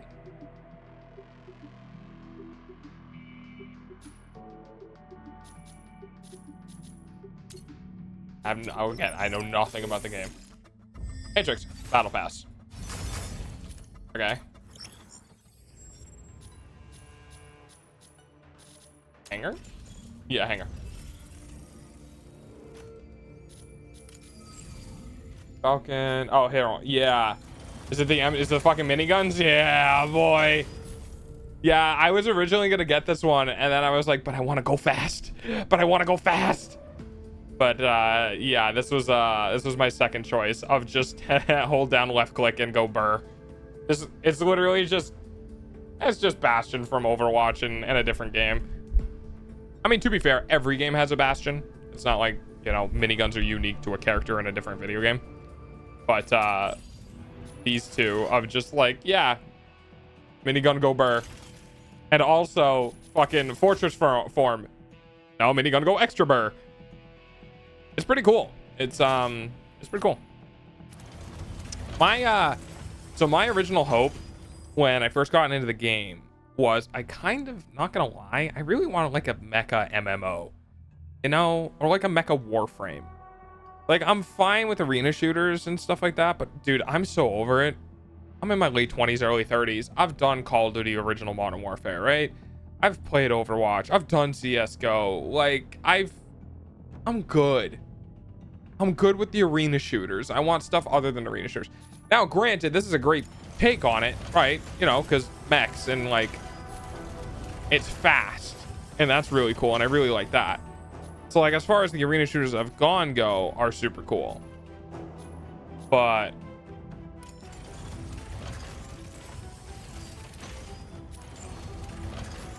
I like mecha. Mecha make happy.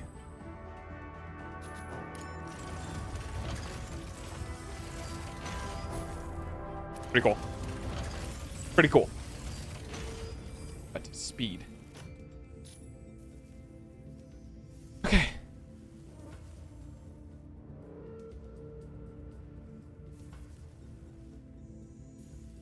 I wonder, like, is the counter to Tricerin just range? Like, you would just use a sniper to take out the tank at long distance?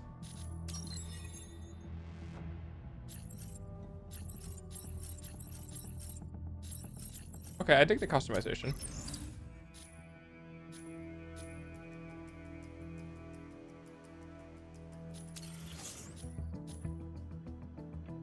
Age classified, height classified, weight classified, zodiac sign classified, date of birth classified, birthplace classified.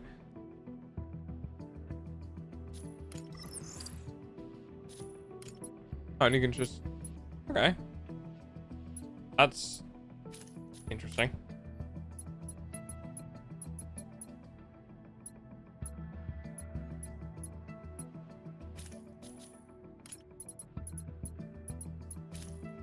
I didn't really play around with this too much. Personality 4. No personality.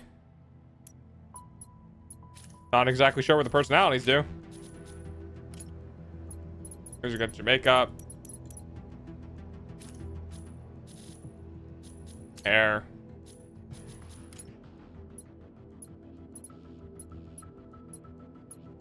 Pretty limit are cool.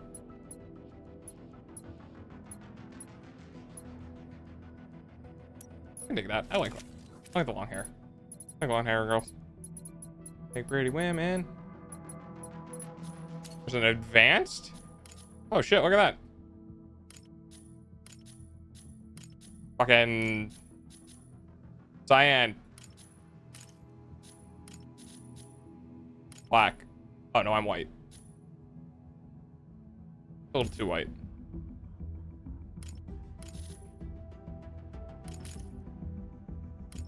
And then... Heck yeah!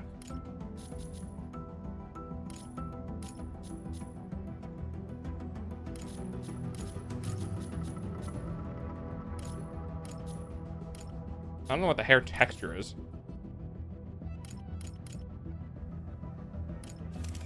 Interesting. Whee! I bet the hair has physics even though we don't play with them like at all. Body type. Holy shit, you can have max booba. The ass and jiggle physics. The jiggle physics. Can we thinner? So we got,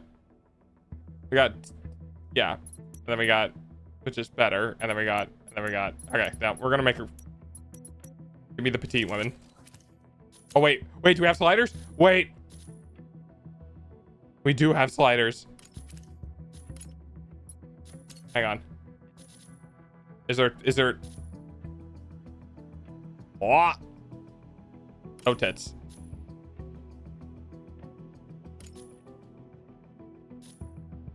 Okay, maybe that looks weird. Maybe some tits. I don't think they planned for no tits. Buttocks? Wait. No ass. Max ass. Damn, that's a lot of ass. That is so much ass.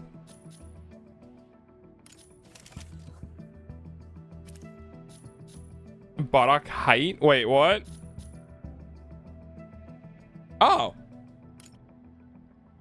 Interesting. Width. Max width. Wait, can I do? Wait, what is... That is just fucking ridiculous. Oh, this is just silly.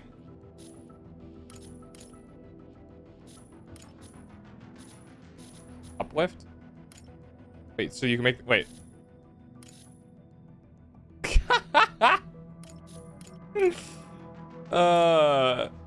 I mean, I'm barely gonna see it. Well, I mean, the ass keeps showing up and stuff.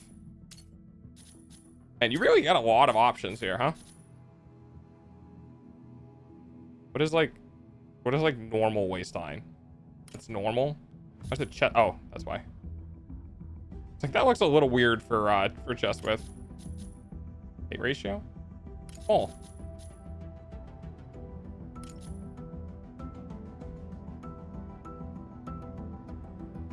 Figure out like what's aesthetically pleasing to my eyeball.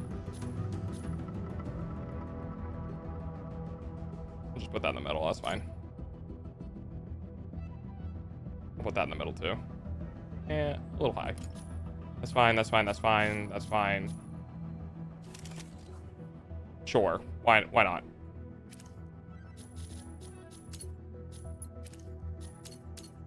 You just have to... I hope the king nothing. You want only history. Did someone say a teenager ready to pop?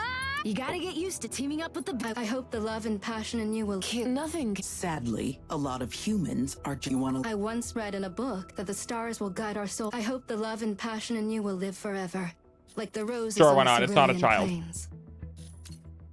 It's not a child. I'm happy.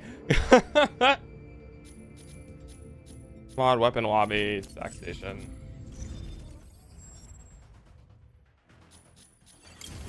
Striker preset. Battlefield Falcon. Interesting. Okay.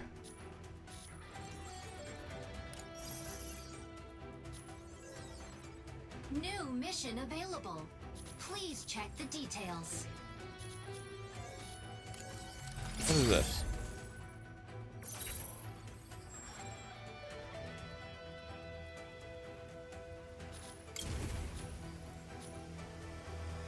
I have no idea what I'm doing.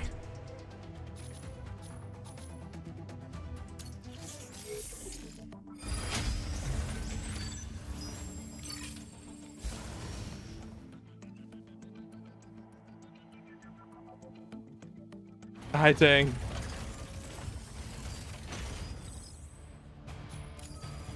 Tricera, ready to strike.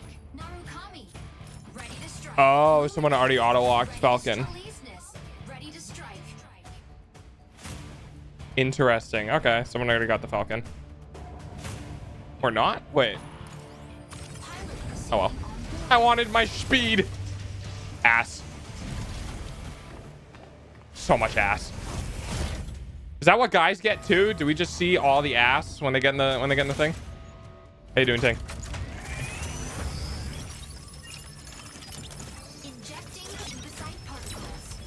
Pilot sync rate stable. Mine projection system initiated. Escort reactor core and upgrade Bunker City's power facilities. Activating the consoles along the way can speed up the transport vehicle. St. Enos have also set their sights on this operation. Be sure to complete the escort before them.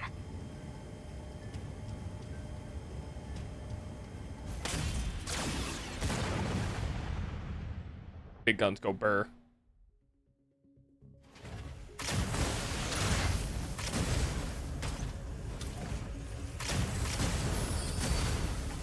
Objective: capture consoles and guide payload to destination. I think I'm going the right way. Am I not? Are we already in combat? We just left. Stabilizing. Unavailable now. Melee mode.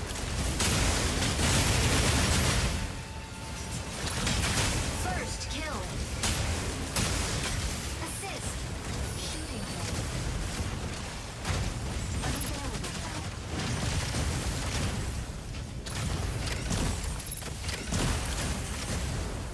Console A activates in 20 seconds. Fire from left. Stabilizing. Energy low.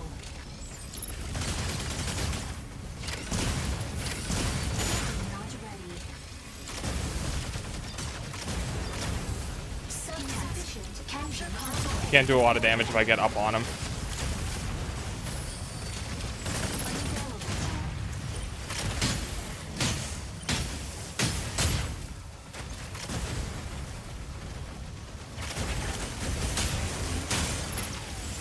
Unavailable now. Unavailable now.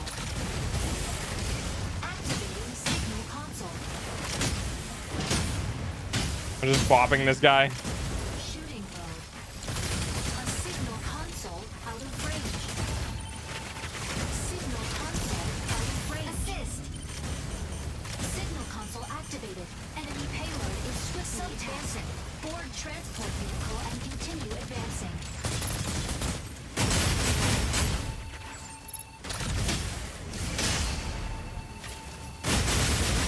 I'm gonna get fucking owned here if I can't get recover. Shield deactivated. Shield deactivated.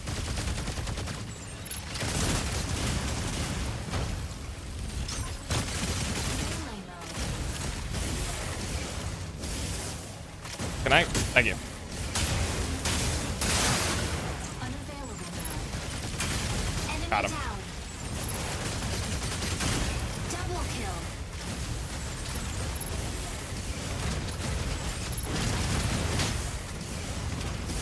Get me out of this box. Unavailable now. Assist. Unavailable now. I don't know what I'm doing, but I'm having fun. Ben is just danced up like a fucking. Unavailable now.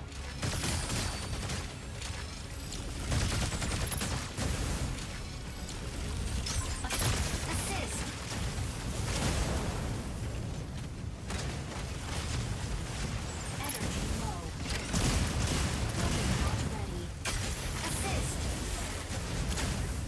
energy. Can't chase him.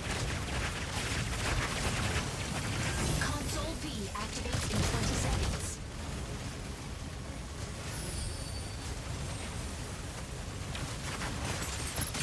Assist. Unavailable now.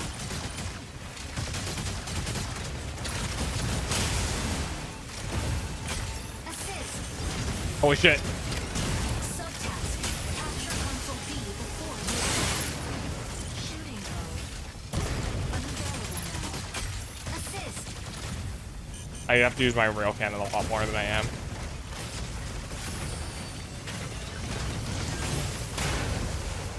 Unavailable. Signal console activated. The payload is swiftly subtask. Board transport vehicle and continue advancing.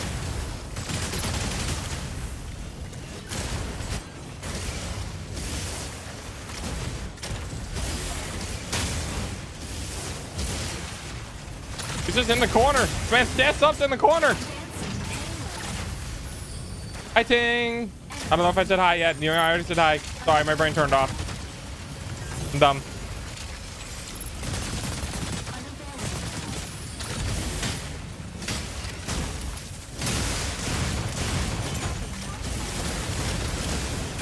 Assist.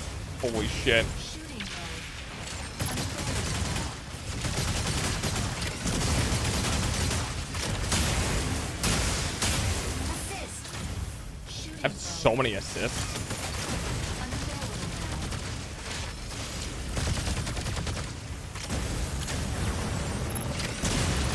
Not ready.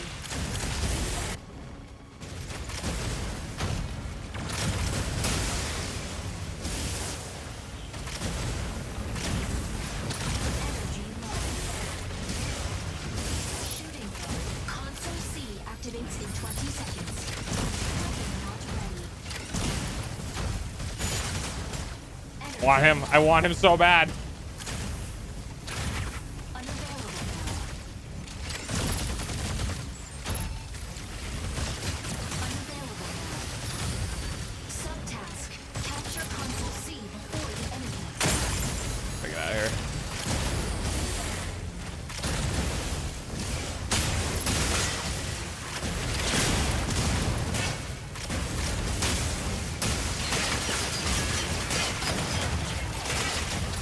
Damn it. He fucking. Signal console activated. The payload is swiftly subtask. Board transport vehicle and continue advancing. Unavailable now.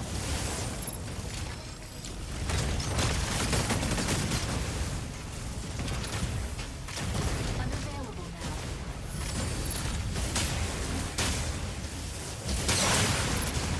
Weapon not ready.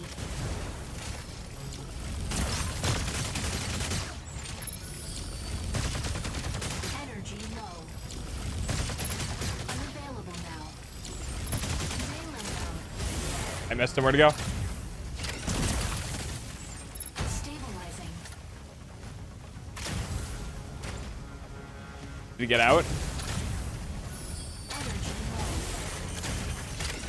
Weapon not ready. Stabilizing. Can't get him in my block space. Unavailable now. Unavailable now. God, the fact that he's still alive.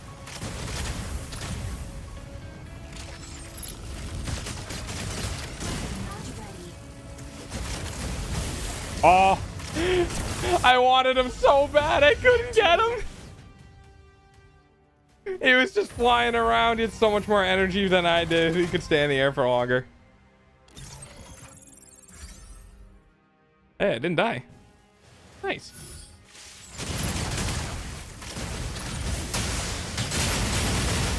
Definitely a fan of the melee. Melee fun. First kill. I just wanted his ass. Pretty. Women in skin tight suits. Always good. 8 kills.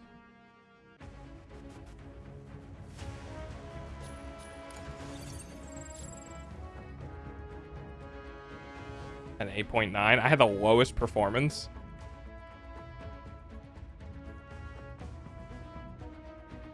Are we still on bots? I don't think we're on bots. Not a single enemy got a kill. That's kind of trash. I am bot. I think I might still be on bots. All right. I don't know. Pierce Latina is kind of a name.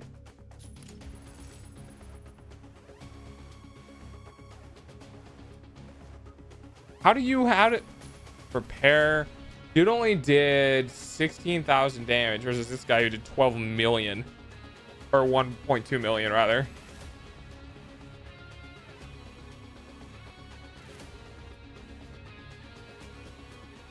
Oh, it's his repair score.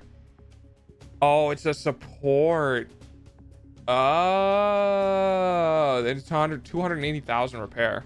I see. Barely any actual damage. All right. 26 assists though. 0 limbs, 0 deaths, 26 assists. I'm bronze. Oh god. Oh no. Wait. Am I in? Is this a rank or is this like a? What is this? Is it like an overall rank thing? It's weird. That seems like a. That seems like a.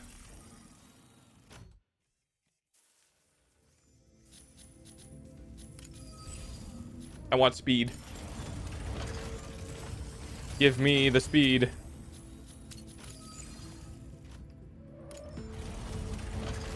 Do I have enough? Oh, fuck yeah. I gotta try this.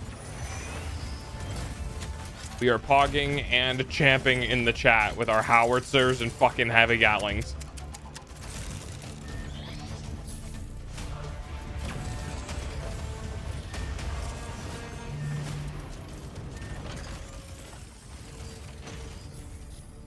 I'm gonna try it. Let's see.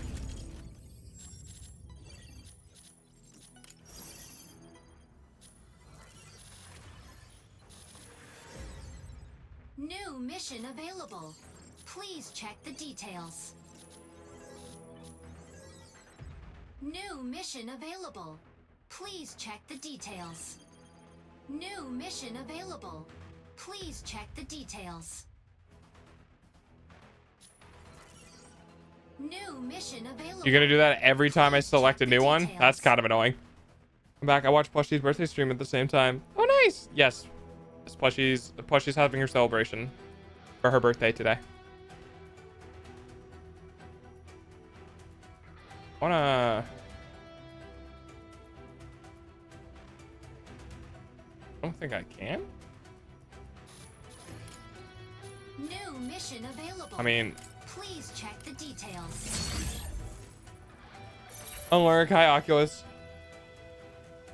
He's been face rubs. More Falcon. Mission available. Please check the details.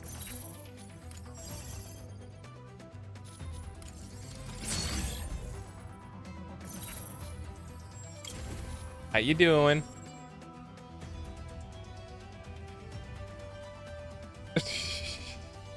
There's no way I'm fighting real people. There's no way.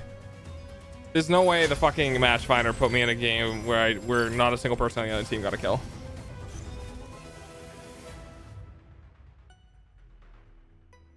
How's the freedom diving going? Not bad. Tricera, ready to strike. I'm gonna give big fucking guns a try. Aleseness, ready to strike. Sky Raider, ready to strike. Hurricane, ready to strike. Pilot proceeding on board. Ass. Ass.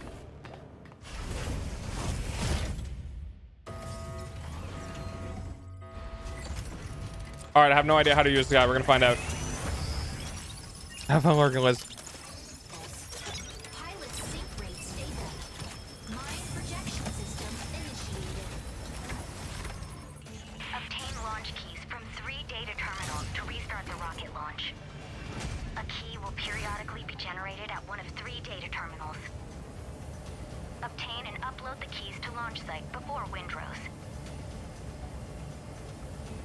Okay. I thought you were playing Helldivers. Yup. I'm diving to mechs. Unavailable. Entering combat zone.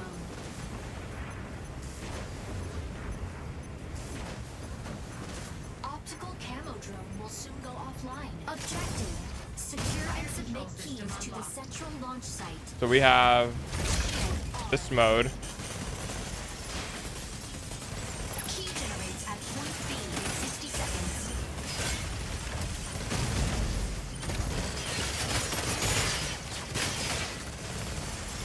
Over here.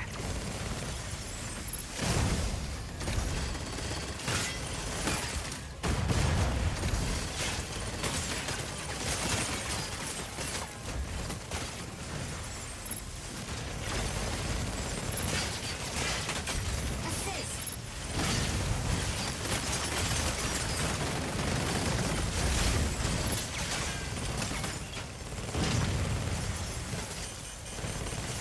What does this button do?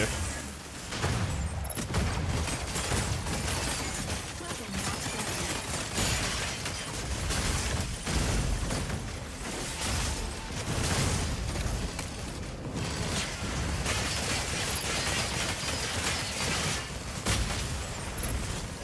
Key generated at point B.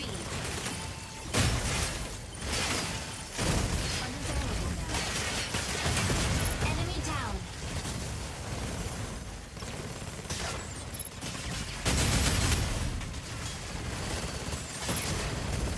Unavailable now. Double kill.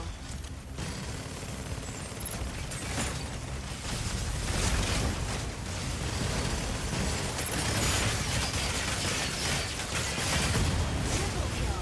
I got a triple kill. We are pogging and champing in the chat.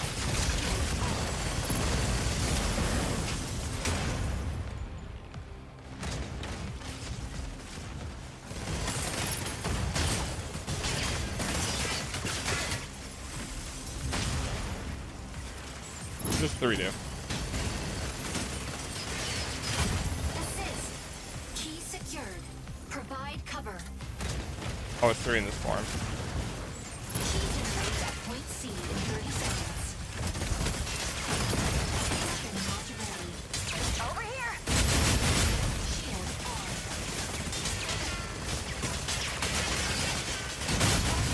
Out of range.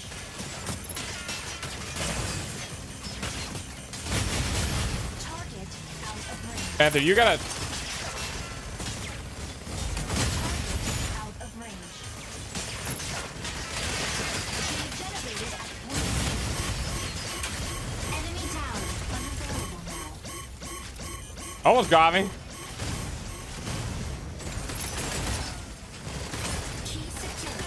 Provide cover.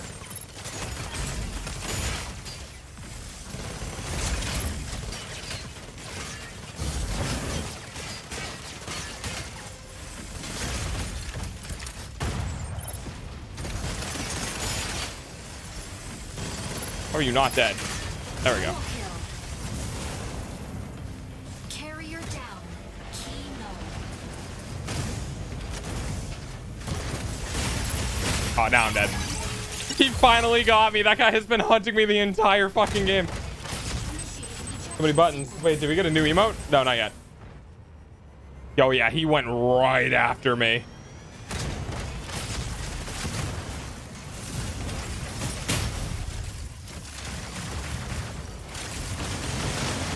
Key generates at point A in 30 seconds. Entering combat zone. Optical camo drone will soon go offline. Autopilot can now fire vehicle system online.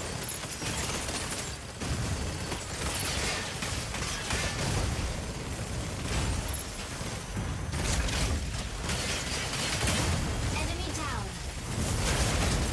Okay, so 3 is a transform. Key generated at point A. Over here.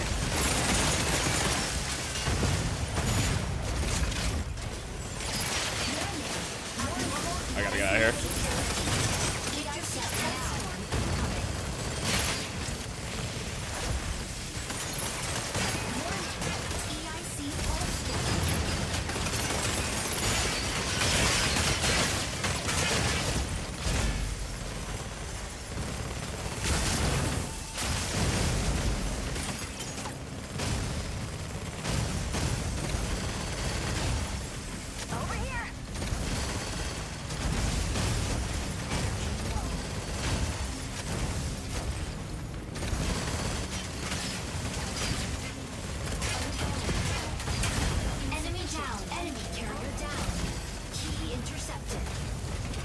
I am hurty. I don't know who's friendly and who's not. Oh, that's friendly. How do I fix this? Oh, it's a pulse storm interference.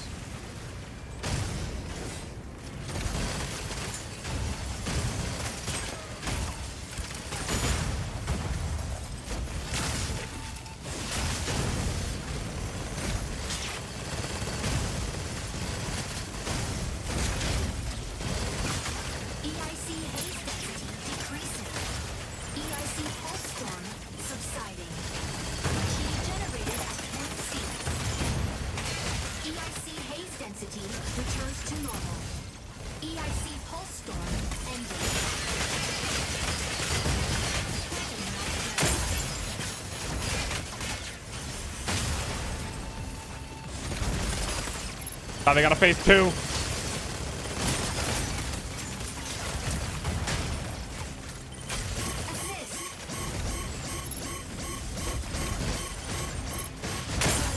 Yeah, I wasn't getting out of there alive.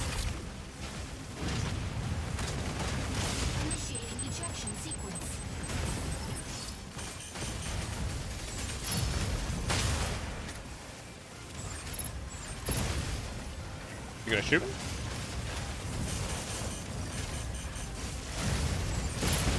There you go. Enemy down.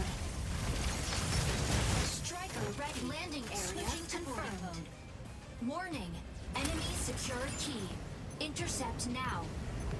Key generates at point A in 30 seconds. Unavailable now. Fire control system unlocked. Unavailable now.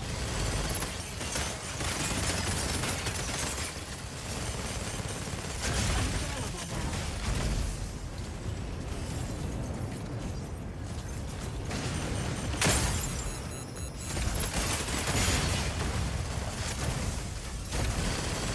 Key generated at point A.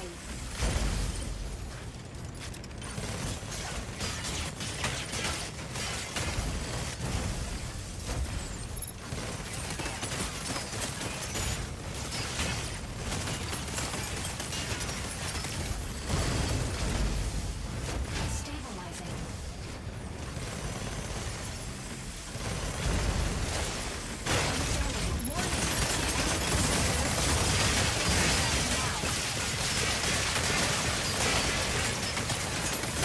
I'm a tank.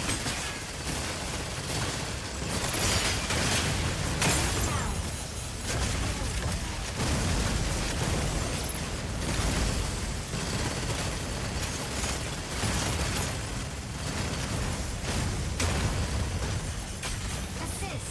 Enemy carrier down. Key intercepted. Over here. Double kill. Key generates at point B in 30 seconds. Shield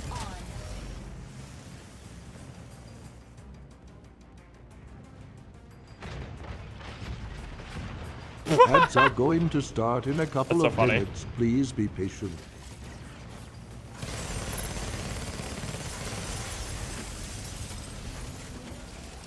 Battle ends in 180 seconds.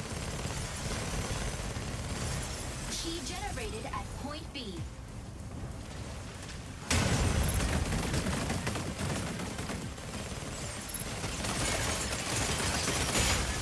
Key secured. Provide cover.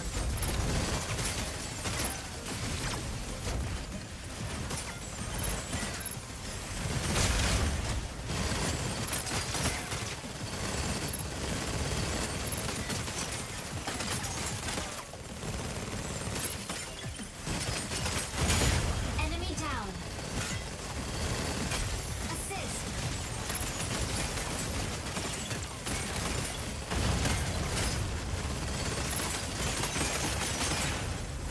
Assist. Shield down. I like this game. This is a fun game.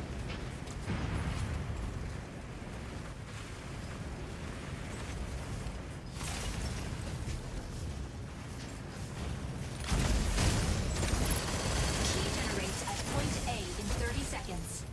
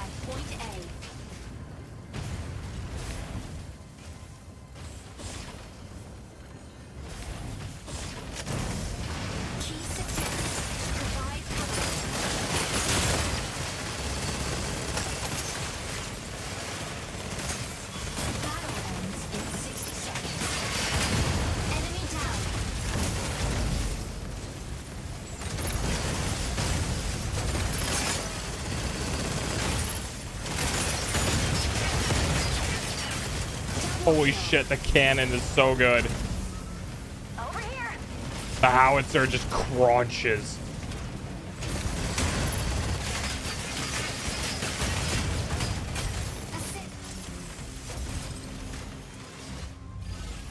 I died once. I died once.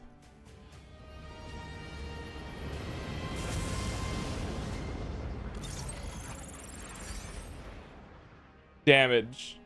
1.1 million? I'll take that. Oh god, not this. Punk.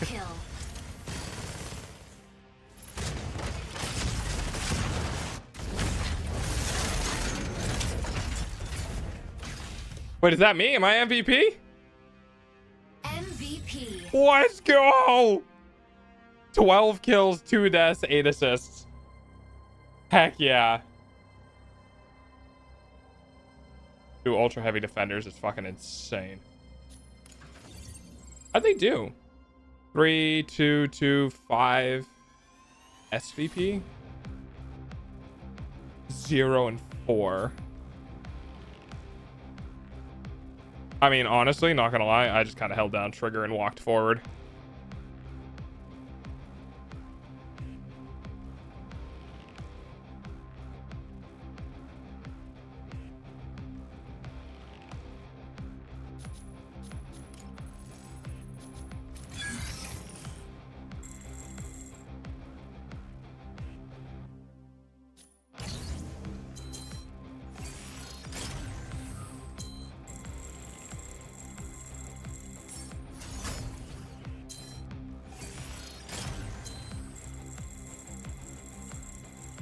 The audio design is tickles my ears. I love it.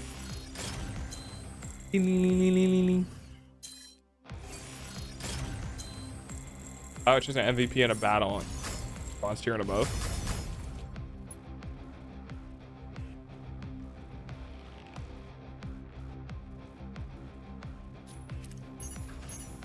Trying to get a headache.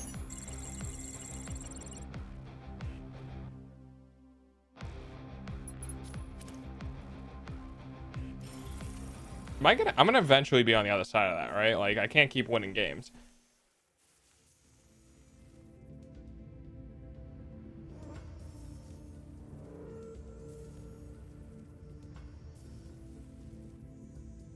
Painted Welkin? Welkin.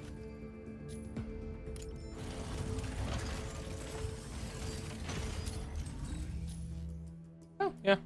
See that.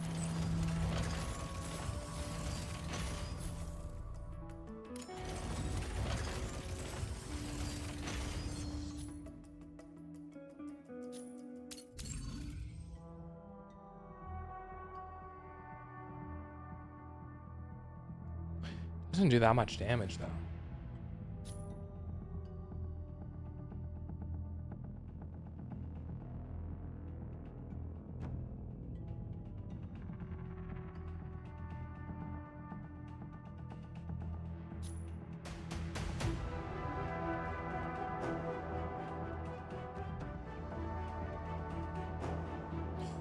Paralyzed the target. Oh no. Oh no. No, no, not the Welcome back fucking from ads. not the Thank fucking you for the paralysis, praise. please.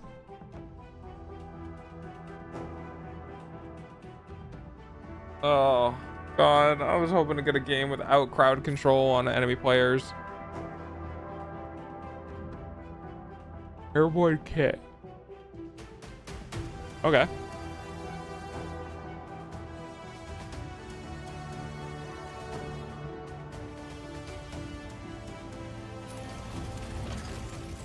A heavy sniper.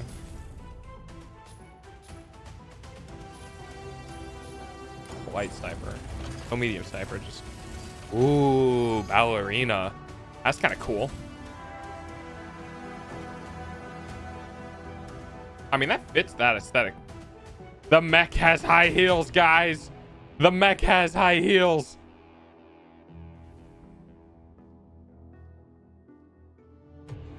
Damn. That's a really cool design, though, not gonna lie.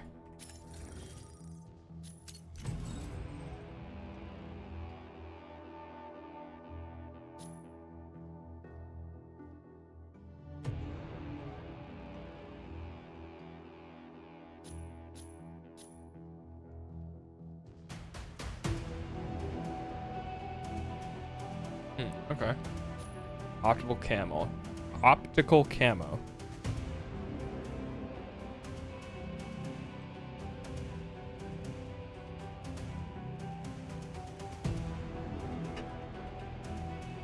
Interesting.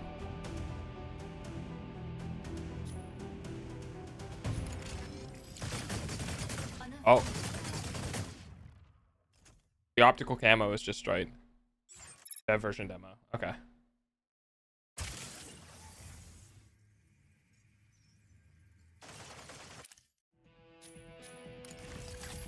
Drone deployed.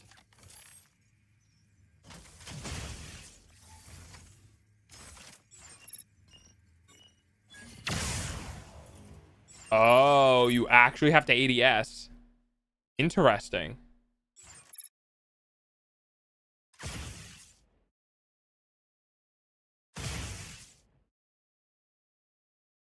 Drone deployed. Interesting.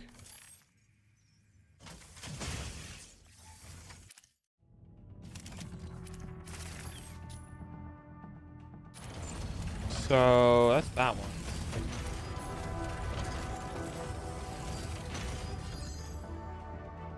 Yeah, you know what? Fire out. I'm always a fan of sniping. Honestly, these videos not being compressed look super good. I'm so glad these things weren't. This video wasn't compressed to hell and back. That's at like 60 FPS or higher.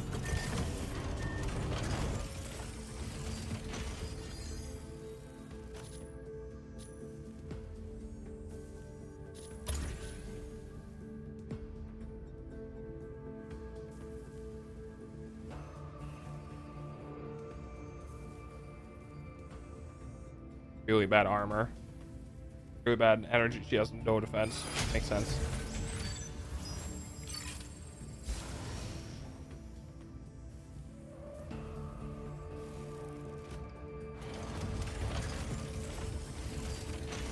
Tricera, ready to strike. Stego, ready to strike. Inferno, ready to strike. Narukami, ready to strike. Falcon, ready to strike. Guess I'm doing Falcon. Raider, ready to strike. Yeah, someone got the light sniper. Makes sense. That face on Inferno, oh my god. They made a fucking Dark Souls. Oh, you guys can't see it. They made a Dark Souls face. That's all I'm gonna say. Badass though.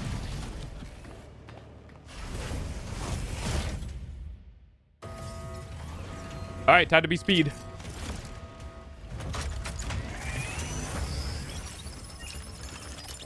Injecting hematite particles. Pilot sync rate stable. Mine projection system initiated. Escort reactor core and upgrade Bunker City's power facilities. Activating the consoles along the way can speed up the transport vehicle. St. Dino's have also set their sights on this operation. Be sure to complete the escort before then.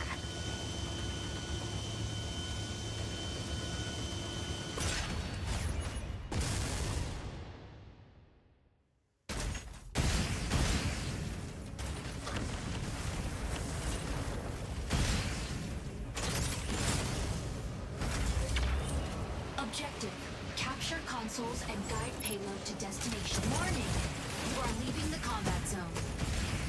Warning.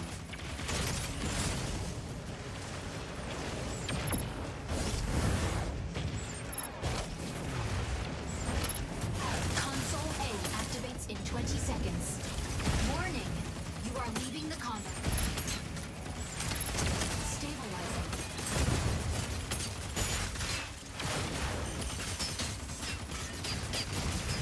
Weapon not ready. Subtask, capture console A before the enemy.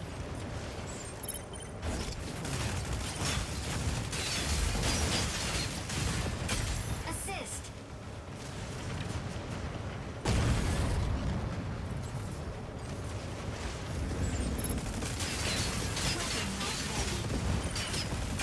Assist. I'm a literal AC-130, dog. I'm a literal AC-130. Combat zone.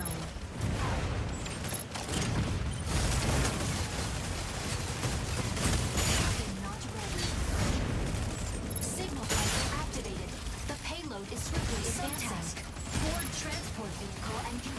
Advancing. Unavailable now. Warning. You are leaving the combat zone. Warning. I'm gonna get my team.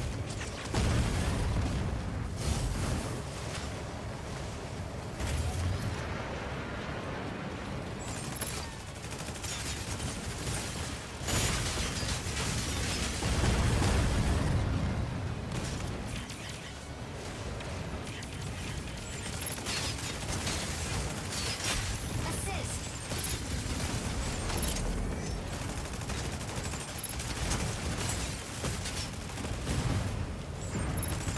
Weapon not ready. Warning. You are leaving the... Warning. Assist. Wing form required. Assist.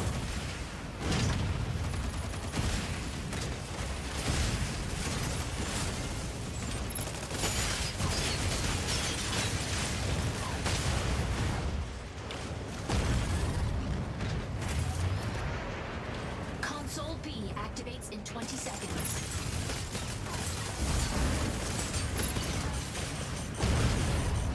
Warning. Warning. You are...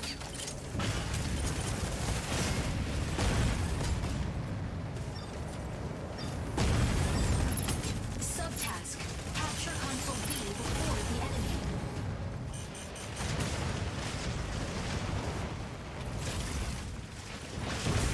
Activating signal console. Reloading. Signal console activated. The payload is swiftly assist. Board transport vehicle and continue advancing.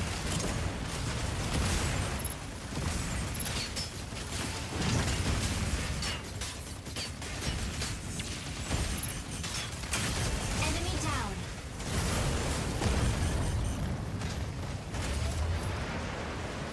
Fire from right. Sniper auto lock on.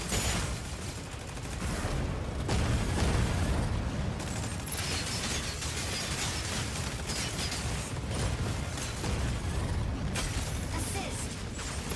Weapon not ready.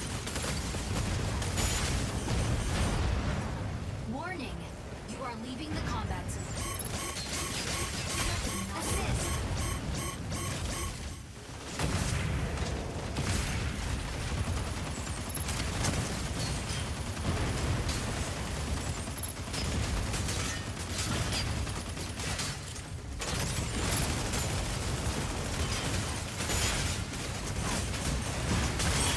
God. I don't have any healing. Console C activates in 20 seconds. Sequence. Assist. Immediately start shooting in the air.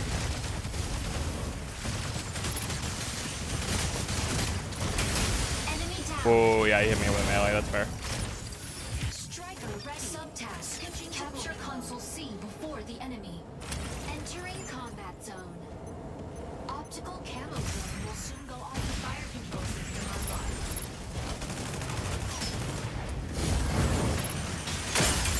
Enemy down. Weapon not ready. Signal console activated. The payload is swiftly advancing. Board transport. Oh. Yeah, fucking one tapped me. Jeez.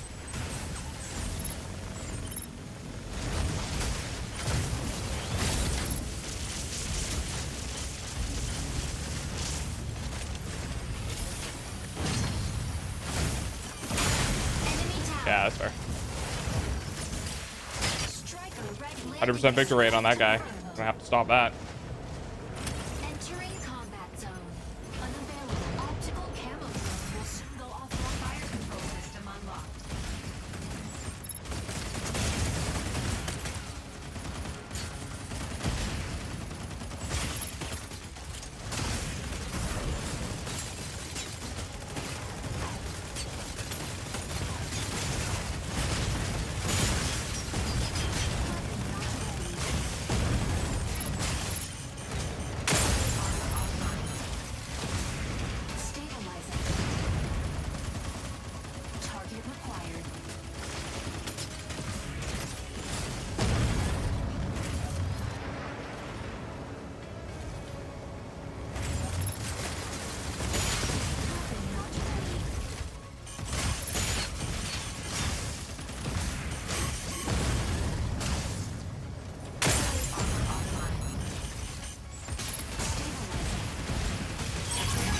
Ah, I can't fucking fight that guy. He had a peel. He had peel for him the whole time. The two people I was fighting out against.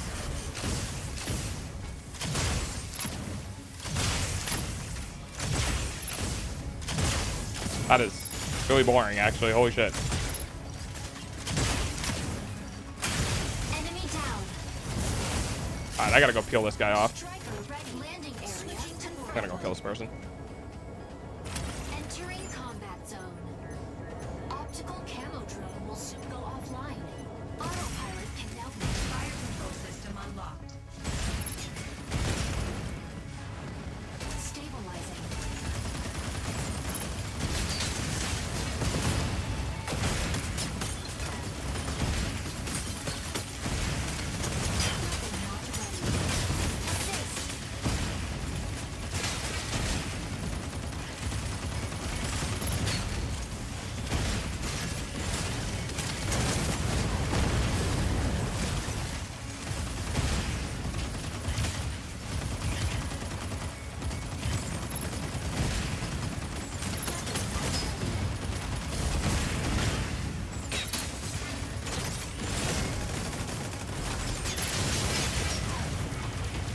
I think we lost that one. Oh, we got it. All right. Damn, I did not do well. I got picked off so many times.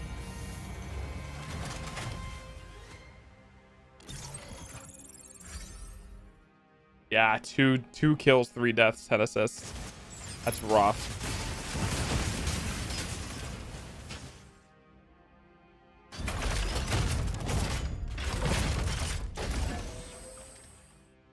One with double the points. MVP. It didn't feel like it because I was getting rolled. Because I was getting picked off because I wasn't with my team. 2-3.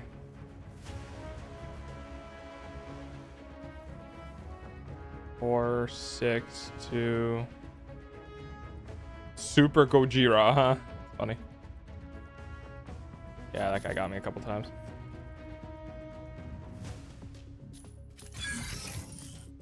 Yeah, so definitely like map type is important with that particular mech. If you don't have room to breathe in the air, you can't use your 3 ability, which means you can't do a lot of damage. And the 3 ability needs some distance to get to the target and turn, I think.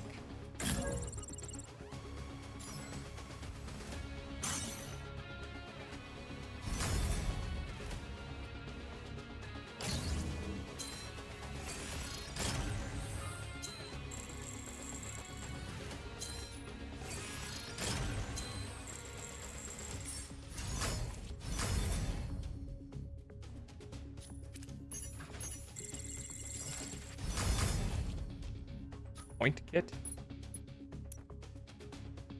contains special paint. Oh, paint kit. Oh, okay. That's a point kit.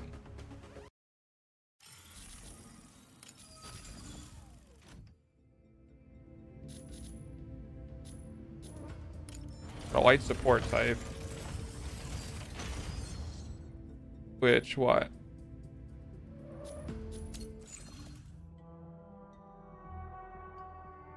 Right click for a repair drone. Left click for a repair drone. Welcome back, Liz.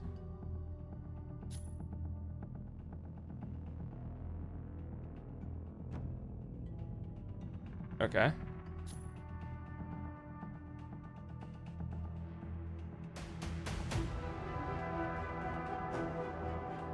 Interesting.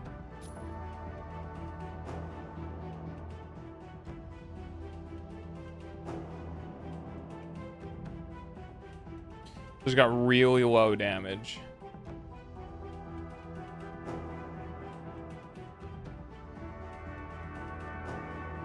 Interesting. Okay. Is that the support? Yeah, it is. The light support.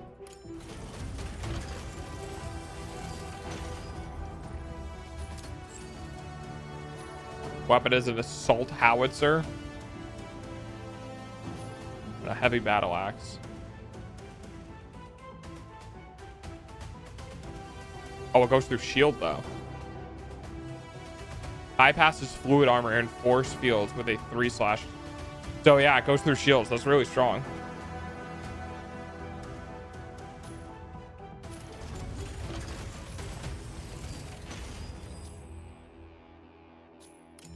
Second ultra heavy defender. Okay.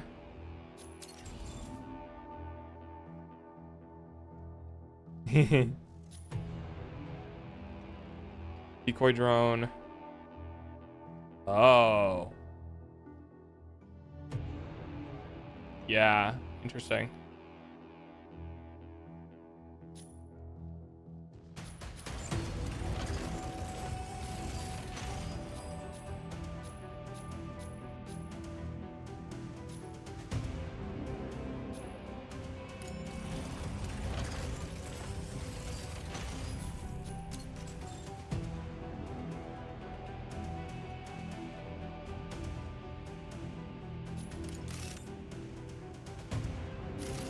Holy crap, dude. This guy chunks damage.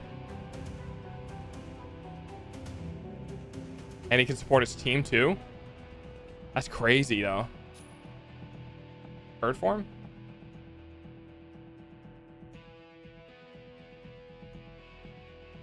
Stationary greatly increases lock-on range. Releases stasis field drones confining enemy striker movement.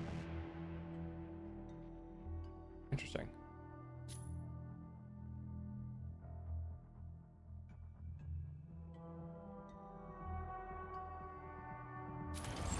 Lemon, lemon, lemon, lemon, lemon, lemon. Oh, you got the plushy licks? Yeah.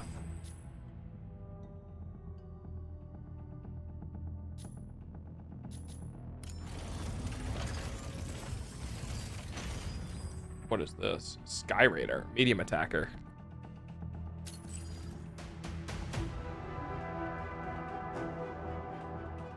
Charge. Not a fan of charge-based weapons. Oh, it's this guy. Jamming missiles.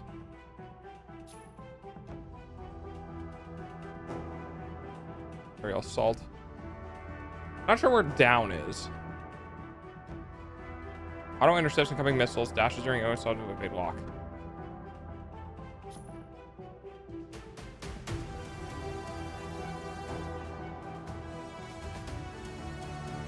All right.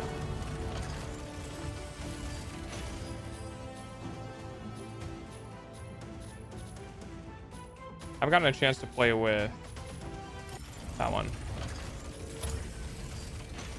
I want to try her. Air quotes her.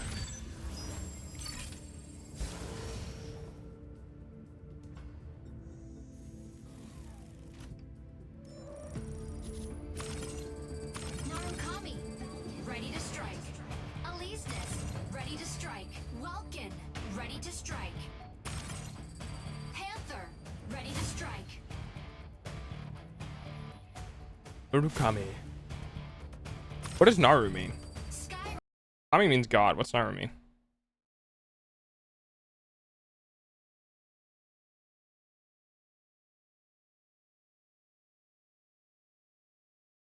Become God? All right. Aquila, ready to strike.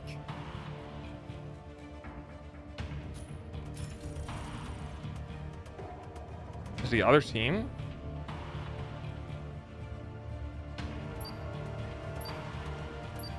Somebody on their team must have not selected. Pilot proceeding on board. Ass. Oh, the ass. Look at that ass. So much ass. Come on, lick. Lick the ass. Now, I'm not familiar with her kit too much. It's gonna take some time. But I know I can smack people with a sniper rifle, and that seems like fun. Obtain launch keys from 3 data terminals to Oh man, this would have been perfect for fucking. key will periodically be generated at one Do we have her? Obtain We don't. Oh, we do. We do have a launch Falcon. site before Windrose.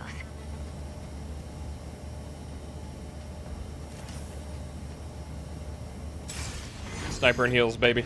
Oh, it's Widowmaker. Entering combat zone.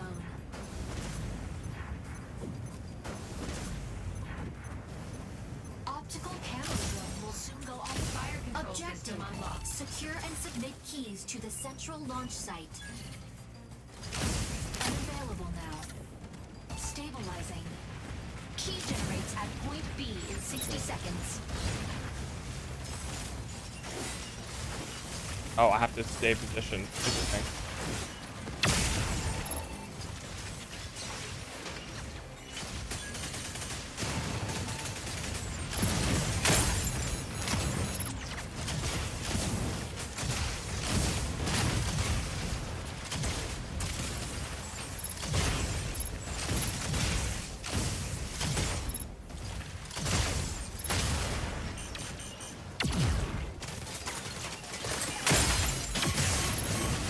I'm gonna get peeled. Damn. I just got fucked so hard. I didn't know the assault had a second phase. The guy just ran at me.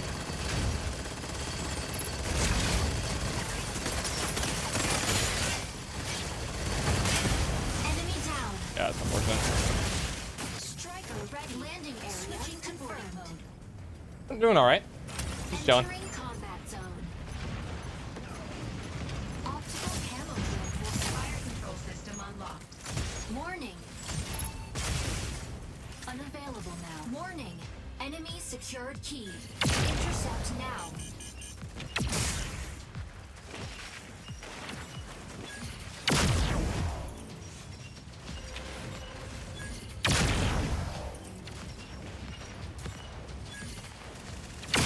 Enemy down.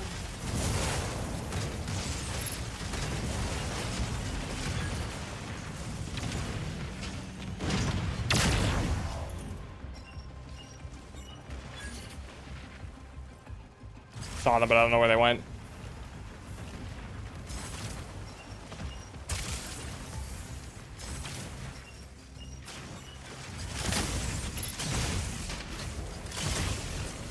Key generates at point A in 30 seconds.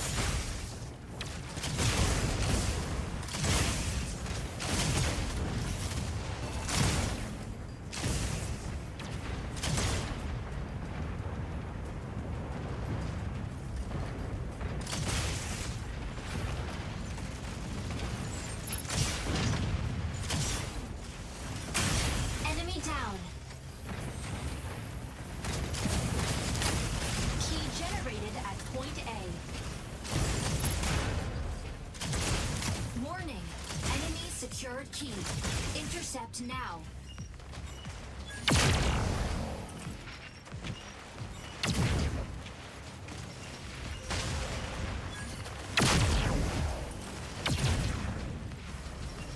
Unavailable now.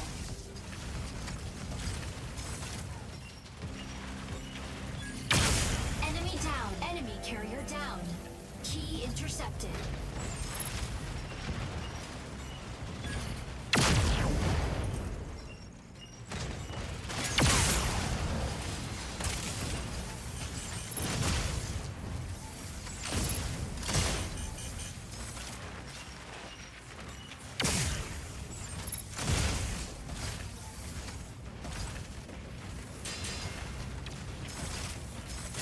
Key generates at point C in 30 seconds.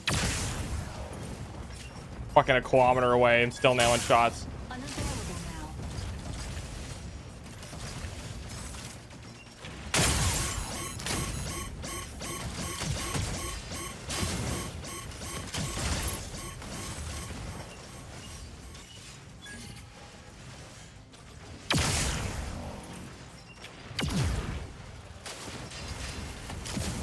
Key generated at point C.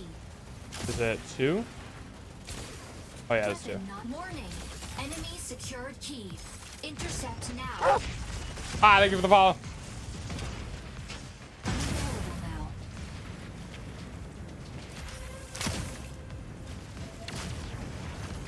I'm chilling. I'm just chilling. I don't know anything about this game. Please don't touch me. Unavailable now.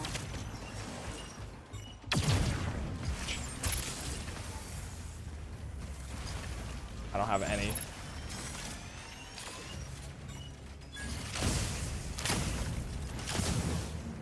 Weapon Weapon not ready. Stabilizing. This is sick. Something's wrong. Request backup. Unavailable now. I have no health. Oh my god. Key generates at point B in 30 seconds. So gonna die. Because stream is coming. Initiating What is injection death? I had literally no way of repairing because didn't have any support. I had 0 HP. No. Hi, welcome Raiders. Thank you, David Polico, for bringing your wonderful audience here. Yeah, thank you. I hope your stream was well, bud. You need to introduce yourself to the nice people. Hi, my name's Delta. I stream from 4 p.m. to 10 p.m. most days. That's 10 p.m. to 4 a.m. for those in the EU, unless it's winter.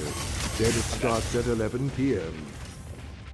You're welcome. Remember to tell them about what games you have been streaming lately. Well, I just started streaming this because this is my first time playing. Well, yeah, first day playing it.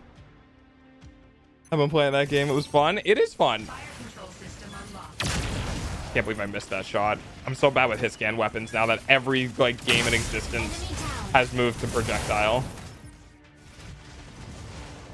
Yeah, I think it's interesting. I think it's cool.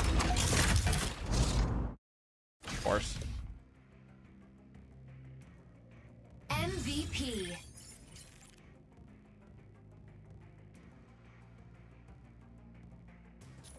See how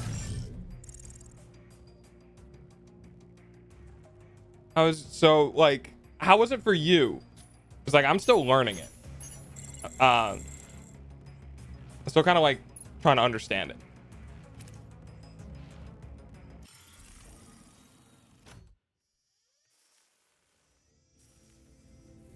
Not a huge fan of this one. I get chewed up by stuff way too fast. I mean, makes sense.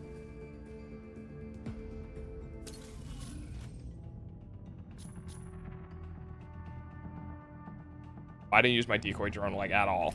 Okay, yeah, that would probably help. We'll try that one again. I'm just not familiar with them. I got all of them, all the Gundam. Gotta support other Beats VTuber. Heck yeah. Heck yeah. I mean, I like the mecha. You know, I think it's fun. Falcon, Narukami, ready to strike. Sarah, I gotta. What is the? Sky Raider, ready to strike. Stationary drone generates mass projecting decoy that coordinates with the striker, inflicting mere minor damage on enemies and putting the striker into stealth when within range. Functional, use just temporary attack. Okay, I'll try to use that.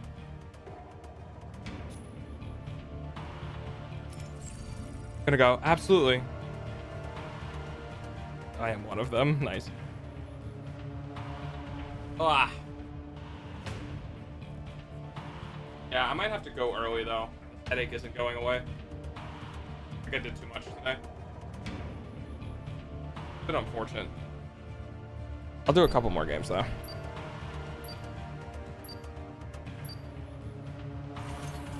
Pilot proceeding on board.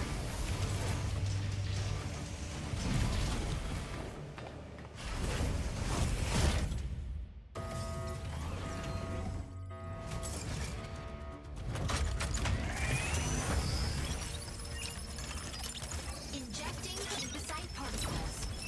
Pilot sync rate stable. Mind projection system initiated. Escort reactor core and upgrade Bunker City's power facilities. I gotta figure out what the down button is. The consoles along the way can speed up the transport vehicle. Because I space is up, obviously. I tried control to go down, but it doesn't work, so it might be alt. Okay, that's my best guess. That's what I would find it as if I was a dev.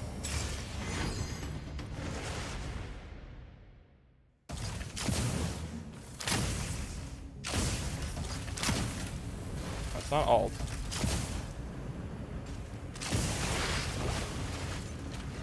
Objective: capture consoles and guide payload to destination.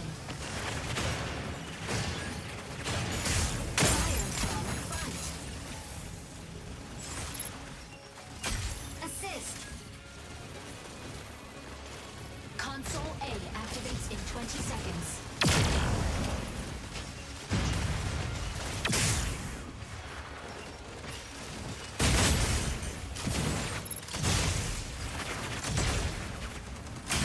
Enemy down. Subtask: capture console A before the enemy.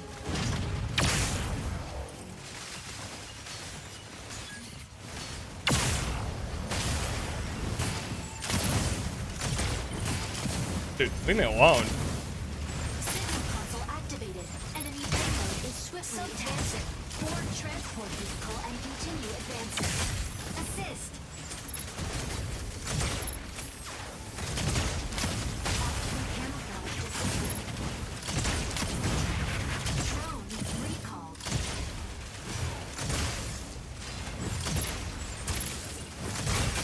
Assist. Assist.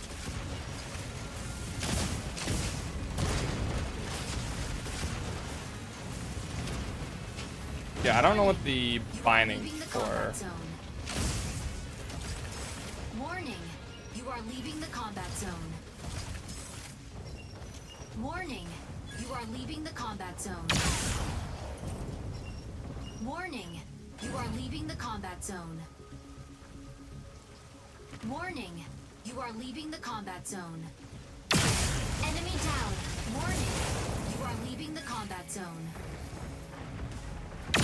Warning, you are leaving the combat zone. Double kill. Warning, you are leaving the combat zone. Really not though.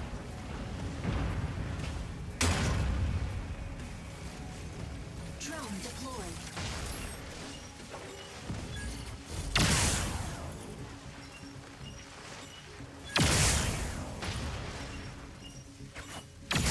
Fire from front. Triple kill.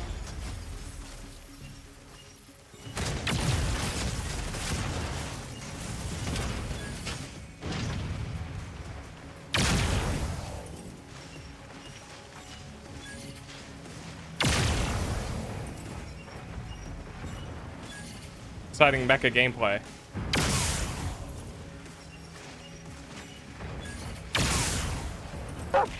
Ah, thank you for the follow. I'm playing exciting mecha game. Aren't you so happy to watch me shooting things from a very far distance away and not engaging in combat whatsoever? I can't hit things apparently. Console B activates in 20 seconds.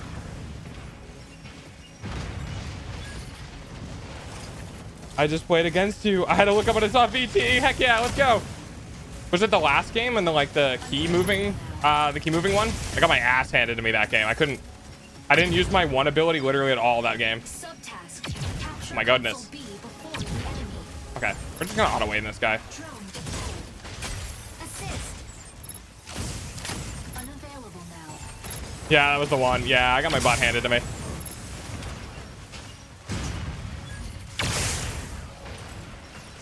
I mean, I'm just gonna pump damage into them. Signal console activated. Enemy payload is swift subtask. Board transport vehicle and continue advancing. Which one were you? Oh boy. Assist. Optical camouflage disabled. They want me. Warning. He wants me. Warning. You are leaving the combat zone. I don't want to be here. There you go. Assist.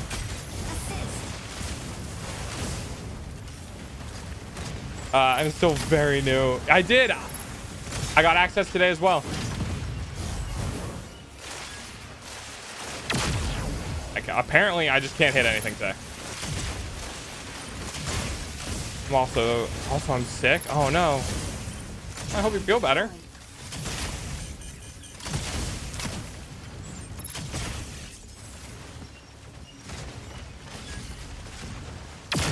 How did I miss that? Easiest shot of my life, but I... Assist.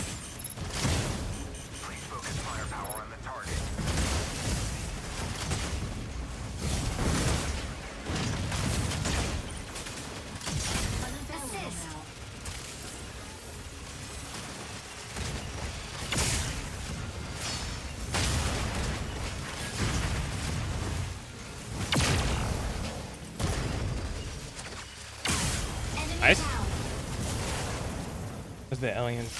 Okay. I'm not gonna lie, I have no idea what that is. We struggling? Oh no, we're moving their payload back.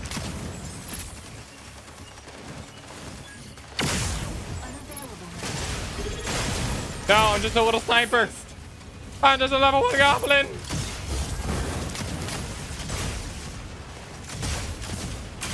Enemy down. Unavailable. Yo, Joey, thank you. Appreciate it, man. Heck yeah. On. Double kill. Oh, I wanted the kill. Oh, I missed. I apparently cannot aim today. Honk. Shot the after image.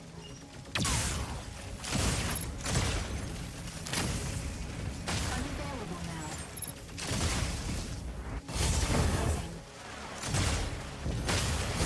Deployed. Optical camouflage disabled. Drone recall. He's doing really well against like 5 people. Good for him. Welcome to stream. Heck yeah, welcome to stream.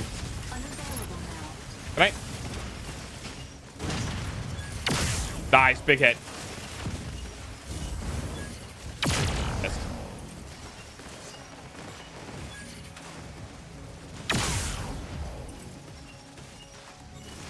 That poor guy's having a rough time. I missed.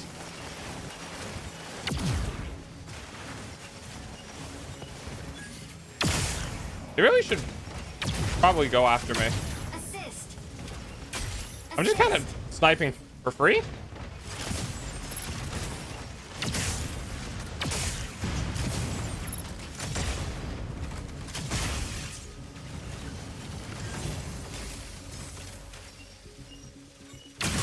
Enemy down. That's so unfortunate, buddy. Drone deployed. Assist. Oh, this poor other team, man. They're not having fun. We're bringing their thing all the way back to their spot. I mean, we're really not progressing ours very much. Drone recalled.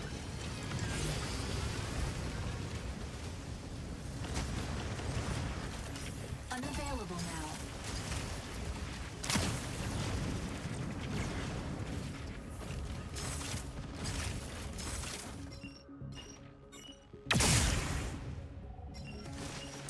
Assist.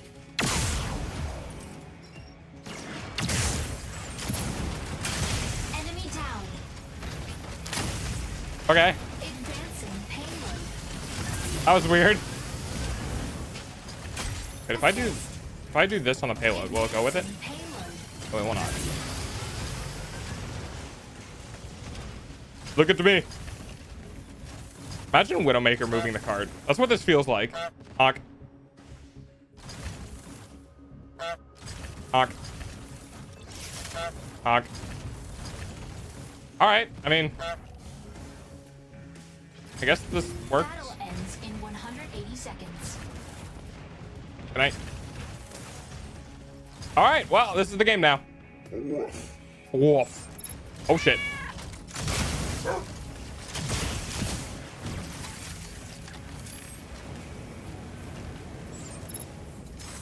Optical camouflage disabled. Optical camouflage enabled.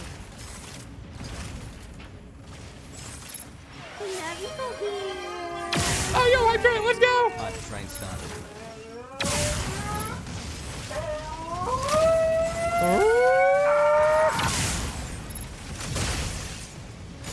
Drone deployed.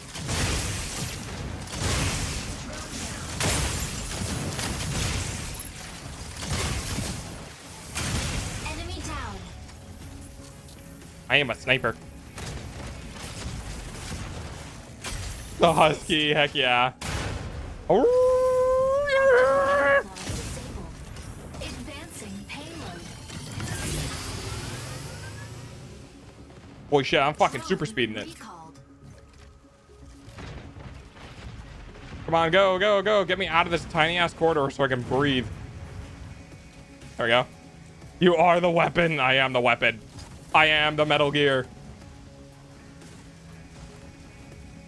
I feel like the person on the other team should just Console C activates in 20 seconds. let me, you know. Our entire team is just like not letting them move.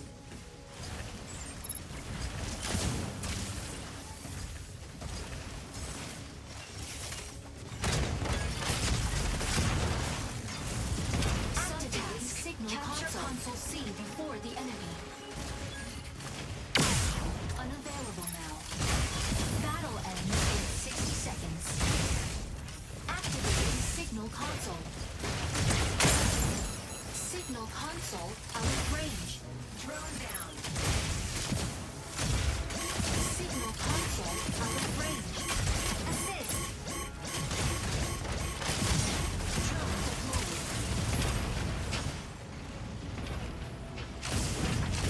Optical camouflage disabled. Battle ends in 30 seconds.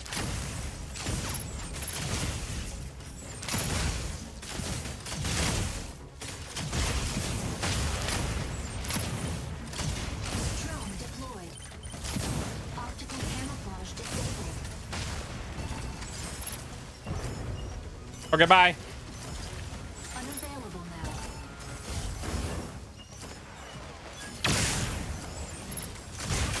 Assist. I lived. Holy shit, I didn't die. They're technically doing the work. Victory. Yeah, I know, right? We pushed them to 0. No. That's so unfortunate. 10 kills and 0 deaths. Oh no. Warning. You are leaving the combat zone. Warning. You are leaving the combat zone. Double kill. Warning. You are leaving the combat zone. Warning. You are leaving the combat zone. Warning. It's like, well, I'm not really leaving the combat zone if I'm not moving. No way am I. This guy got MVP. What did he do? Get 20 fucking limbs? I mean, he was on the enemy objective the whole time. He has a 67% win rate, huh? 10 limbs.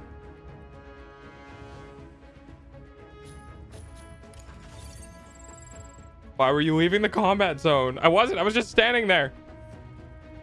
16, huh? Where am I?